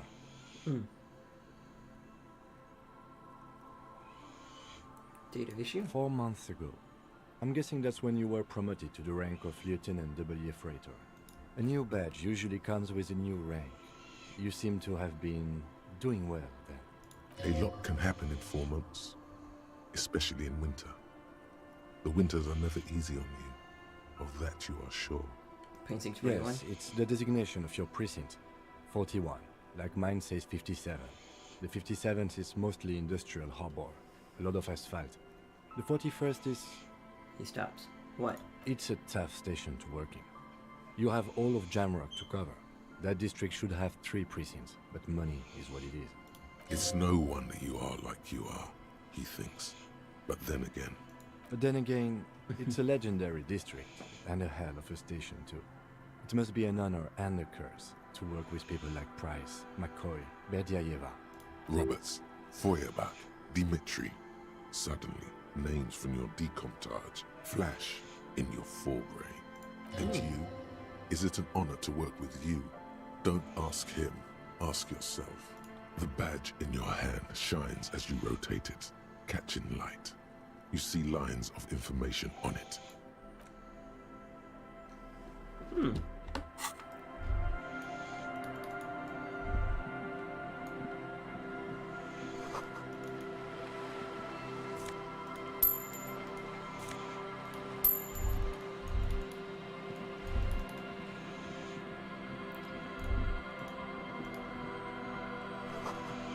in the snow. They lead away from the accident.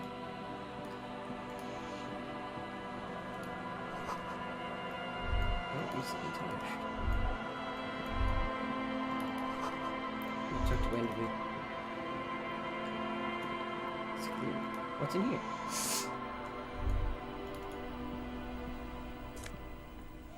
Postcard. A bow knot. Drama 2. Hook chair in the dim light. Ooh.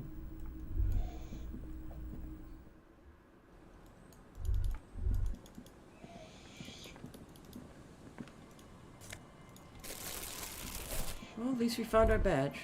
Great news. The boat is big enough for a grown man like you to fit underneath it in a supine position. Great news, I found somewhere new to sleep. Wait. What would I be doing under there? I don't know. Sleeping? What do people do under boats? This is merely a measurement from your visual cortex. Do with it what you want. Great news, I found somewhere new to sleep. It's a great news, I found someone new to sleep under the boat. Under the boat here. It'll be free.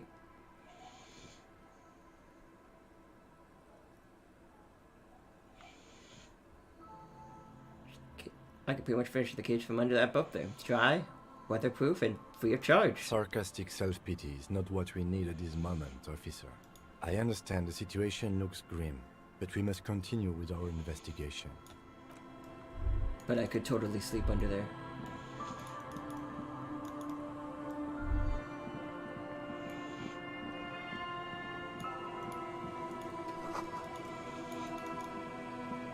Someone has broken down the fence and the barbed wire. Screen's missing. No one's been here for a long time.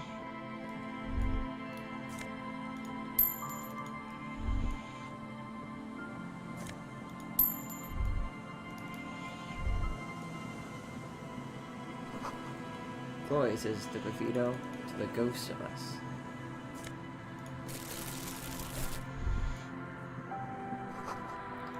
The music collection beneath the carpet. Ooh. Smallest church in Sanctuary. The porter reel is just what you needed. The reel's attached to the apparatus with a satisfying click. The tape is routed behind the magnetic reader.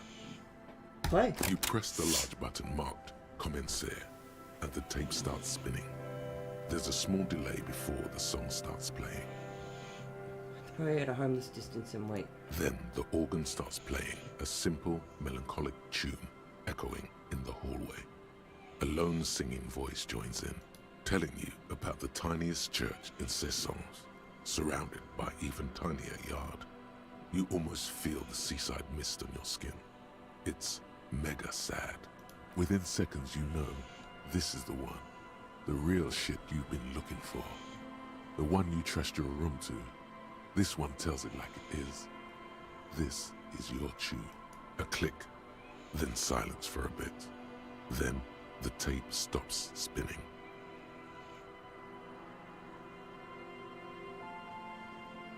Could I sing this for karaoke? I think I could sing this. Of course you could sing this. You could take sad to a whole new level with this. And you already know the lyrics since you've listened to it like a million times. Yup, they're all here. All 3 verses. And the B-side of the tape contains the instrumental version. It's like the world itself is telling you to do it. Only one obstacle stands on your way. What? Gart. You have to convince Gart to let you sing karaoke in the whirling. After you've won him over, you can express yourself. Let the pain out. Make everyone understand. The lieutenant watches you pack up the boombox. He doesn't say anything.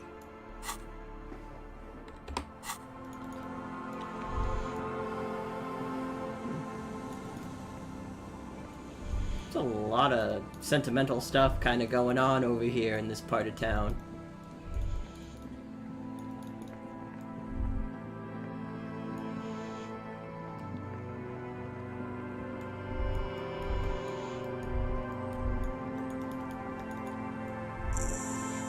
Fisherman shacks.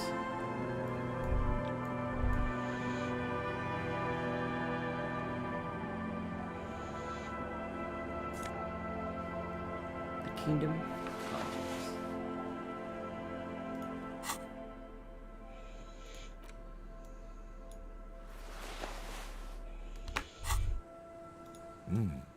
These are some wonderfully regular pants.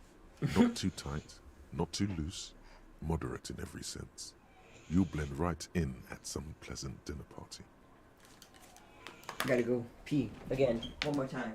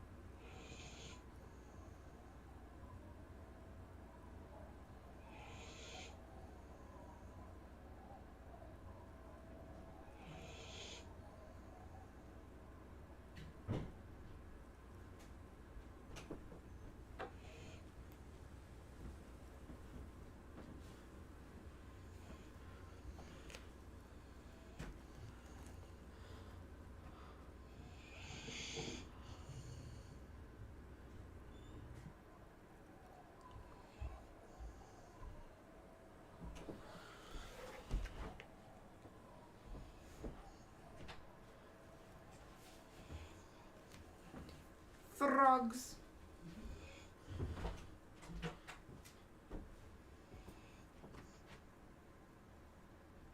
What'd you do? What were you up to? What were you up to? What was her plans? What was she planning? What happened while I was gone? Boy, what'd she tell you? Come on, boy. You gotta let me know. What secrets did she hide? Oh, you just want some belly rubs. Yes, you do. Yes, you do. That's what you want. That's what you want. You just want some belly rubs. There you go. I like regular normal things. I know you do. These Inter-Estellari pants are like wearing a perfect compromise in your nether regions. No one will call the moral intern on you like this.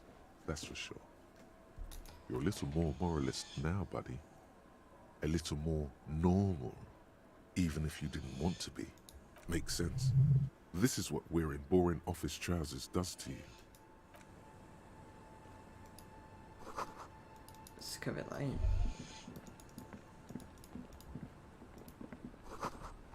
Box trousers makes your fire pit. Scenes in a light.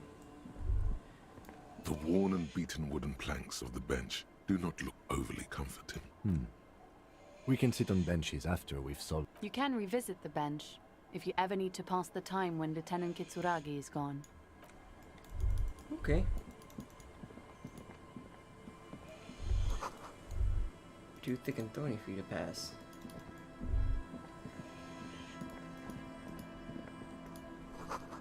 Crates have been drawn shut. No looking in.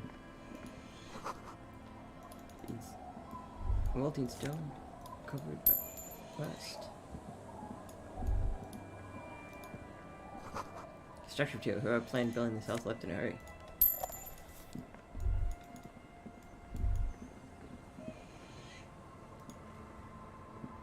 Yes?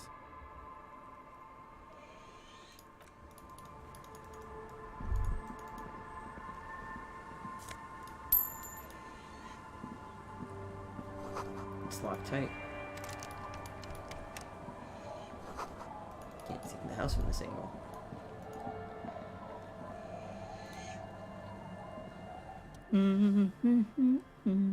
We're next to the bucket. Close hums an odd melody. You're not sure about the melody, but it might be South Samaran, possibly Sigayan, also known as the apricot suzerainty. Welcome to the fishing village. Please lean in closer. I have cataracts. Lean forward. Oh, welcome, police officer. We don't cause any trouble around here. And we don't want any trouble either. We are not here to cause any trouble, madame. That's trouble. We take care of trouble. Oh, of course. Last time we saw you around here was 12 years ago. You also came to take care of trouble then. Wish you did. But still, in Martinez, you're considered an ill omen. What kind of omen are we talking about? Oh, the usual. Dark tidings. Black hound. That's you, all right. A black hound licking your own heels. Wait, I've been here before? No, not you personally. I meant the RCM. Fuck! Some of the men got into a fight. One of them killed another. Locked himself in that woodshed over there. He was brooding, needed some help opening the door. You got it open for him and took him to think about what he'd done in a more secluded place, somewhere more quiet. She says it as if he was on some kind of spiritual retreat. If I'm considering ill omen, why hasn't anyone told me that? Maybe they are afraid. Why? Because you're an ill omen. But you're still welcome here, as long as men with guns aren't chasing you. And maybe even then, because that's the kind of fishing village we've built. I'm sorry there's not a lot of room to park the motor carriage, and not a lot of houses, or a lot of people. My kids are long gone, searching for treasure. So are others. Ah, look at me ramble on. What brings you to us? Why could someone stay around here? Stay? Most people here are trying to leave. That said, if lodgings is what you're looking for, I've got a free room in the shack. How much is it? I won't charge you for it. Take it as a gesture of goodwill from the village to the RCM.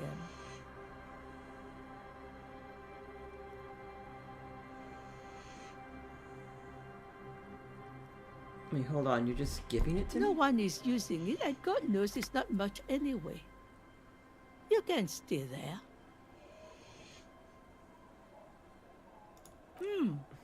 That's exactly how they get ya.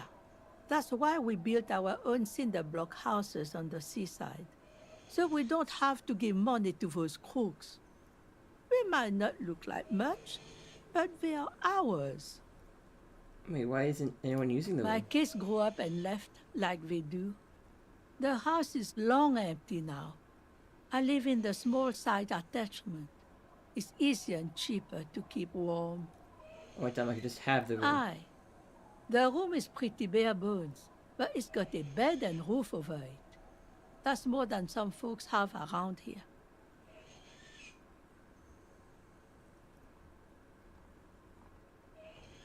Hospitality. Or something, Jesus. Unfortunately, the...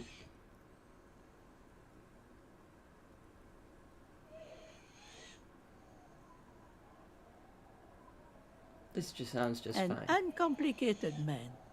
I take it that means you're interested. Don't make an old woman regret opening her house to the place. Well, if you are not in the hostel in the morning, I'll know where to find you. Here, in a shack. He's a little relieved you're no longer in that room. Oh. Tell me about yourself. Who exactly are you? Me? No one. Just an old washerwoman. Mother called me Isabel, if that's what you're asking. And my married name is Sadie. Now it's your turn, Mr. Lieutenant Double Uniter Harrier Dubois. Quite a handle you got there. So many titles. One of them double. She's got a couple of ranks herself. Honored chief and so on. It's further down the coast. Not much. There's the abandoned church, the DeLorean Church of Humanity. It's been there since before my time, even. Why is it abandoned? Some things just don't fly, officer. Look around. Who'd go to church here? They built it 300 years ago. Must have been nicer then. So, they don't hold services there anymore? The Ecclesiastes? No, we've tried, but things just keep happening. Crime, accidents, other things. The place never stays open. It's a pity. It used to be such a nice church. She's not telling you all she knows. Keep her talking. get the feeling you're leaving stuff out. What else is going on? Well, there's that music. Music from across the sea. Huh. It started a few days ago, and now it's blasting, even through the night. And now, suspicious-looking people are sneaking around the church. I don't like that. What else is down the coast? Before you get to the church, there's some ruins, an apartment complex, or some kind of electrical plant. Run-down bunch of houses, empty. Which is it then, apartments or an electrical plant? I don't know exactly. A pre-war place. It used to be something, before the war. I wasn't here then, you know. Was born in Samara. Anything else? Of note? The old fish market up on the boardwalk. But it's closed.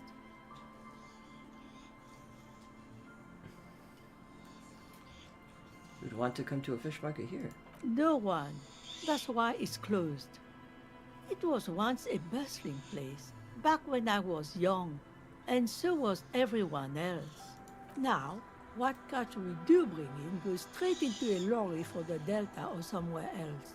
That it? There's gotta be more along the coast. What? You're one of those real estate people with big plans? If you want a development opportunity, you can check out the abandoned building over at Land's End. Used to be a supply depot, we think, sending goods and ammo across the bay. It's jammed shut though. We tried to get in, see if there was anything to sell or scavenge, but it's impossible. And now you know everything there is to know about this coast. What is in this fishing village? Just us. It's barely a village anymore. We almost don't exist. What do you mean? This is pretty much a non-place. A gap, a blank spot on the map, just a cluster of nameless shacks on a nameless street. The place is so pornographically poor, it's not even funny. This place is pornographically bored. Is something here? Tell me. Over there, you can find more of the same. Shacks and trees growing wild. That's the Pox. The Pox? What's that? An old military hospital and its surroundings. Or it used to be, during the time of the suzerain. After the war, it was turned into a goodwill hospital for shell-shock veterans and folks looking for some quiet in the old sanatorium gardens. Now the area is crisscrossed with nameless streets and makeshift cinder block houses. Shacks as far as the eye can see. What happened to the hospital? The goodwill ran out. The staff left and the place was shut down. It's long gone by now. This place is pornographically poor. The lack of wealth is the one thing we've got in abundance. The woman smiles cryptically. It's a cold, cynical smile. Riddles. Fits with the general ambiance here. Aye. Sometimes it's as though I'm also gotten lost inside this nameless nothing. I'm lost too. Oh, it seems to be a common theme these days. I think I'm in the process of finding myself again. Isn't that what people always think when they're lost? Something I can do for you to find your way, officer? Who else lives in this Well, village?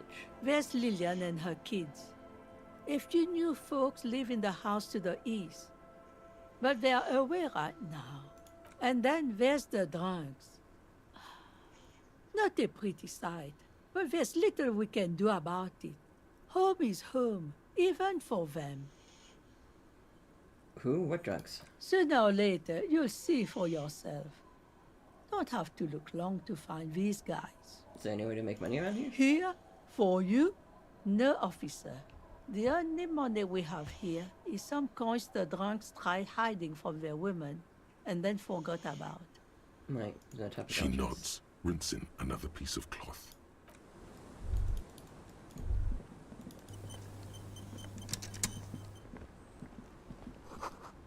Says illegible. Vito. What's up? The scruffy-haired little boy kicks a stone. He can't be more than 5 years old.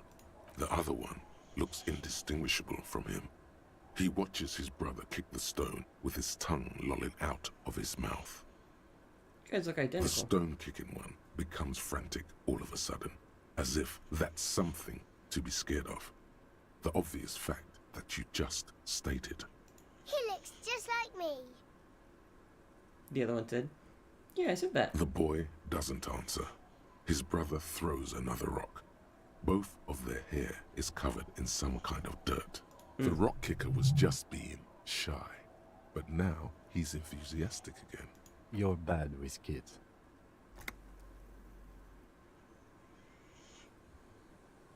And what are you, Kid Master General? Maybe I am. Now, how about some actual police work? We are not getting anything here. Hey, where's The your mom? kids don't reply, absorbed in their little game. Okay, bye.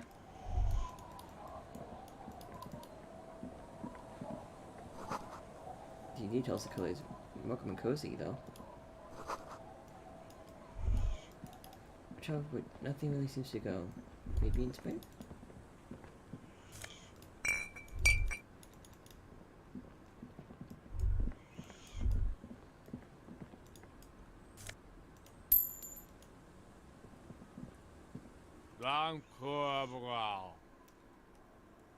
Comes on Shea Man, you know, as you recognize to the city. Don't you call her? Yeah! Don't call Abigail! Who's Abigail? Uh-huh. Abigail. Don't you fucking call Abigail. Abigail is his wife or girlfriend. Chances are she's gone. Calling her wouldn't make it any better or worse. You're not going to get anything out of this guy. He's too drunk. Who are you? What's your name? Don't call Abigail! Tell me about your friends. Don't you fucking call her! Hear me? Abigail? Where am I? Where's The this man place? hiccups, then mumbles something unintelligible.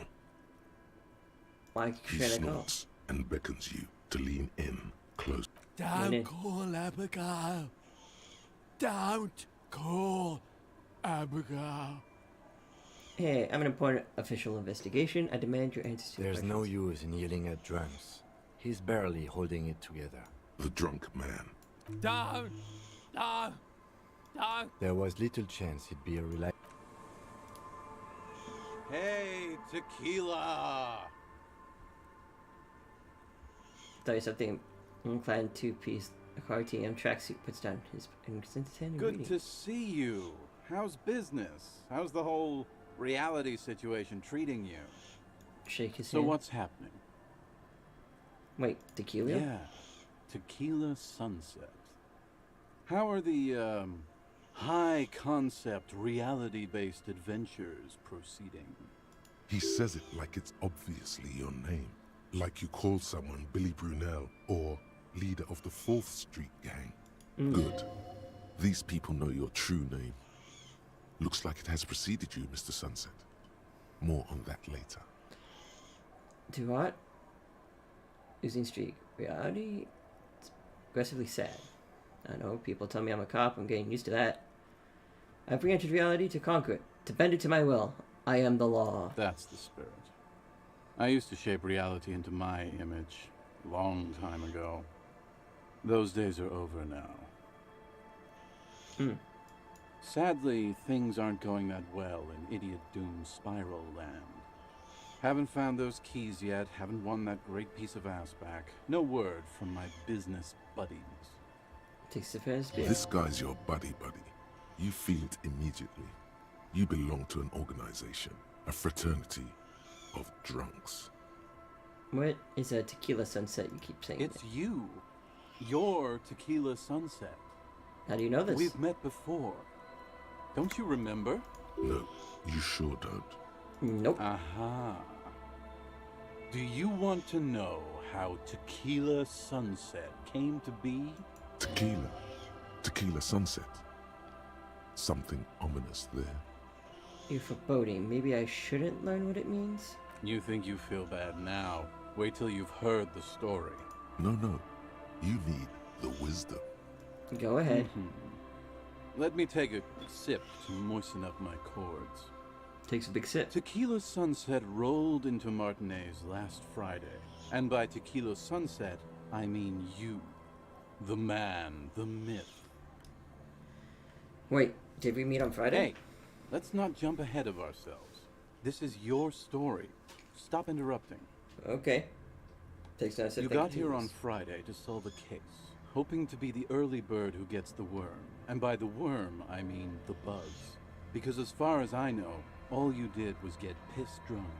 Word on the street is you went around the local hostel telling people that you're a police officer, and that it would be really fucked up if you shot yourself in the head right in front of them.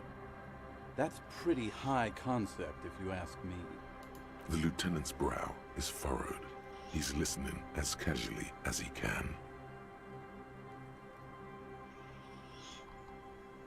Yeah, sure, I did that thing. What of it? Oh yeah, not the first time this comes up. Coughs awkwardly. Hey, man, I'm not judging. This life's a valley of woes. Some of the highest concept people in history have killed themselves. And been drunks. Either way, it was a late Saturday night when we, the Union of Moribund Alcoholics, got our drink on. Nothing remarkable about this. We get our drink on 24/7. Makes everything warm and glowy. I trust you know the feeling. One moment we hear the sound of a motor carriage revving up somewhere on the plaza, followed by a series of dings and bangs. Naturally, loud noises pique the interest of anybody owning a pair of ears. That's just the reality we're in. Naturally. Anyway, there was a brief silence. A gasp of silence, if you will. Followed by a real commotion. We heard the carriage careening towards the coast at top speed. Sounded like someone jumped the canal. We grabbed our brewskis and rushed to the jetty. Never underestimate the speed of an alcoholic. What we saw was a sight to behold. A beat-up police carriage containing you. Right there on the beach. You revved the engine and screamed at the top of your lungs, "The time hath come!" So, naturally, being the curious cat I am, I asked what time hath come. To which you replied, "The time hath come for Tequila Sunset, the end of all things." Say nothing. It's more dignified that way. If what I said was true, Tequila Sunset will break the looms of reality. Say nothing. It's more dignified that way. After which, your reality contracted. You jammed the pedal, plowed right off the jetty, and through the ice. We ran towards the ice, whilst you crawled your way out, miraculously unhurt, covered in seaweed and shit, like some kind of sea monster. When we finally got there, you were sitting on the beach crying. You said that your badge and uniform were in the car. It was too late to get in there, though. The carriage had sunk too deep. In this way, you and your motor carriage have a lot in common. Recognizing a brother in need, we offered our condolences and invited you to party with us, which you naturally agreed to. We asked about the whole Tequila Sunset thing, and you told us it was your name now, and insisted that we all call you that from then on. Wait, so Tequila Sunset's an event or a name? I'm not sure. I think you were the event. Tequila Sunset. You know, as opposed to a tequila sunrise, which is long gone. That yeah, sounds pretty good. I agree. How long did we party for? It was an all-night drink-a-thon. Then, at some point, I think it was Sunday morning, you got belligerent and wanted to talk about Revacholian women. How they're beautiful and also whores and so on. How one of them fucked you real bad. After a short while, you crossed the event horizon, looked sullen, got up, and left without saying anything. Wow, that's quite a story. Yeah, I bet Tequila's a fucking legend around the precinct. You must be proud to work with him. If you only knew. Anything specific about the person that fucked me? You were pretty vague about it, but you kept saying you got fucked real hard, and that we've all been fucked too. Please, don't open that door. No one's fucked me. I do the fucking around here. Abigail! It seemed pretty painful, to be honest with you. If I had to guess, I'd say you're still working through some shit. Damage and losing anything else? Beside your gun and your badge, you said something about your hope or heart or something. To be honest, the details are a little hazy. In retrospect, I guess you lost your motor carriage too? That's a big one. Did I say anything about my colleagues? You told us that they were a bunch of fucking losers whose main interest was cramping your style. It's more like you were cramping theirs. No specifics, though. It was more about you that night. You were the star of the show.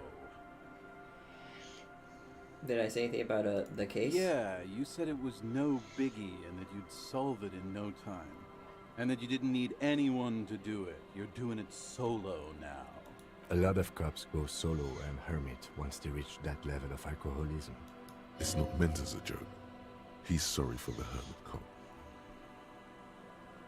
Did we talk about politics? Yeah, you said that you'd really behaved unreasonably and failed to uphold your responsibilities as a representative of the coalition. Did you get a read on what kind of cop I was? You kept calling yourself a goddamn superstar who'd cleared 501 cases. As you've already determined, the actual number is 216. But what's a little embellishment between friends? No thanks to the squares at the precinct, as you put it. You hear anymore? It's a hard thing for a man to confront his past. That's why I avoid mine at all costs. You seem like you're characterized by your storytelling ability. Want to tell me another one sometime? Whoop-de-doo. So now I'm a fucking storyteller. Right. Why not? Better than a beach bum. Yes, you want to tell me how you became Idiot Doom Spiral? It depends, really. Are you willing to help me out? What do you need? Booze. Did you already forget our party? The thing I relayed to you earlier. So, have you got anything for good old Idiot Doom Spiral? Yes. A bottle for a story. Seems fair to me. Some sweet commode red. Classy. Hey, Spiral Boy, you gonna share that?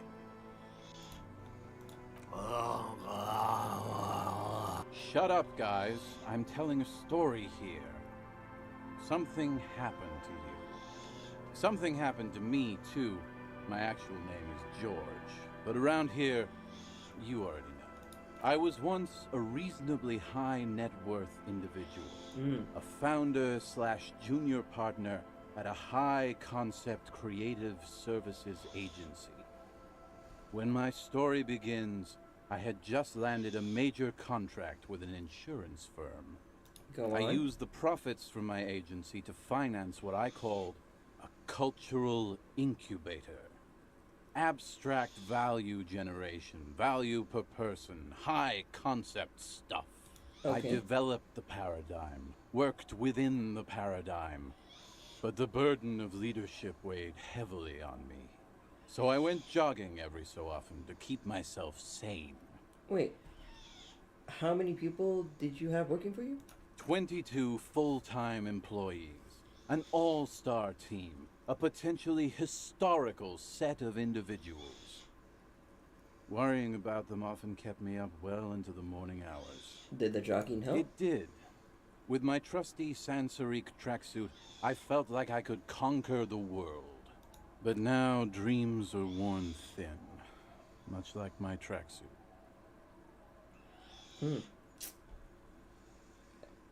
As he thoughtfully brushing dust off of his shit-stained pants, what happened? One day I left on my evening run. As you may know, it's impossible to clear your head when you're distracted by the sound of keys jangling in your pockets. Shake the bottle and it makes a ringing His sound. eyes are your eyes. So I removed the key ring and put the keys for the front gate and the apartment into different pockets to stop the jangling, you see? At least, that was the plan. I was halfway done with my usual lap when it started to rain. The reality situation became very wet, very quickly. What are we talking about Wet, exactly? okay? It was raining really hard. Trace voice division. I made my way back home and voice. discovered that I didn't have the key to the front gate. I'd mixed it up with the key to the letterbox, which was useless. Naturally, the situation required me to climb over the gate, which I did. There was no climbing down because I slipped and landed on my ass.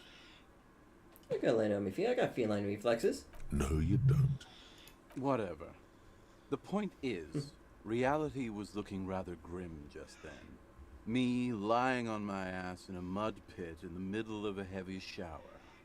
But when life knocked me down, I always got up.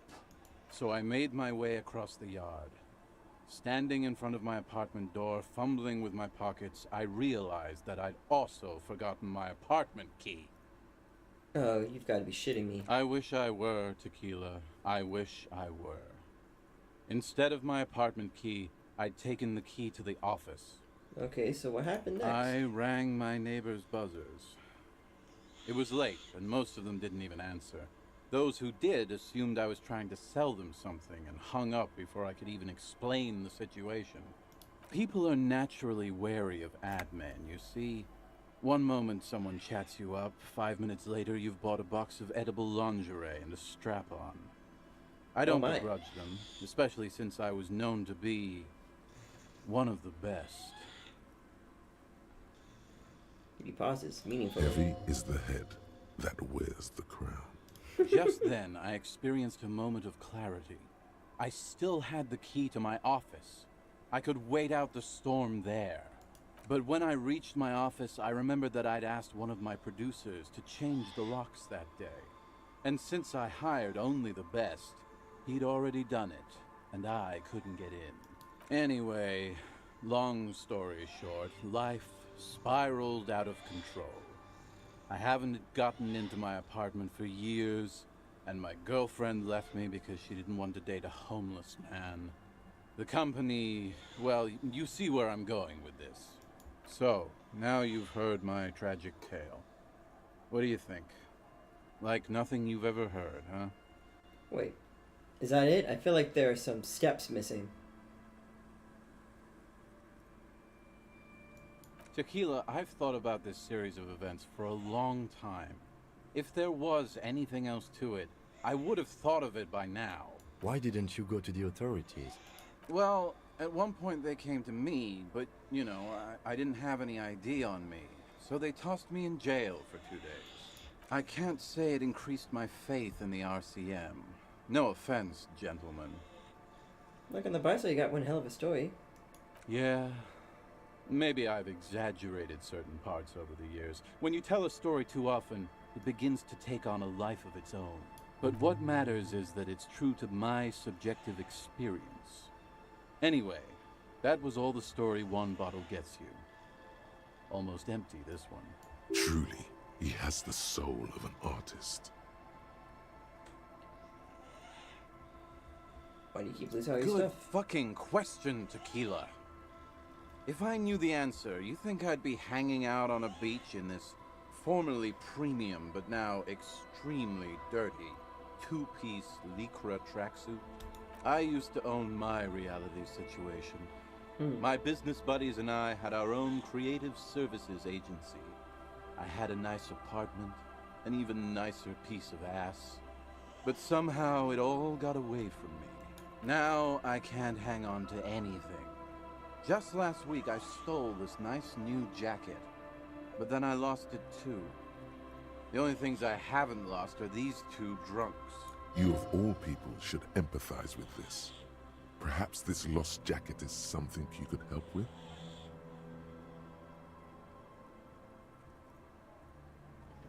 What was the name of your agency? My agency, man. The Boom Boom Room. Our concept was combining high art with the lowest forms of marketing. The color red, breasts, and oil painting. I convinced my partners to reinvest some of our profits in an even more high-concept cultural incubator called Thin Air.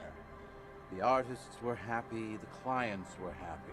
I was financing a group of poets in East Revachol who were developing a new universal poetic language. But then it all went to shit. Man, mixing high and low commodifying culture, this is extremely my shit. So high concept, I have no idea what it means. Seeing oil paintings and breasts to make ads isn't high art, it's just cynical winkery. Well, you know, sex sells. That's the first rule of advertising. Yeah, actually, you're right. Let the market sort itself out. There's no need for me to regulate this stuff. That's what's so cool about advertising. It's kind of like art, except you can also get fucking rich doing it. What's up with the tracksuit? What? You've never seen 100% Lycra before? Nope. Go on. Feel that primo material. Touch it. Pretty nice, huh? This might be one of the last of its kind. Should probably be in a museum, honestly. Good God. It's nearly impossible to describe how dirty this texture is. It's like rubbing two jellyfish skins together. You feel about 15% less human for having touched it. Randomized trials have also found Lycra, TM, to be associated with a number of exotic, highly malignant cancers. So you also have that to look forward to. And then there's the smell. But you don't even want to think about that. Wow, you're lucky. He never lets me feel it. That's because your paws are fucking filthy, Rosie. We're right next to the bay. You could wash them anytime. What about the other My drugs? fellow members of the Union of Moribund Alcoholics? Well, they have gloves on. They're exactly what they look like. Hey, tequila! You want to buy some speed? Shut the fuck up, Rosemary. He's a cop, remember? I thought he was a cool cop. A gurgling sound comes from the direction of the non-responsive man. And yeah, you're already acquainted with abs. So yeah, that's basically us. We drink together. What about the lost Tequila, jacket? it's a verifiable tragedy. It was practically brand new. Sure, it didn't really go with my Lycra threads, but it did itch a lot less. Say, you're a detective, right?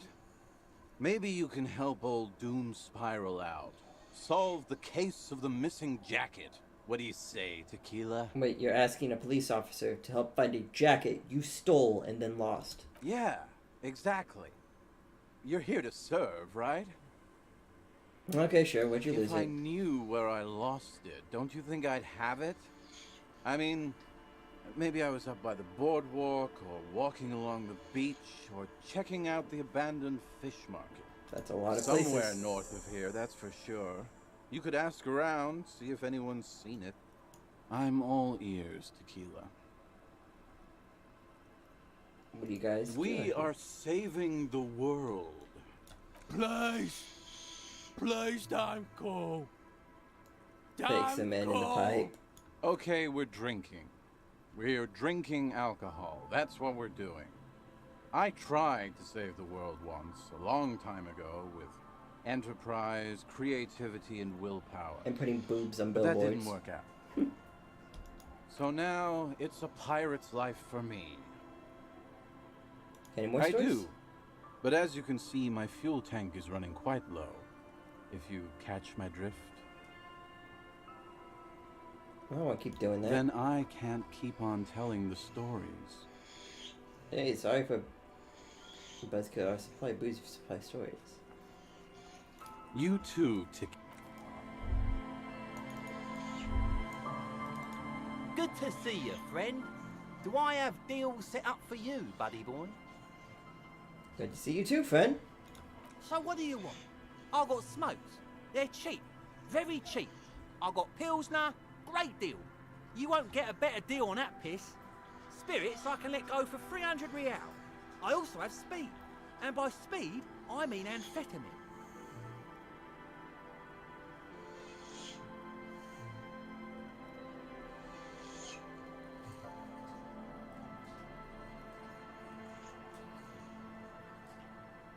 What does the bottle of spirits cost? 300 real? See, Oh, what is friend, it? it's real valuable. Worth every real, if you catch my drift. Got it from a bit of a business venture. No, I'd let him You speak. know, it's funny, actually. What is? What? Keep him talking. Well, what do you mean? What do you think was funny earlier? This guy. Conversation might bring a discount, no? Where'd you get the bottle of spirits from? Oh, this is medicinal spirits. The good stuff. Got it from the doctor's office. I got one of those scientific ampoules a few months ago. Torpedo, they call it. It's supposed to keep a man from taking a drink. Didn't stop me for shit, that's for sure. 5 lemons with half a pack of butter and you're good to go. It's a good tip. I should remember it. It really isn't. In a week, the goddamn kidney started giving me all kinds of help. Finally, the missus took me to a private doctor's office. Not a charity, the real thing. Those arseholes charged me £4 to remove the damn thing.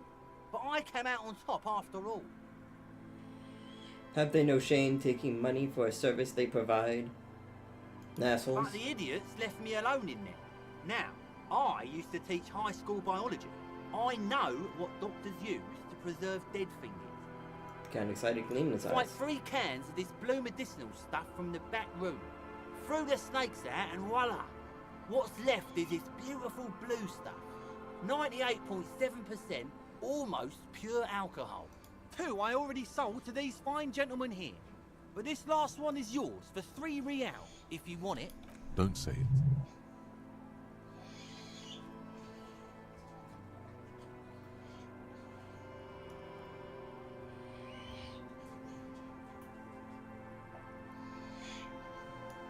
Can I smell it first? Yeah.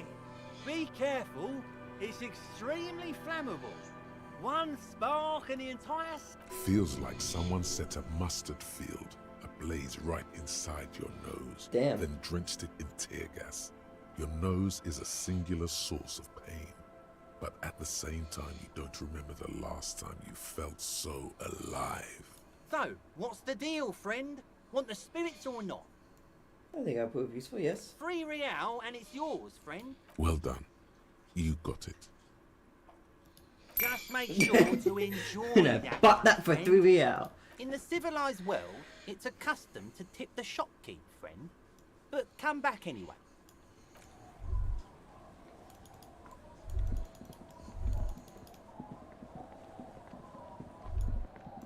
A drop in temperature, an easy flow of air, an empty street. Before you, a thoroughfare unjammed with lorries. No more drivers smoking on hitch steps. Just silence. What did the smoke smell Chemically like? sweetened. Across the road, a forgotten bus stop. Hmm. Corrosion has opened a hole in its roof. An elm tree watches over the building. Its branches are dripping with rain and snow. The road is smooth and motley. Craters filled with a black asphalt. The asphalt, first laid, is grey already. A row of tenements are under construction in the distance. Who are the people who live across the road? A tub warm with water, white with soap. A man bathes while radio waves transmit the lottery numbers. 4, 18, 21, 4, 1. A modern washing machine rattles a drawer full of silverware. His boyfriend is on his way home. He brings tins of meat and vegetables with him. Their pockets are heavier with money, but only slightly. What about the bus stop? Number 312D. Young girls used to come here, huddled up, hoping for more warmth than their thin coats give them. The bus took them to school. It has not run for 8 years. There were not enough girls to sustain its cost. What about the road? Craters pocked the surface. Children played in them until heavy trucks full of black pitch rolled in. The landowners have filled the craters with money. It is a vital artery of the flow of trade. That's The enough. wind moves the aerosol. A detective stands behind the boom barrier. A breeze moves a curl of his hair. Oh, I can't go up there.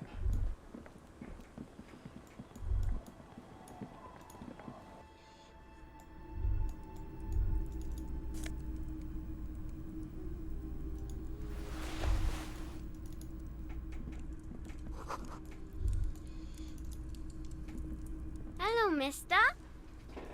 A young girl, barely 4 or 5 years old, sits on the sofa. She's looking at frank She curiosity. clutches a small stuffed animal. Occasionally, she twirls it around.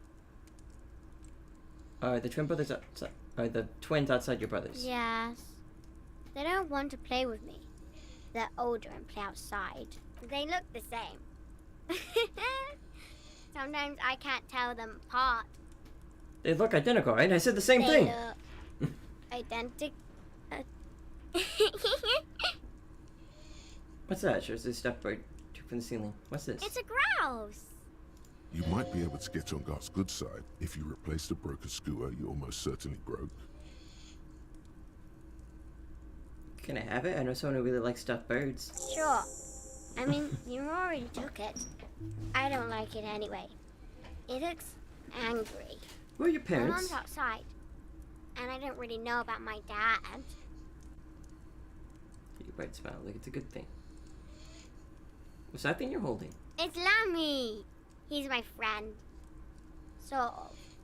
Like...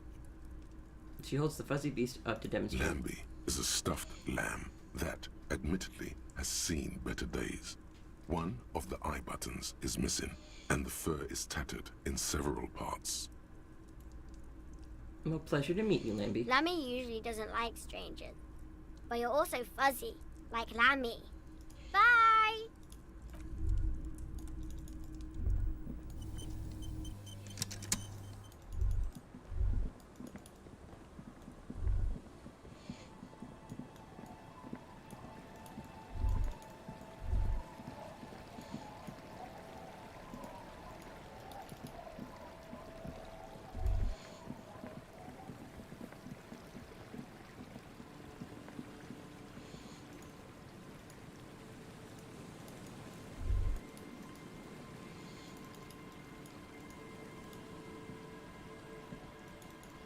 Okay, I guess I can't actually look at that.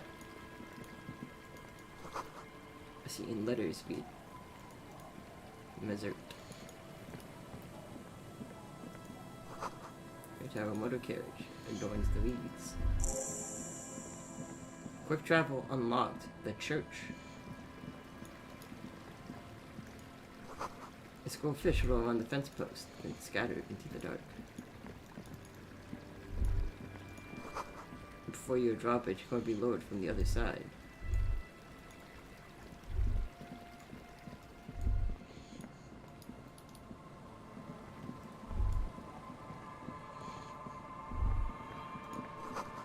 You feel the shadow of a very large building fall on you. The dusty pews in the shadow many seem to be missing. Altar shadow in darkness, or something like that. It's too dark to tell.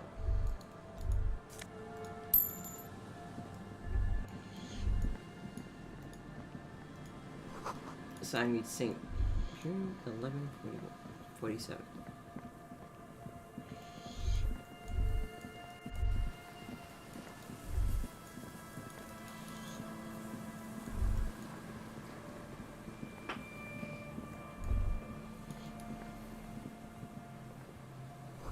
These rusty gears used to turn the whole machinery.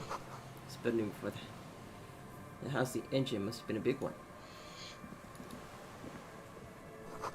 Chain trails off to the ocean to who knows where. This bell has recently been discarded and still smells of fuel oil.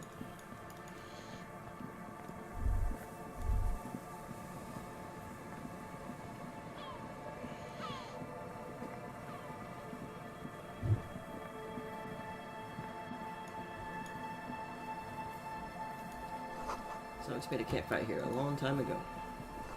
It's a broken control box, the radio tower is nearby. It's too rusty to climb to see is eating away at it. The relay tower coordinates both traffic and the bay, barely. Gibbers -2 physical instrument. Sheltered screen. Inlets throughout the far distance, close towards the trail.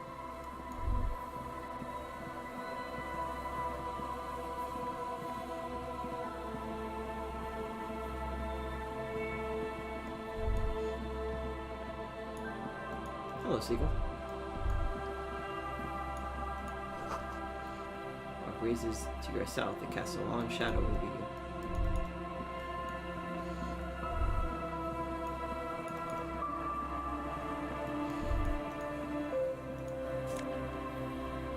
+1 rhetoric. White polo, -1 empathy though.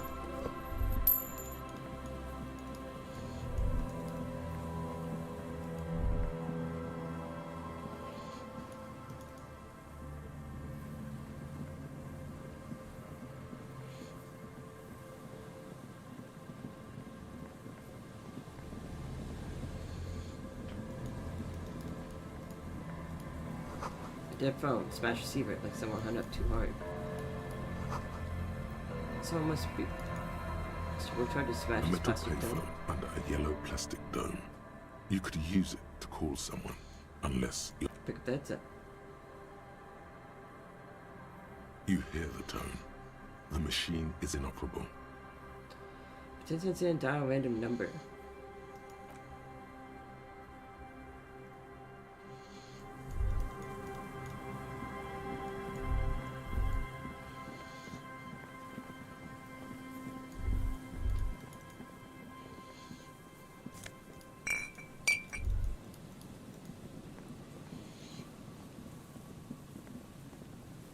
Someone has left an unidentifiable article of clothing on this railing. It smells really bad. Take a It's closer streaked look. with dried seagull shit and tangled with pieces of seaweed. A dangling arm suggests that there might be a jacket beneath the crust of filth. Please tell me you're not taking that with you.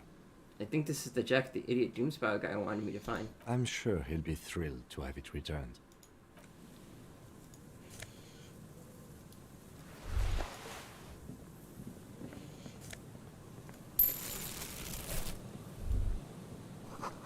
Quite operated weight. Machine has not been used in a decade. +2 encyclopedia, -1 perception. It's a tart grips from it. What's in here? Another fun postcard. A makeshift roof. Bangers have tried to make the boardwalk habitable. Tarp will keep out neither rain nor snow nor wind.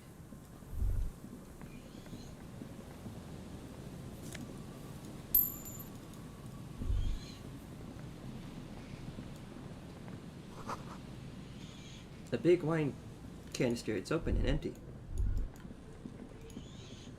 The smell. It's awful and familiar. Although, what is awful? It doesn't Nobody help. knows. You can still smell it. What is it? Don't you recognize it? That hideous pungency. That faintly cloying sweetness. Only death smells like that. Something cold wakes in the pit of your stomach. Fear. Kim, what's the smell? The lieutenant has already brought a handkerchief to his nose. Eyes up, detective. Something's not right here. There's some tear, an empty cigarette package, and a crumpled kebab wrapper in the trash bin. Examine Two the tear. empty bottles of Tallulah vodka and a can of black potent porter is all you find. A tragedy. He shakes his head with genuine sadness. Examine the cigarette Whoever package. tossed it here was a heavy smoker. The brand name reads Red Astra. Red Astra is the black market version of Astra cigarettes, known for their high tar content. Examine the kebab You see wrapper. traces of mayonnaise and ketchup on it, as well as a tomato wedge. The wrapper reads Shish Kebab Revachol. It's no older than a day or two. No mold yet. A man lies on the boardwalk, his limbs bent and neck turned at an unnatural angle. Right next to him is an empty bottle of spirits. In his cramped hand, a chewing gum wrapper. Half of his body has slipped between the cracked boardwalk, starting with the right leg. The fall has left him broken, contorted like a sad puppet. Hold on. The lieutenant squats next to the corpse to examine his face. Two bulging eyes stare back at him, void of any signs of life. Lividity is faintly pronounced. Whoever this is has been dead for 2 days. No longer. We need to investigate. Another dead body. This is your job. Steel yourself. Calm now. Carefully. Just another day. Just another dead body. Breathe. Study the man's He's wearing clothes. mud-caked boots, beige trousers, and an old brown leather jacket with a bright blue lining. There are traces of kebab sauce on his chest. The leather jacket suits him well. It must be custom made. A cool leather jacket with a bolt of blue? Oh no, this sounds terribly familiar. Oh god. This isn't gonna end well. You find some sunflower seeds and a rain-soaked library card folded into two. His jacket feels sodden and heavy under your hand. Good. We should take a look at that library card after this is done. Study the The man man himself. has fallen through a crack in the boardwalk and hit his head against the metal bench. You know who this is, right, Coco? Coagulated blood covers his black hair. One of his feet is still dangling through the hole. His expression is dull, like the sea behind him. Drops of water shining on his moustache. His eyes, empty and wide, look frightening in their frozen gaze. This is Height, good. 170 to 175 centimeters. Curly hair, stout build. Age approximately 50 to 60 years. He was confused when he died. Confused and alone, most likely. Overcome with the awful surprise of it all. There's Stay some in dried silence. blood on the metal bench, right where the corpse's head rests. The floorboards are rotten and slippery wet around the hole. An empty bottle lies nearby. A chewing gum wrapper is clutched in his fist. Examine the man's head. A dried chunk of blood covers the hair at the back of his head. An open wound. It's sticky and cold to your touch. I don't see any other major wounds, do you? No, just the one in the back of its head. It's hard to say. Seems like the head wound was fatal. It's exactly the shape of the bench. They screech under your feet ominously. It's hard to say whether the dead man's weight was the cause of the boardwalk to break. It definitely looks fragile. He could have easily disappeared into the sea through that hole, and you would have never found him. Examine A the bottle. .75 liter Tallulah vodka with its cap missing. There's hardly anything left inside.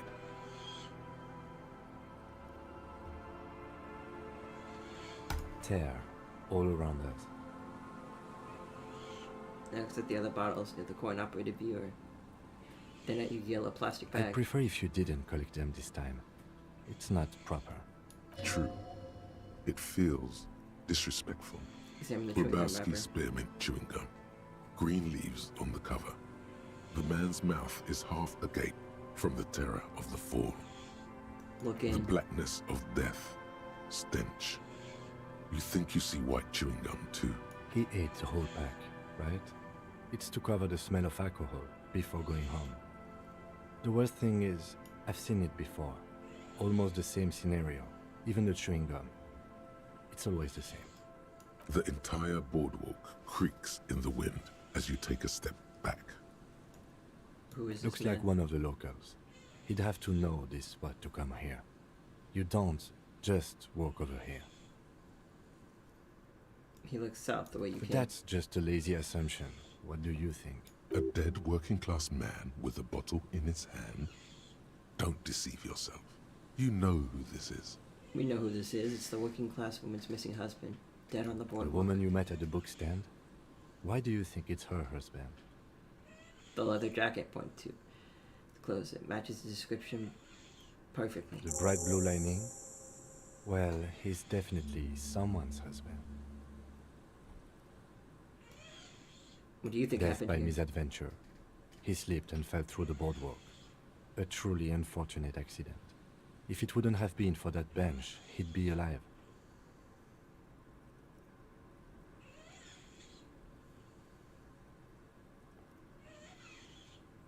Someone should be held responsible for this broken boardwalk. It's They'll dangerous. seal this place off after the news reaches the coalition officials.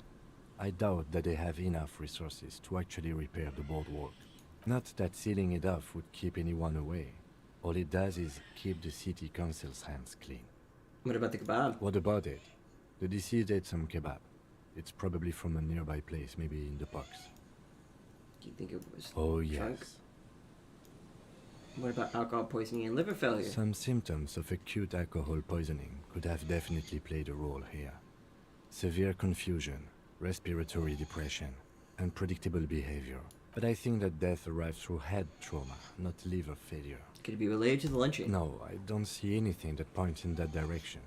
For now, let's treat this case as a simple, albeit sad, accident, unrelated to the murder case. Right. It does seem to be a pretty straightforward misadventure, although there's still a question of identifying the body. From should we do where with I it? stand, I can see two options.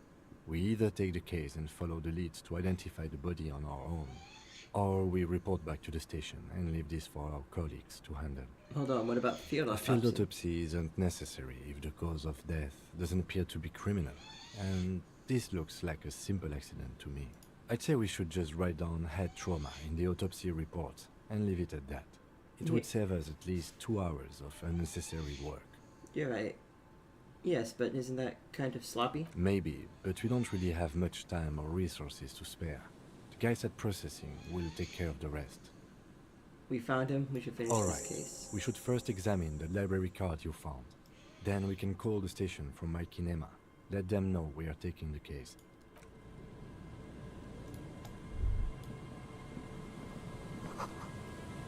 She's been out of order for years.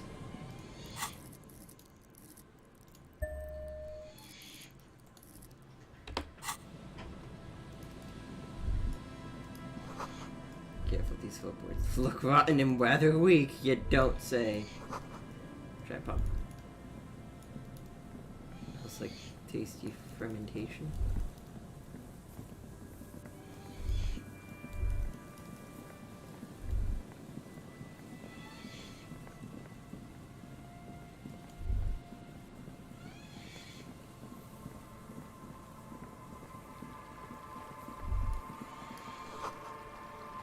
Just a self.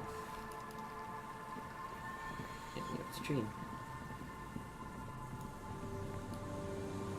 Who?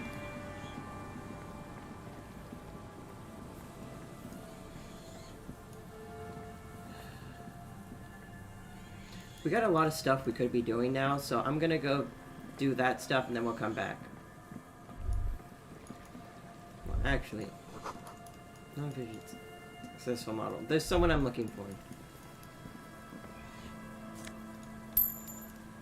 Because I don't want it to, like, run super late, you know? But I do want to attempt to... There's the guy I care about. Find him.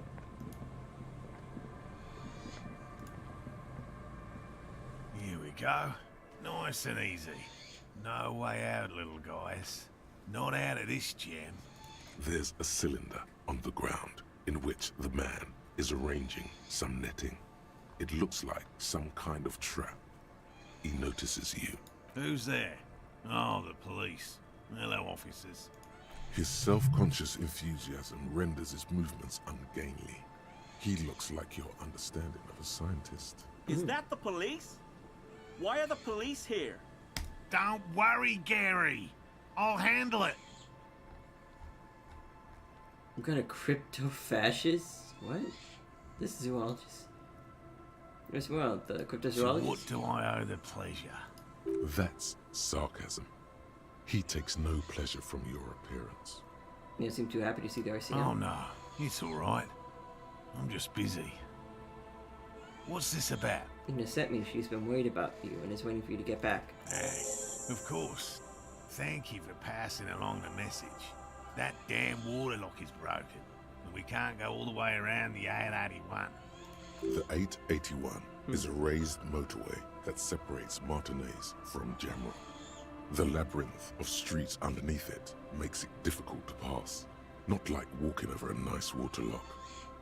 Yeah, that was me. I broke the water lock with my motor carriage, but it's fixed now. You can go back. You broke the water lock with a motor carriage? There was a billboard in the canal. Not a vehicle. It said Samaran Butter. No, it was all me. I caused your delay. I'm sorry, but you can return Did now. he say we can go back now? Literally the sorriest cop on earth. Yes, Gary. We can go soon. If you see Lena, tell her I won't be long. Sir, your wife is waiting for you. I just have to do one more round. See if the phasmid has taken the bait. Then we go. Tell me about the phasmid you're looking for. Well, first of all, it's damn difficult to find, which is why we've been knee-deep in the reeds laying traps for it. How big is this phasmid? I'm expecting it to be quite giant. One known species of phasmid called the Megaphasmodea zoensis. It's about the size of a grown man's forearm. So, what makes it so difficult to find? good question. Being a phasmid of the order Phantasmodea, They continue the things kind of ghost cutting this insect, off a bit. it disguises itself as plant matter. In this case, the reeds. Awful lot of reeds around, aren't there? Yep. And I suspect it may have also developed other specialised techniques to protect itself from predators or scientists in our present case. What sort of specialized techniques is this phasmid using to hide itself? It's my hypothesis that it has evolved certain electrochemical defences that allow it to interfere with animal perception, impeding pattern recognition, confusing the visual cortex. But I cannot describe how these defences work, much less how they evolve, without studying a live specimen. Yes, it makes perfect sense. You're beginning to suspect there's something paranatural about this phasmid. Why so it's in stick bunk? Aren't there more sensational animals out there? Typical rookie assumption. Insects are much more sophisticated creatures than those unversed in zoology give them credit for. Even simply catching a glimpse of the Insulindian phasmid would be the apex of of any cryptozoologist's career. But to study it and its defences, find out how it stayed hidden so long. Shakes his head. What have you discovered about it so far? Very little, I'm sorry to say. No one's ever captured a specimen, so all our information is based on first and third-hand accounts. So no one's ever found one? Not yet. That's what makes it a cryptid. Just out of curiosity, if there's no proof of its existence, how do you know it's real? I know it's real. The cryptozoologist says, basically enough that even he seems to be taken aback by It's it. clear that his obsession with the phasmid is driven by something more than the pure pursuit of scientific advancement. By which I mean, I've heard enough first-hand accounts to believe quite firmly that the Insulindian phasmid is more than mere superstition. There's been sighting of it here in Magnes. Yes, the most recent sighting was by a couple of teenagers along the coast here. That's what brought us to Martinez specifically. It's the first credible sighting in several decades. Admittedly, it's an unusual location for this species, but with all the sewage runoff upstream, it probably doesn't matter much anymore. Maybe the insular plasmid has died out? I have to resist the thought. Such an extraordinary creature is doubtlessly highly resilient. After all, it's generally thought to be capable of parthenogenesis. He means asexual reproduction. The females of the species don't need to mate to produce viable eggs.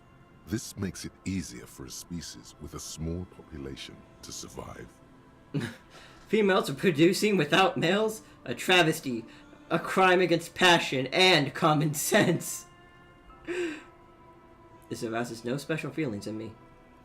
That's pretty clever. Yes, the Insulindian phasmid is a very clever insect. That's why it's so damn difficult to catch. But as a scientist, I'll try my best to remain dispassionate. Tell me more about these traps. Well, they may not look impressive, but Lena designed them quite cleverly, so I'm sure they'll do the trick. Lena designed the traps? Yes. He says this with some pride. How do the traps work? Simple. Attracted by the locusts, the phasmid crawls down the funnel and, having eaten its fill, can't get back out. At least, that's the intention. The net isn't a perfect solution, but we didn't want to use anything that might damage the specimen's delicate exoskeleton. Wait, what are you using as bait? Locusts. Nearly all known phasmids are herbivores, of course. But we've hypothesized that the Insulindian phasmid might occasionally prey on other insects.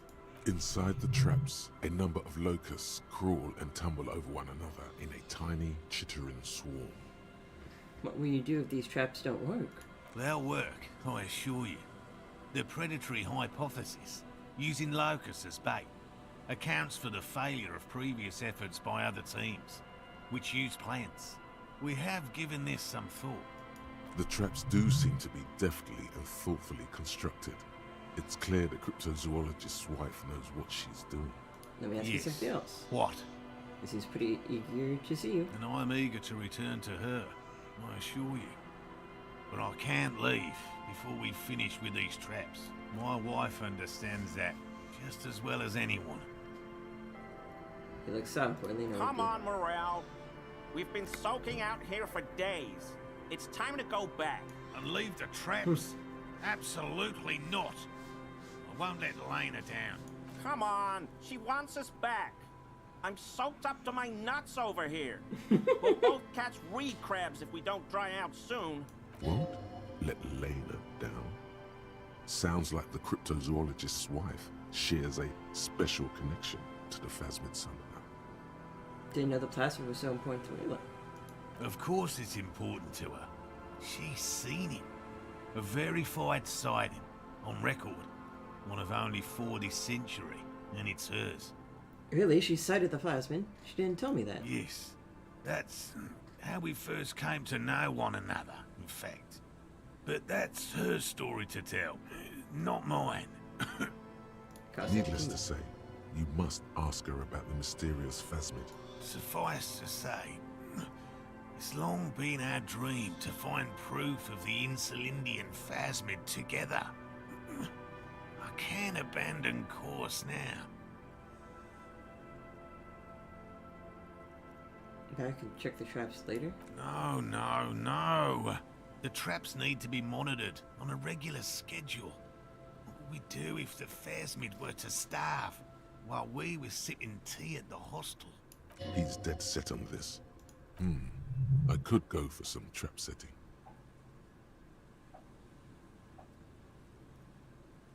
What if we check the traps for you? I didn't expect you to take such an interest in our work here, officer.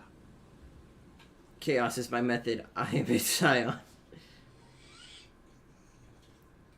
I'm all in with this cryptid shit. I'm hooked. Caught the bug, I see. It's easier to get caught up in the search than you'd imagine. What do I do if there's a plasma in one of the traps? Bring it to me at once. Just make sure the trap is closed tight. Where are these there traps? There are 4 in total. One is to the south, on this little peninsula, by the boathouses there. It's very near. Another we set in Land's End, to the northeast. It's behind a small sand dune there, on your way to the old radio tower, after the church. The third is set near the canal, where you crossed, by a concrete slab. A big thicket of reeds going up the slope, and among them... Gestures for the trap You here. should check at least one of those before returning to this one, since I just said it. This one's more of a technicality, but still, better safe and stupid than sorry. What if I encounter the plasmid in the wild? That's highly unlikely, officer. But in the event you do, I'll spray you with a pheromone mixture I developed. It's made of musk and research chemicals. The pheromone should attract the insect to you, or at least prevent it from bolting at the sight of you. It's quite potent. Will last you about a week. Lay it on me, thick. Present your armpit. He douses you with an odd-smelling spray, a double helping as you present your other armpit, and then he gives you a satisfied I nod. hope you're not buying this. He dispenses it without letting you touch the canister, so it would be precious like holy water. It is precious. A single dose cost me 50 real to develop. Not that I expect you to understand self-financing one's own research. He looks like Lieutenant with disdain and puts the spray back to his pocket. Hi, buddy. Let's go. Which means you two can pack up and go back to the whirling. Whatever he thinks about this detour, it's clear that these men are exhausted and in need of assistance. Finally, someone's talking sense. Thank you for your help. Gary and I will start breaking down camp. If you have any more questions, now's the time to ask. We'll be gone once you get to it. If it's more cryptid-related business you want to discuss, you'll have time for that later too. But what if the information is vital? On the hunt. How did you become a I've cryptozoologist? just always liked animals and puzzles. Searching for cryptids is a bit of both. He seems reluctant to talk about himself, but he'll open up if you prod a little. Why not just be a zoologist? Real animals are puzzling too. Real? I know you think one is a respectable profession, while the other is superstition. Everyone does.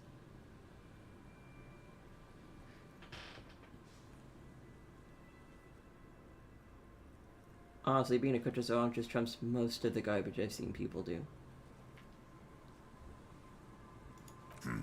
My methods do not differ from other scientists. I simply draw upon a wider variety of evidence. And I have more hope that something truly surprising might happen. And has anything truly surprising ever happened to you? No, as I said, I have yet to catch a cryptid. Although I have come close. Close enough to keep trying. Interesting. Something for later, this close call.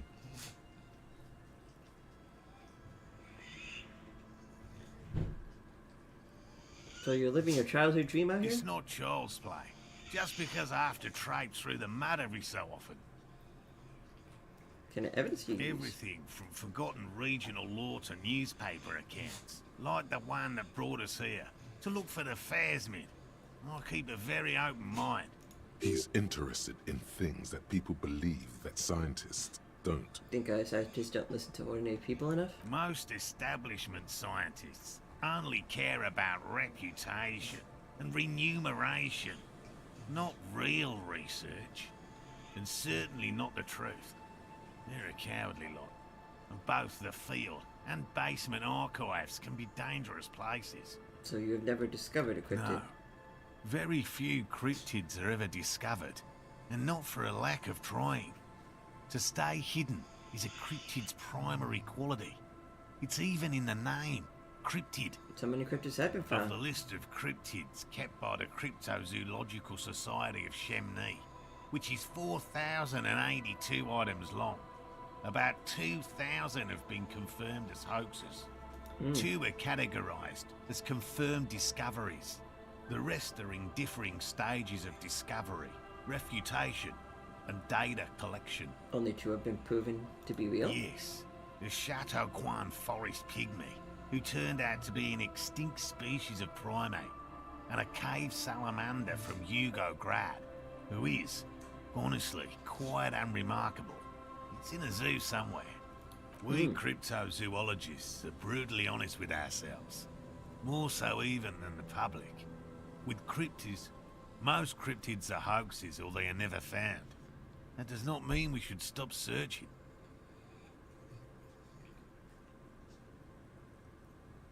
Not approvingly. Then the insulin plasmid will be the 3rd. Indeed. If our expedition is successful, every paper in the world will report on it.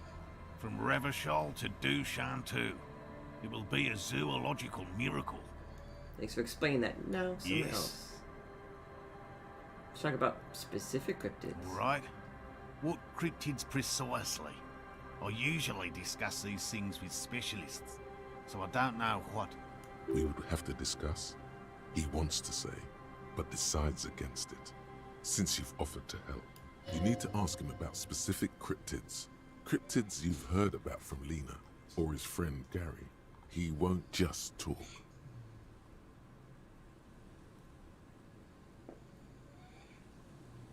You almost catch, you said. It was A caught. willow person. It's a long story. One non-specialist would find rather dull. Willow people? Not at all.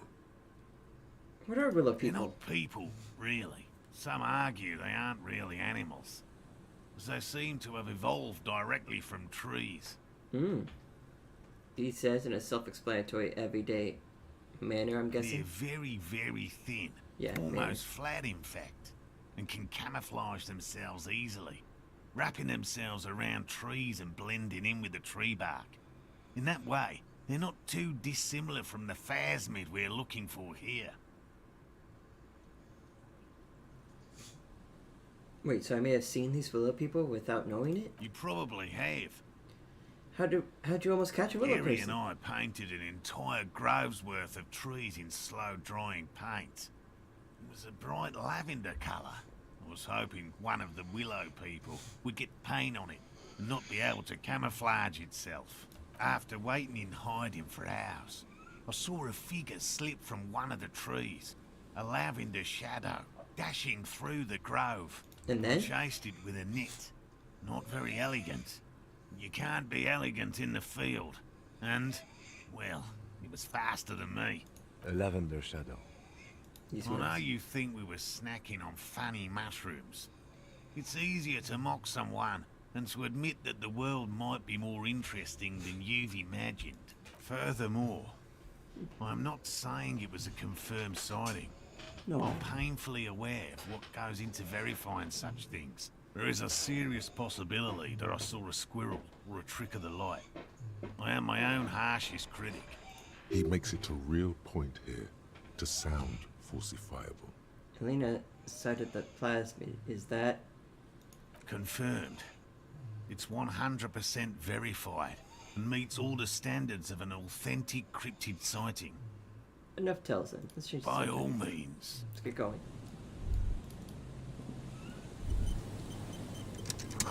And here, just carefully constructed.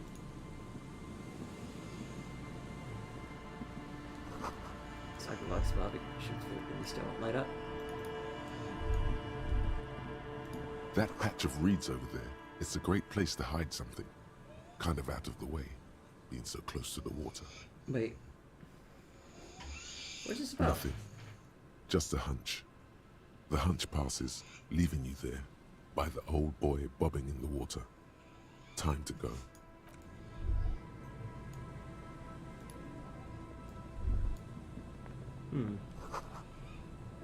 Man, take floodgates over the bullet holes. It's like crumbling. Well, let's get a fire going near the ocean.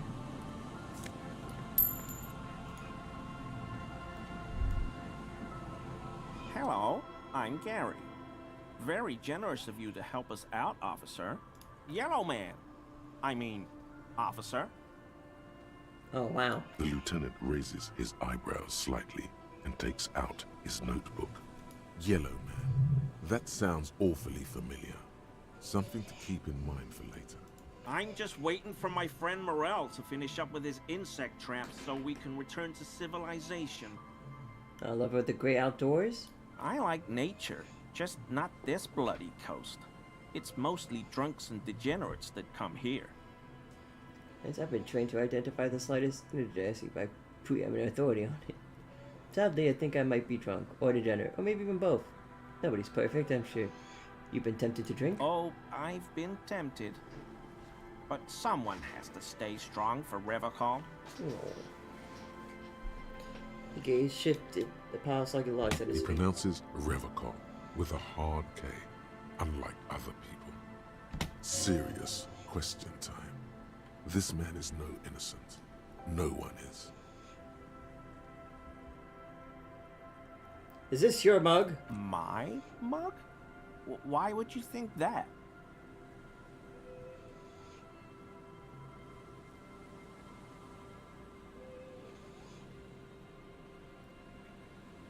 You said yellow man in this, and that's not something many people go around saying. Really?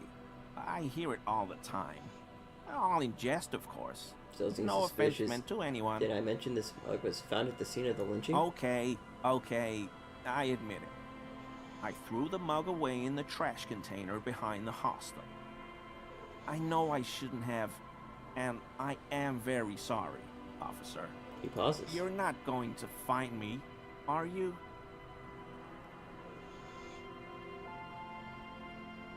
I am about to find slip for 100 real. For 20 real. Okay, I deserve that. And I won't do it again. You have my word. He accepts the slip, the copy paper with the I phone on it. don't know what got into me. Stuffing my garbage in another man's property, it's... I've been having trouble at work lately. The Koikos are price dumping us out of competition. What did you do, Gary? Nothing. Nothing. Just answering some questions. helping out the law. Into the trash container? How'd you get into the trash container? I know a guy who works with the trash collection services, CS Municipal. He gave me a master key for the trash containers of Martinez. Why would you need to get into everyone's so trash? I can use the Whirling's trash compactor to store my own stuff. Garbage disposal is expensive as hell. The damn Bohemians run it like a mob. I'm sorry, okay? I thought I could cut costs. I shouldn't have. I shouldn't have disgraced myself. Disgraced? No need for the histrionic, sir. It was, after all, just a trash container. He studies his reaction. Gary doesn't answer. Okay, did you put the clothes of the murder victim, the man who was hanging behind the whirling rags, into the trash Officer, container? please. Let me explain. It's not like that. Dude. I was only cleaning up. I live right across the yard from where he was hanged, and I saw him stripped naked. All the clothes lying around in the yard, smelling. People are animals, you know? Yes, yes, what happened? Then I came out to clean up the rags because no one else would. I put them into the Whirling's trash, along with a broken mug, admittedly. Did you just my mid-sentence? Okay. I was coming to throw the mug away, and, well, I threw the mug there and the clothes too. Right. It was just civic duty. Lieutenant Marks. Exactly. That's exactly what it was. You wouldn't know civic duty. Victim's missing armor, would you? Armor? No. I mean, yes. Of course. I know he was wearing armor, but I don't know anything about it. There's something going on here. You should observe him more closely after this topic is concluded. I hope I could help your investigation, in my small way.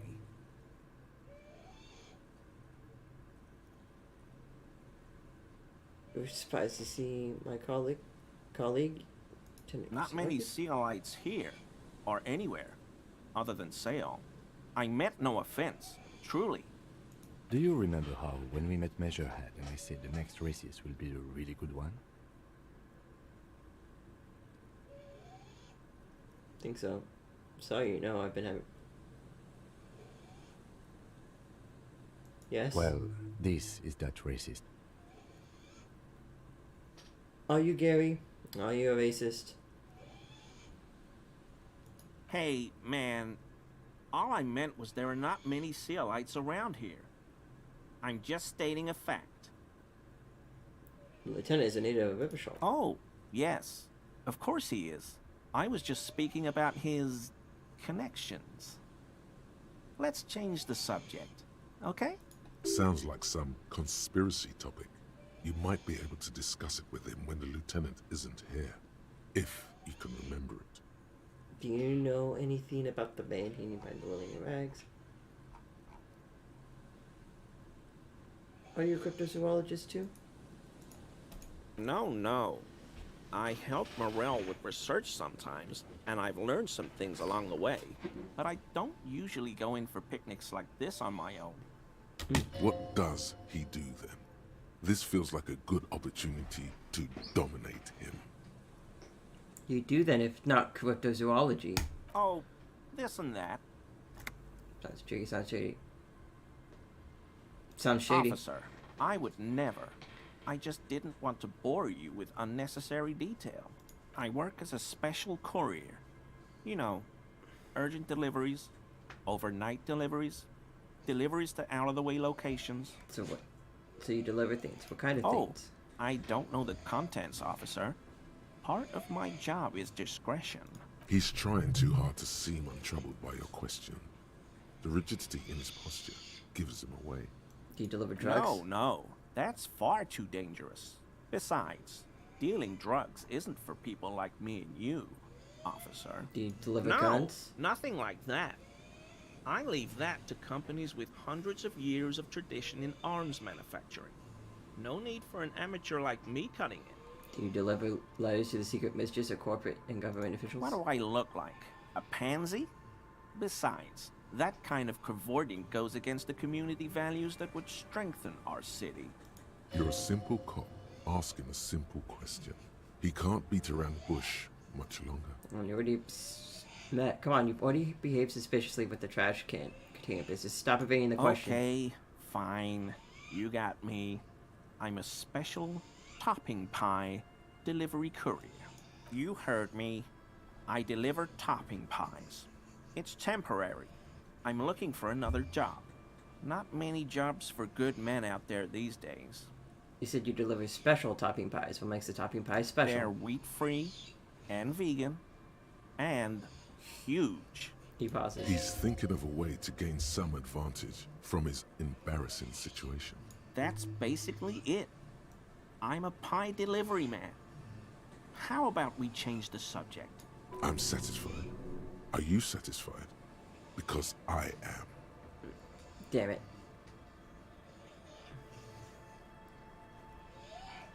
Any idea about I the told body? you everything I know, sir. I'm truly sorry for the mug, but I have nothing to do with that.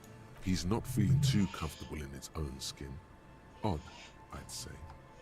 You said River Cole? I like to pronounce it the hard way. The old way. The Vespertine way. He winks at you, trying to relay some hidden message, inviting you to mispronounce it too, perhaps. It's odd. It's a secret rite. A very fringe nationalist handshake, probably.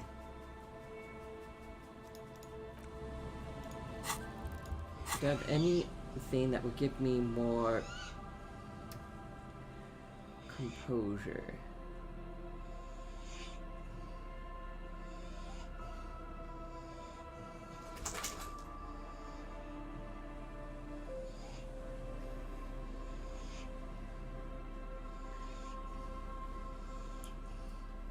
No, whatever I have is already giving me a +1 in composure.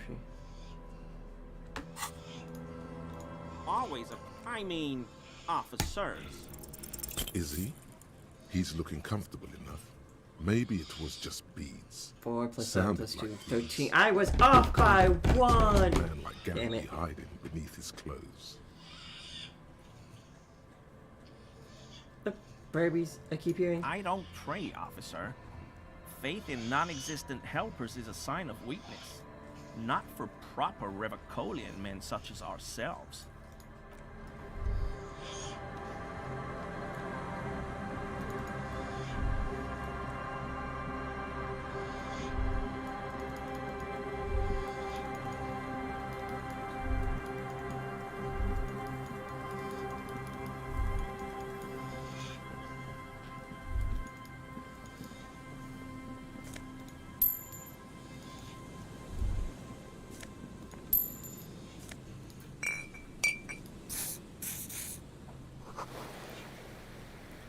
Box changed. Now it's empty. There's a path no way from here.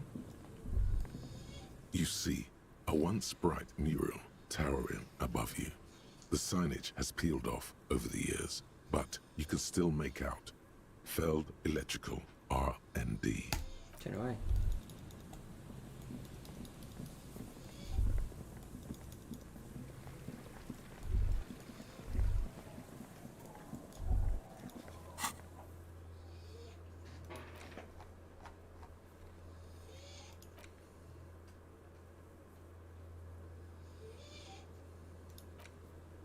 That's good, man.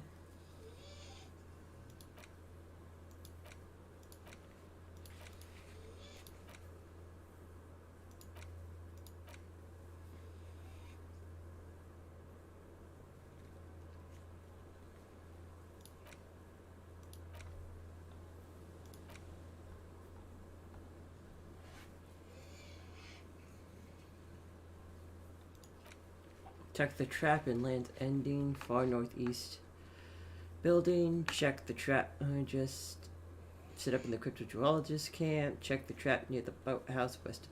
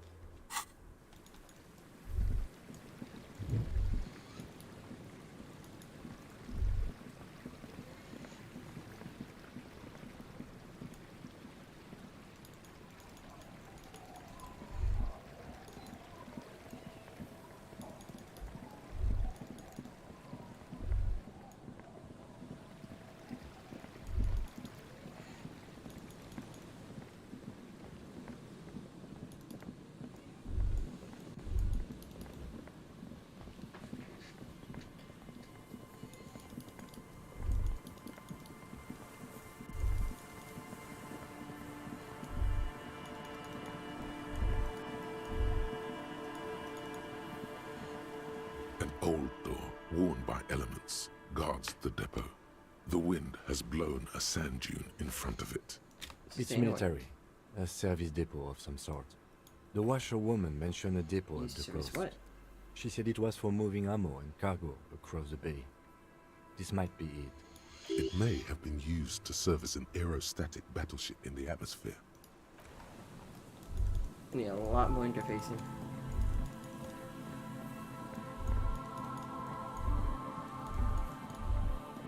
Alright, there's the trap.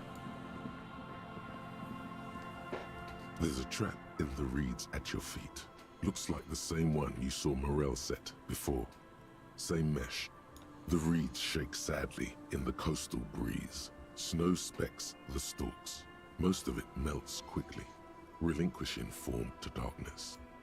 The wind picks up here, near the cape's end, surrounding the narrow strip of land from 3 cardinal directions. It's cold for this time of year. Locusts are crawling around in the trap, confused but uneaten. You see no carnivorous reed phasmid gorging on them. Big surprise. Anyway, 1 down, 3 to go.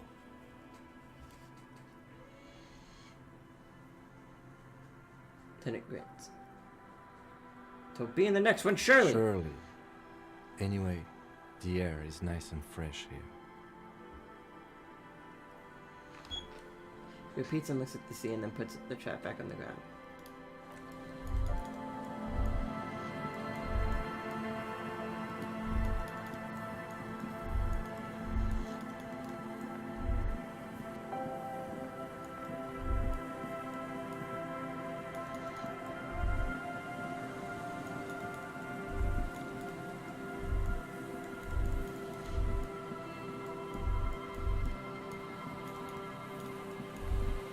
Now we just need to find another trap.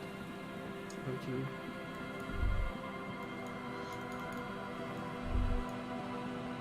2. And then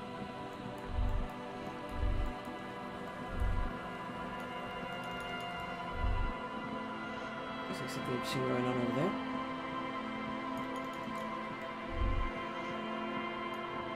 Only up here, right? No.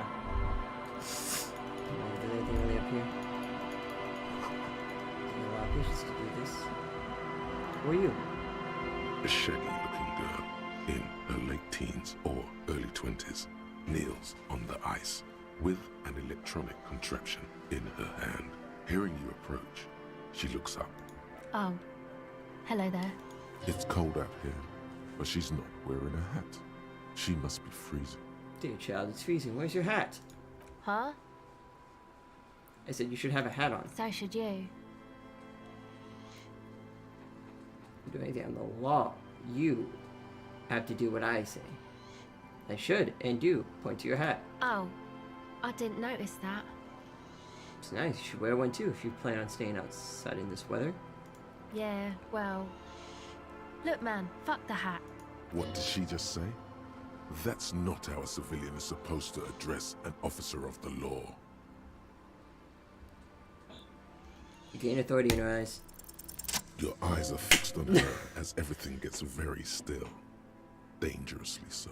Excuse me, what did you just say? She looks down, pretending to be busy with the device. Make her meet your eyes. The kid isn't arrogant. She's just afraid to look you in the eye. You already put her in her place. I am the plea. Please, you would do well to avoid that kind of language with me. You're right. I shouldn't have sworn. I'm sorry. She looks up like a scolded schoolgirl who uses a thick makeup. Now some questions for you. Okay. What's your name? Estelle. And your surname? Why? I'm from the police. It's for the paperwork. Okay, it's Berger. You have little reason to doubt that's her real name. But she's not all that surprised by this cop show questioning, is she? What's that device you have there? This is a portable recording device. It's for field recording. Low quality, but still. And the wires? Actually, just one wire. I picked on it till the braiding came loose. The wire leads to a contact microphone. What's the contact microphone? A contact mic records sounds from inside things, like this ice. Your mangled brain would like you to know there is a boxer called Contact Mike. News on his name and No. You're welcome. does it have anything to do with Contact Mike? Yeah, I record stuff with it. No, I meant the boxer Contact Mike. No. This is a contact microphone. It's for recording inside solid objects. Contact Mike just beats people up. You know, Contact Mike doesn't just beat people up. Contact Mike is a role model. An entire litany spews forth. Nice. Yes, you heard right. You should try to be more like Contact Mike. A successful athlete and an inspirational figure who has overcome social, physical, and mental obstacles. On second thought, screw Contact Mike. He's not a champion. You are.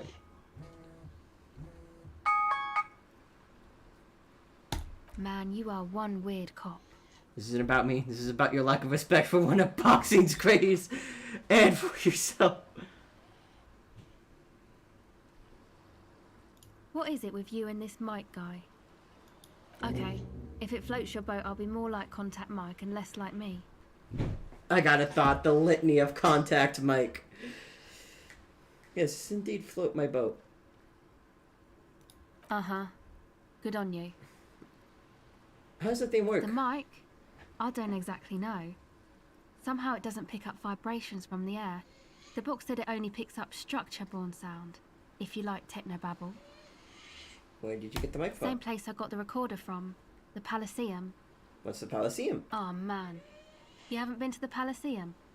It's the coolest place in this whole drug-addled shithole. It's a music club and a synthesizer workshop on Boogie Street in Jamrock. Musicians live there, like real musicians. I once saw Arno van Eyck. Thinking about it really cheers her up. It's a long way from here, though. Sounds interesting. Who's this Arno guy? Sounds like a place for congregating homosexuals. Okay. Oh yeah. Guess you wouldn't know Van Eyck. Or really be a Palaceum going kind of person. I get down. I don't know what that means. I grind. I don't know what that means either. It means I'm hit beyond my years. Nor do I. I have concrete evidence that I rock in that in form of... And I'm completely trashed. So tell them. That's cool. Because on her fingers looks like she does. What to say? Right. Time has deserted me. Despair creeps into you, getting fat on your weakness. You know, we're just gonna stop there because I just died. And my alarm went off, so we did a lot today. We did a lot. We accomplished a bunch of things. Talked to people, did all that stuff. I'm probably maybe tomorrow gonna double check to see how much progress I lost, and then I'm gonna have to ask all those questions again because I immediately quit out versus actually like saving my progress or seeing where that load save was. But you know what? That's fine. I'll just take care of that tomorrow. It's okay. It's cool. I hate myself. Anyway.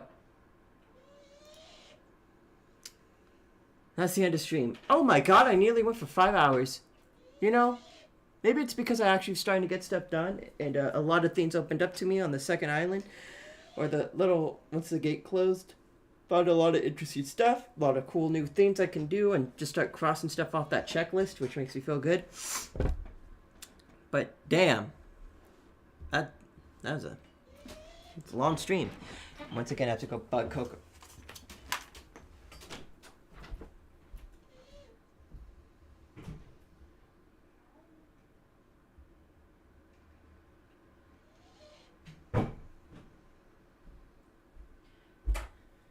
Before she was on the ball about this. Now she takes her sweet ass time, you know? You know? Back in my day, Coco used to be like, I'm on stream, and just immediately just bye-bye right there in chat. No hesitation, no nothing. No like, I don't get into it. Oh my god. It's 3 letters, a space bar, and 3 more letters for a total of 7 things you have to type. It's not that difficult. Oh, but you could spam emojis in chat. You could just fucking shotgun blast emojis like it's nothing according to you. Okay. Bye.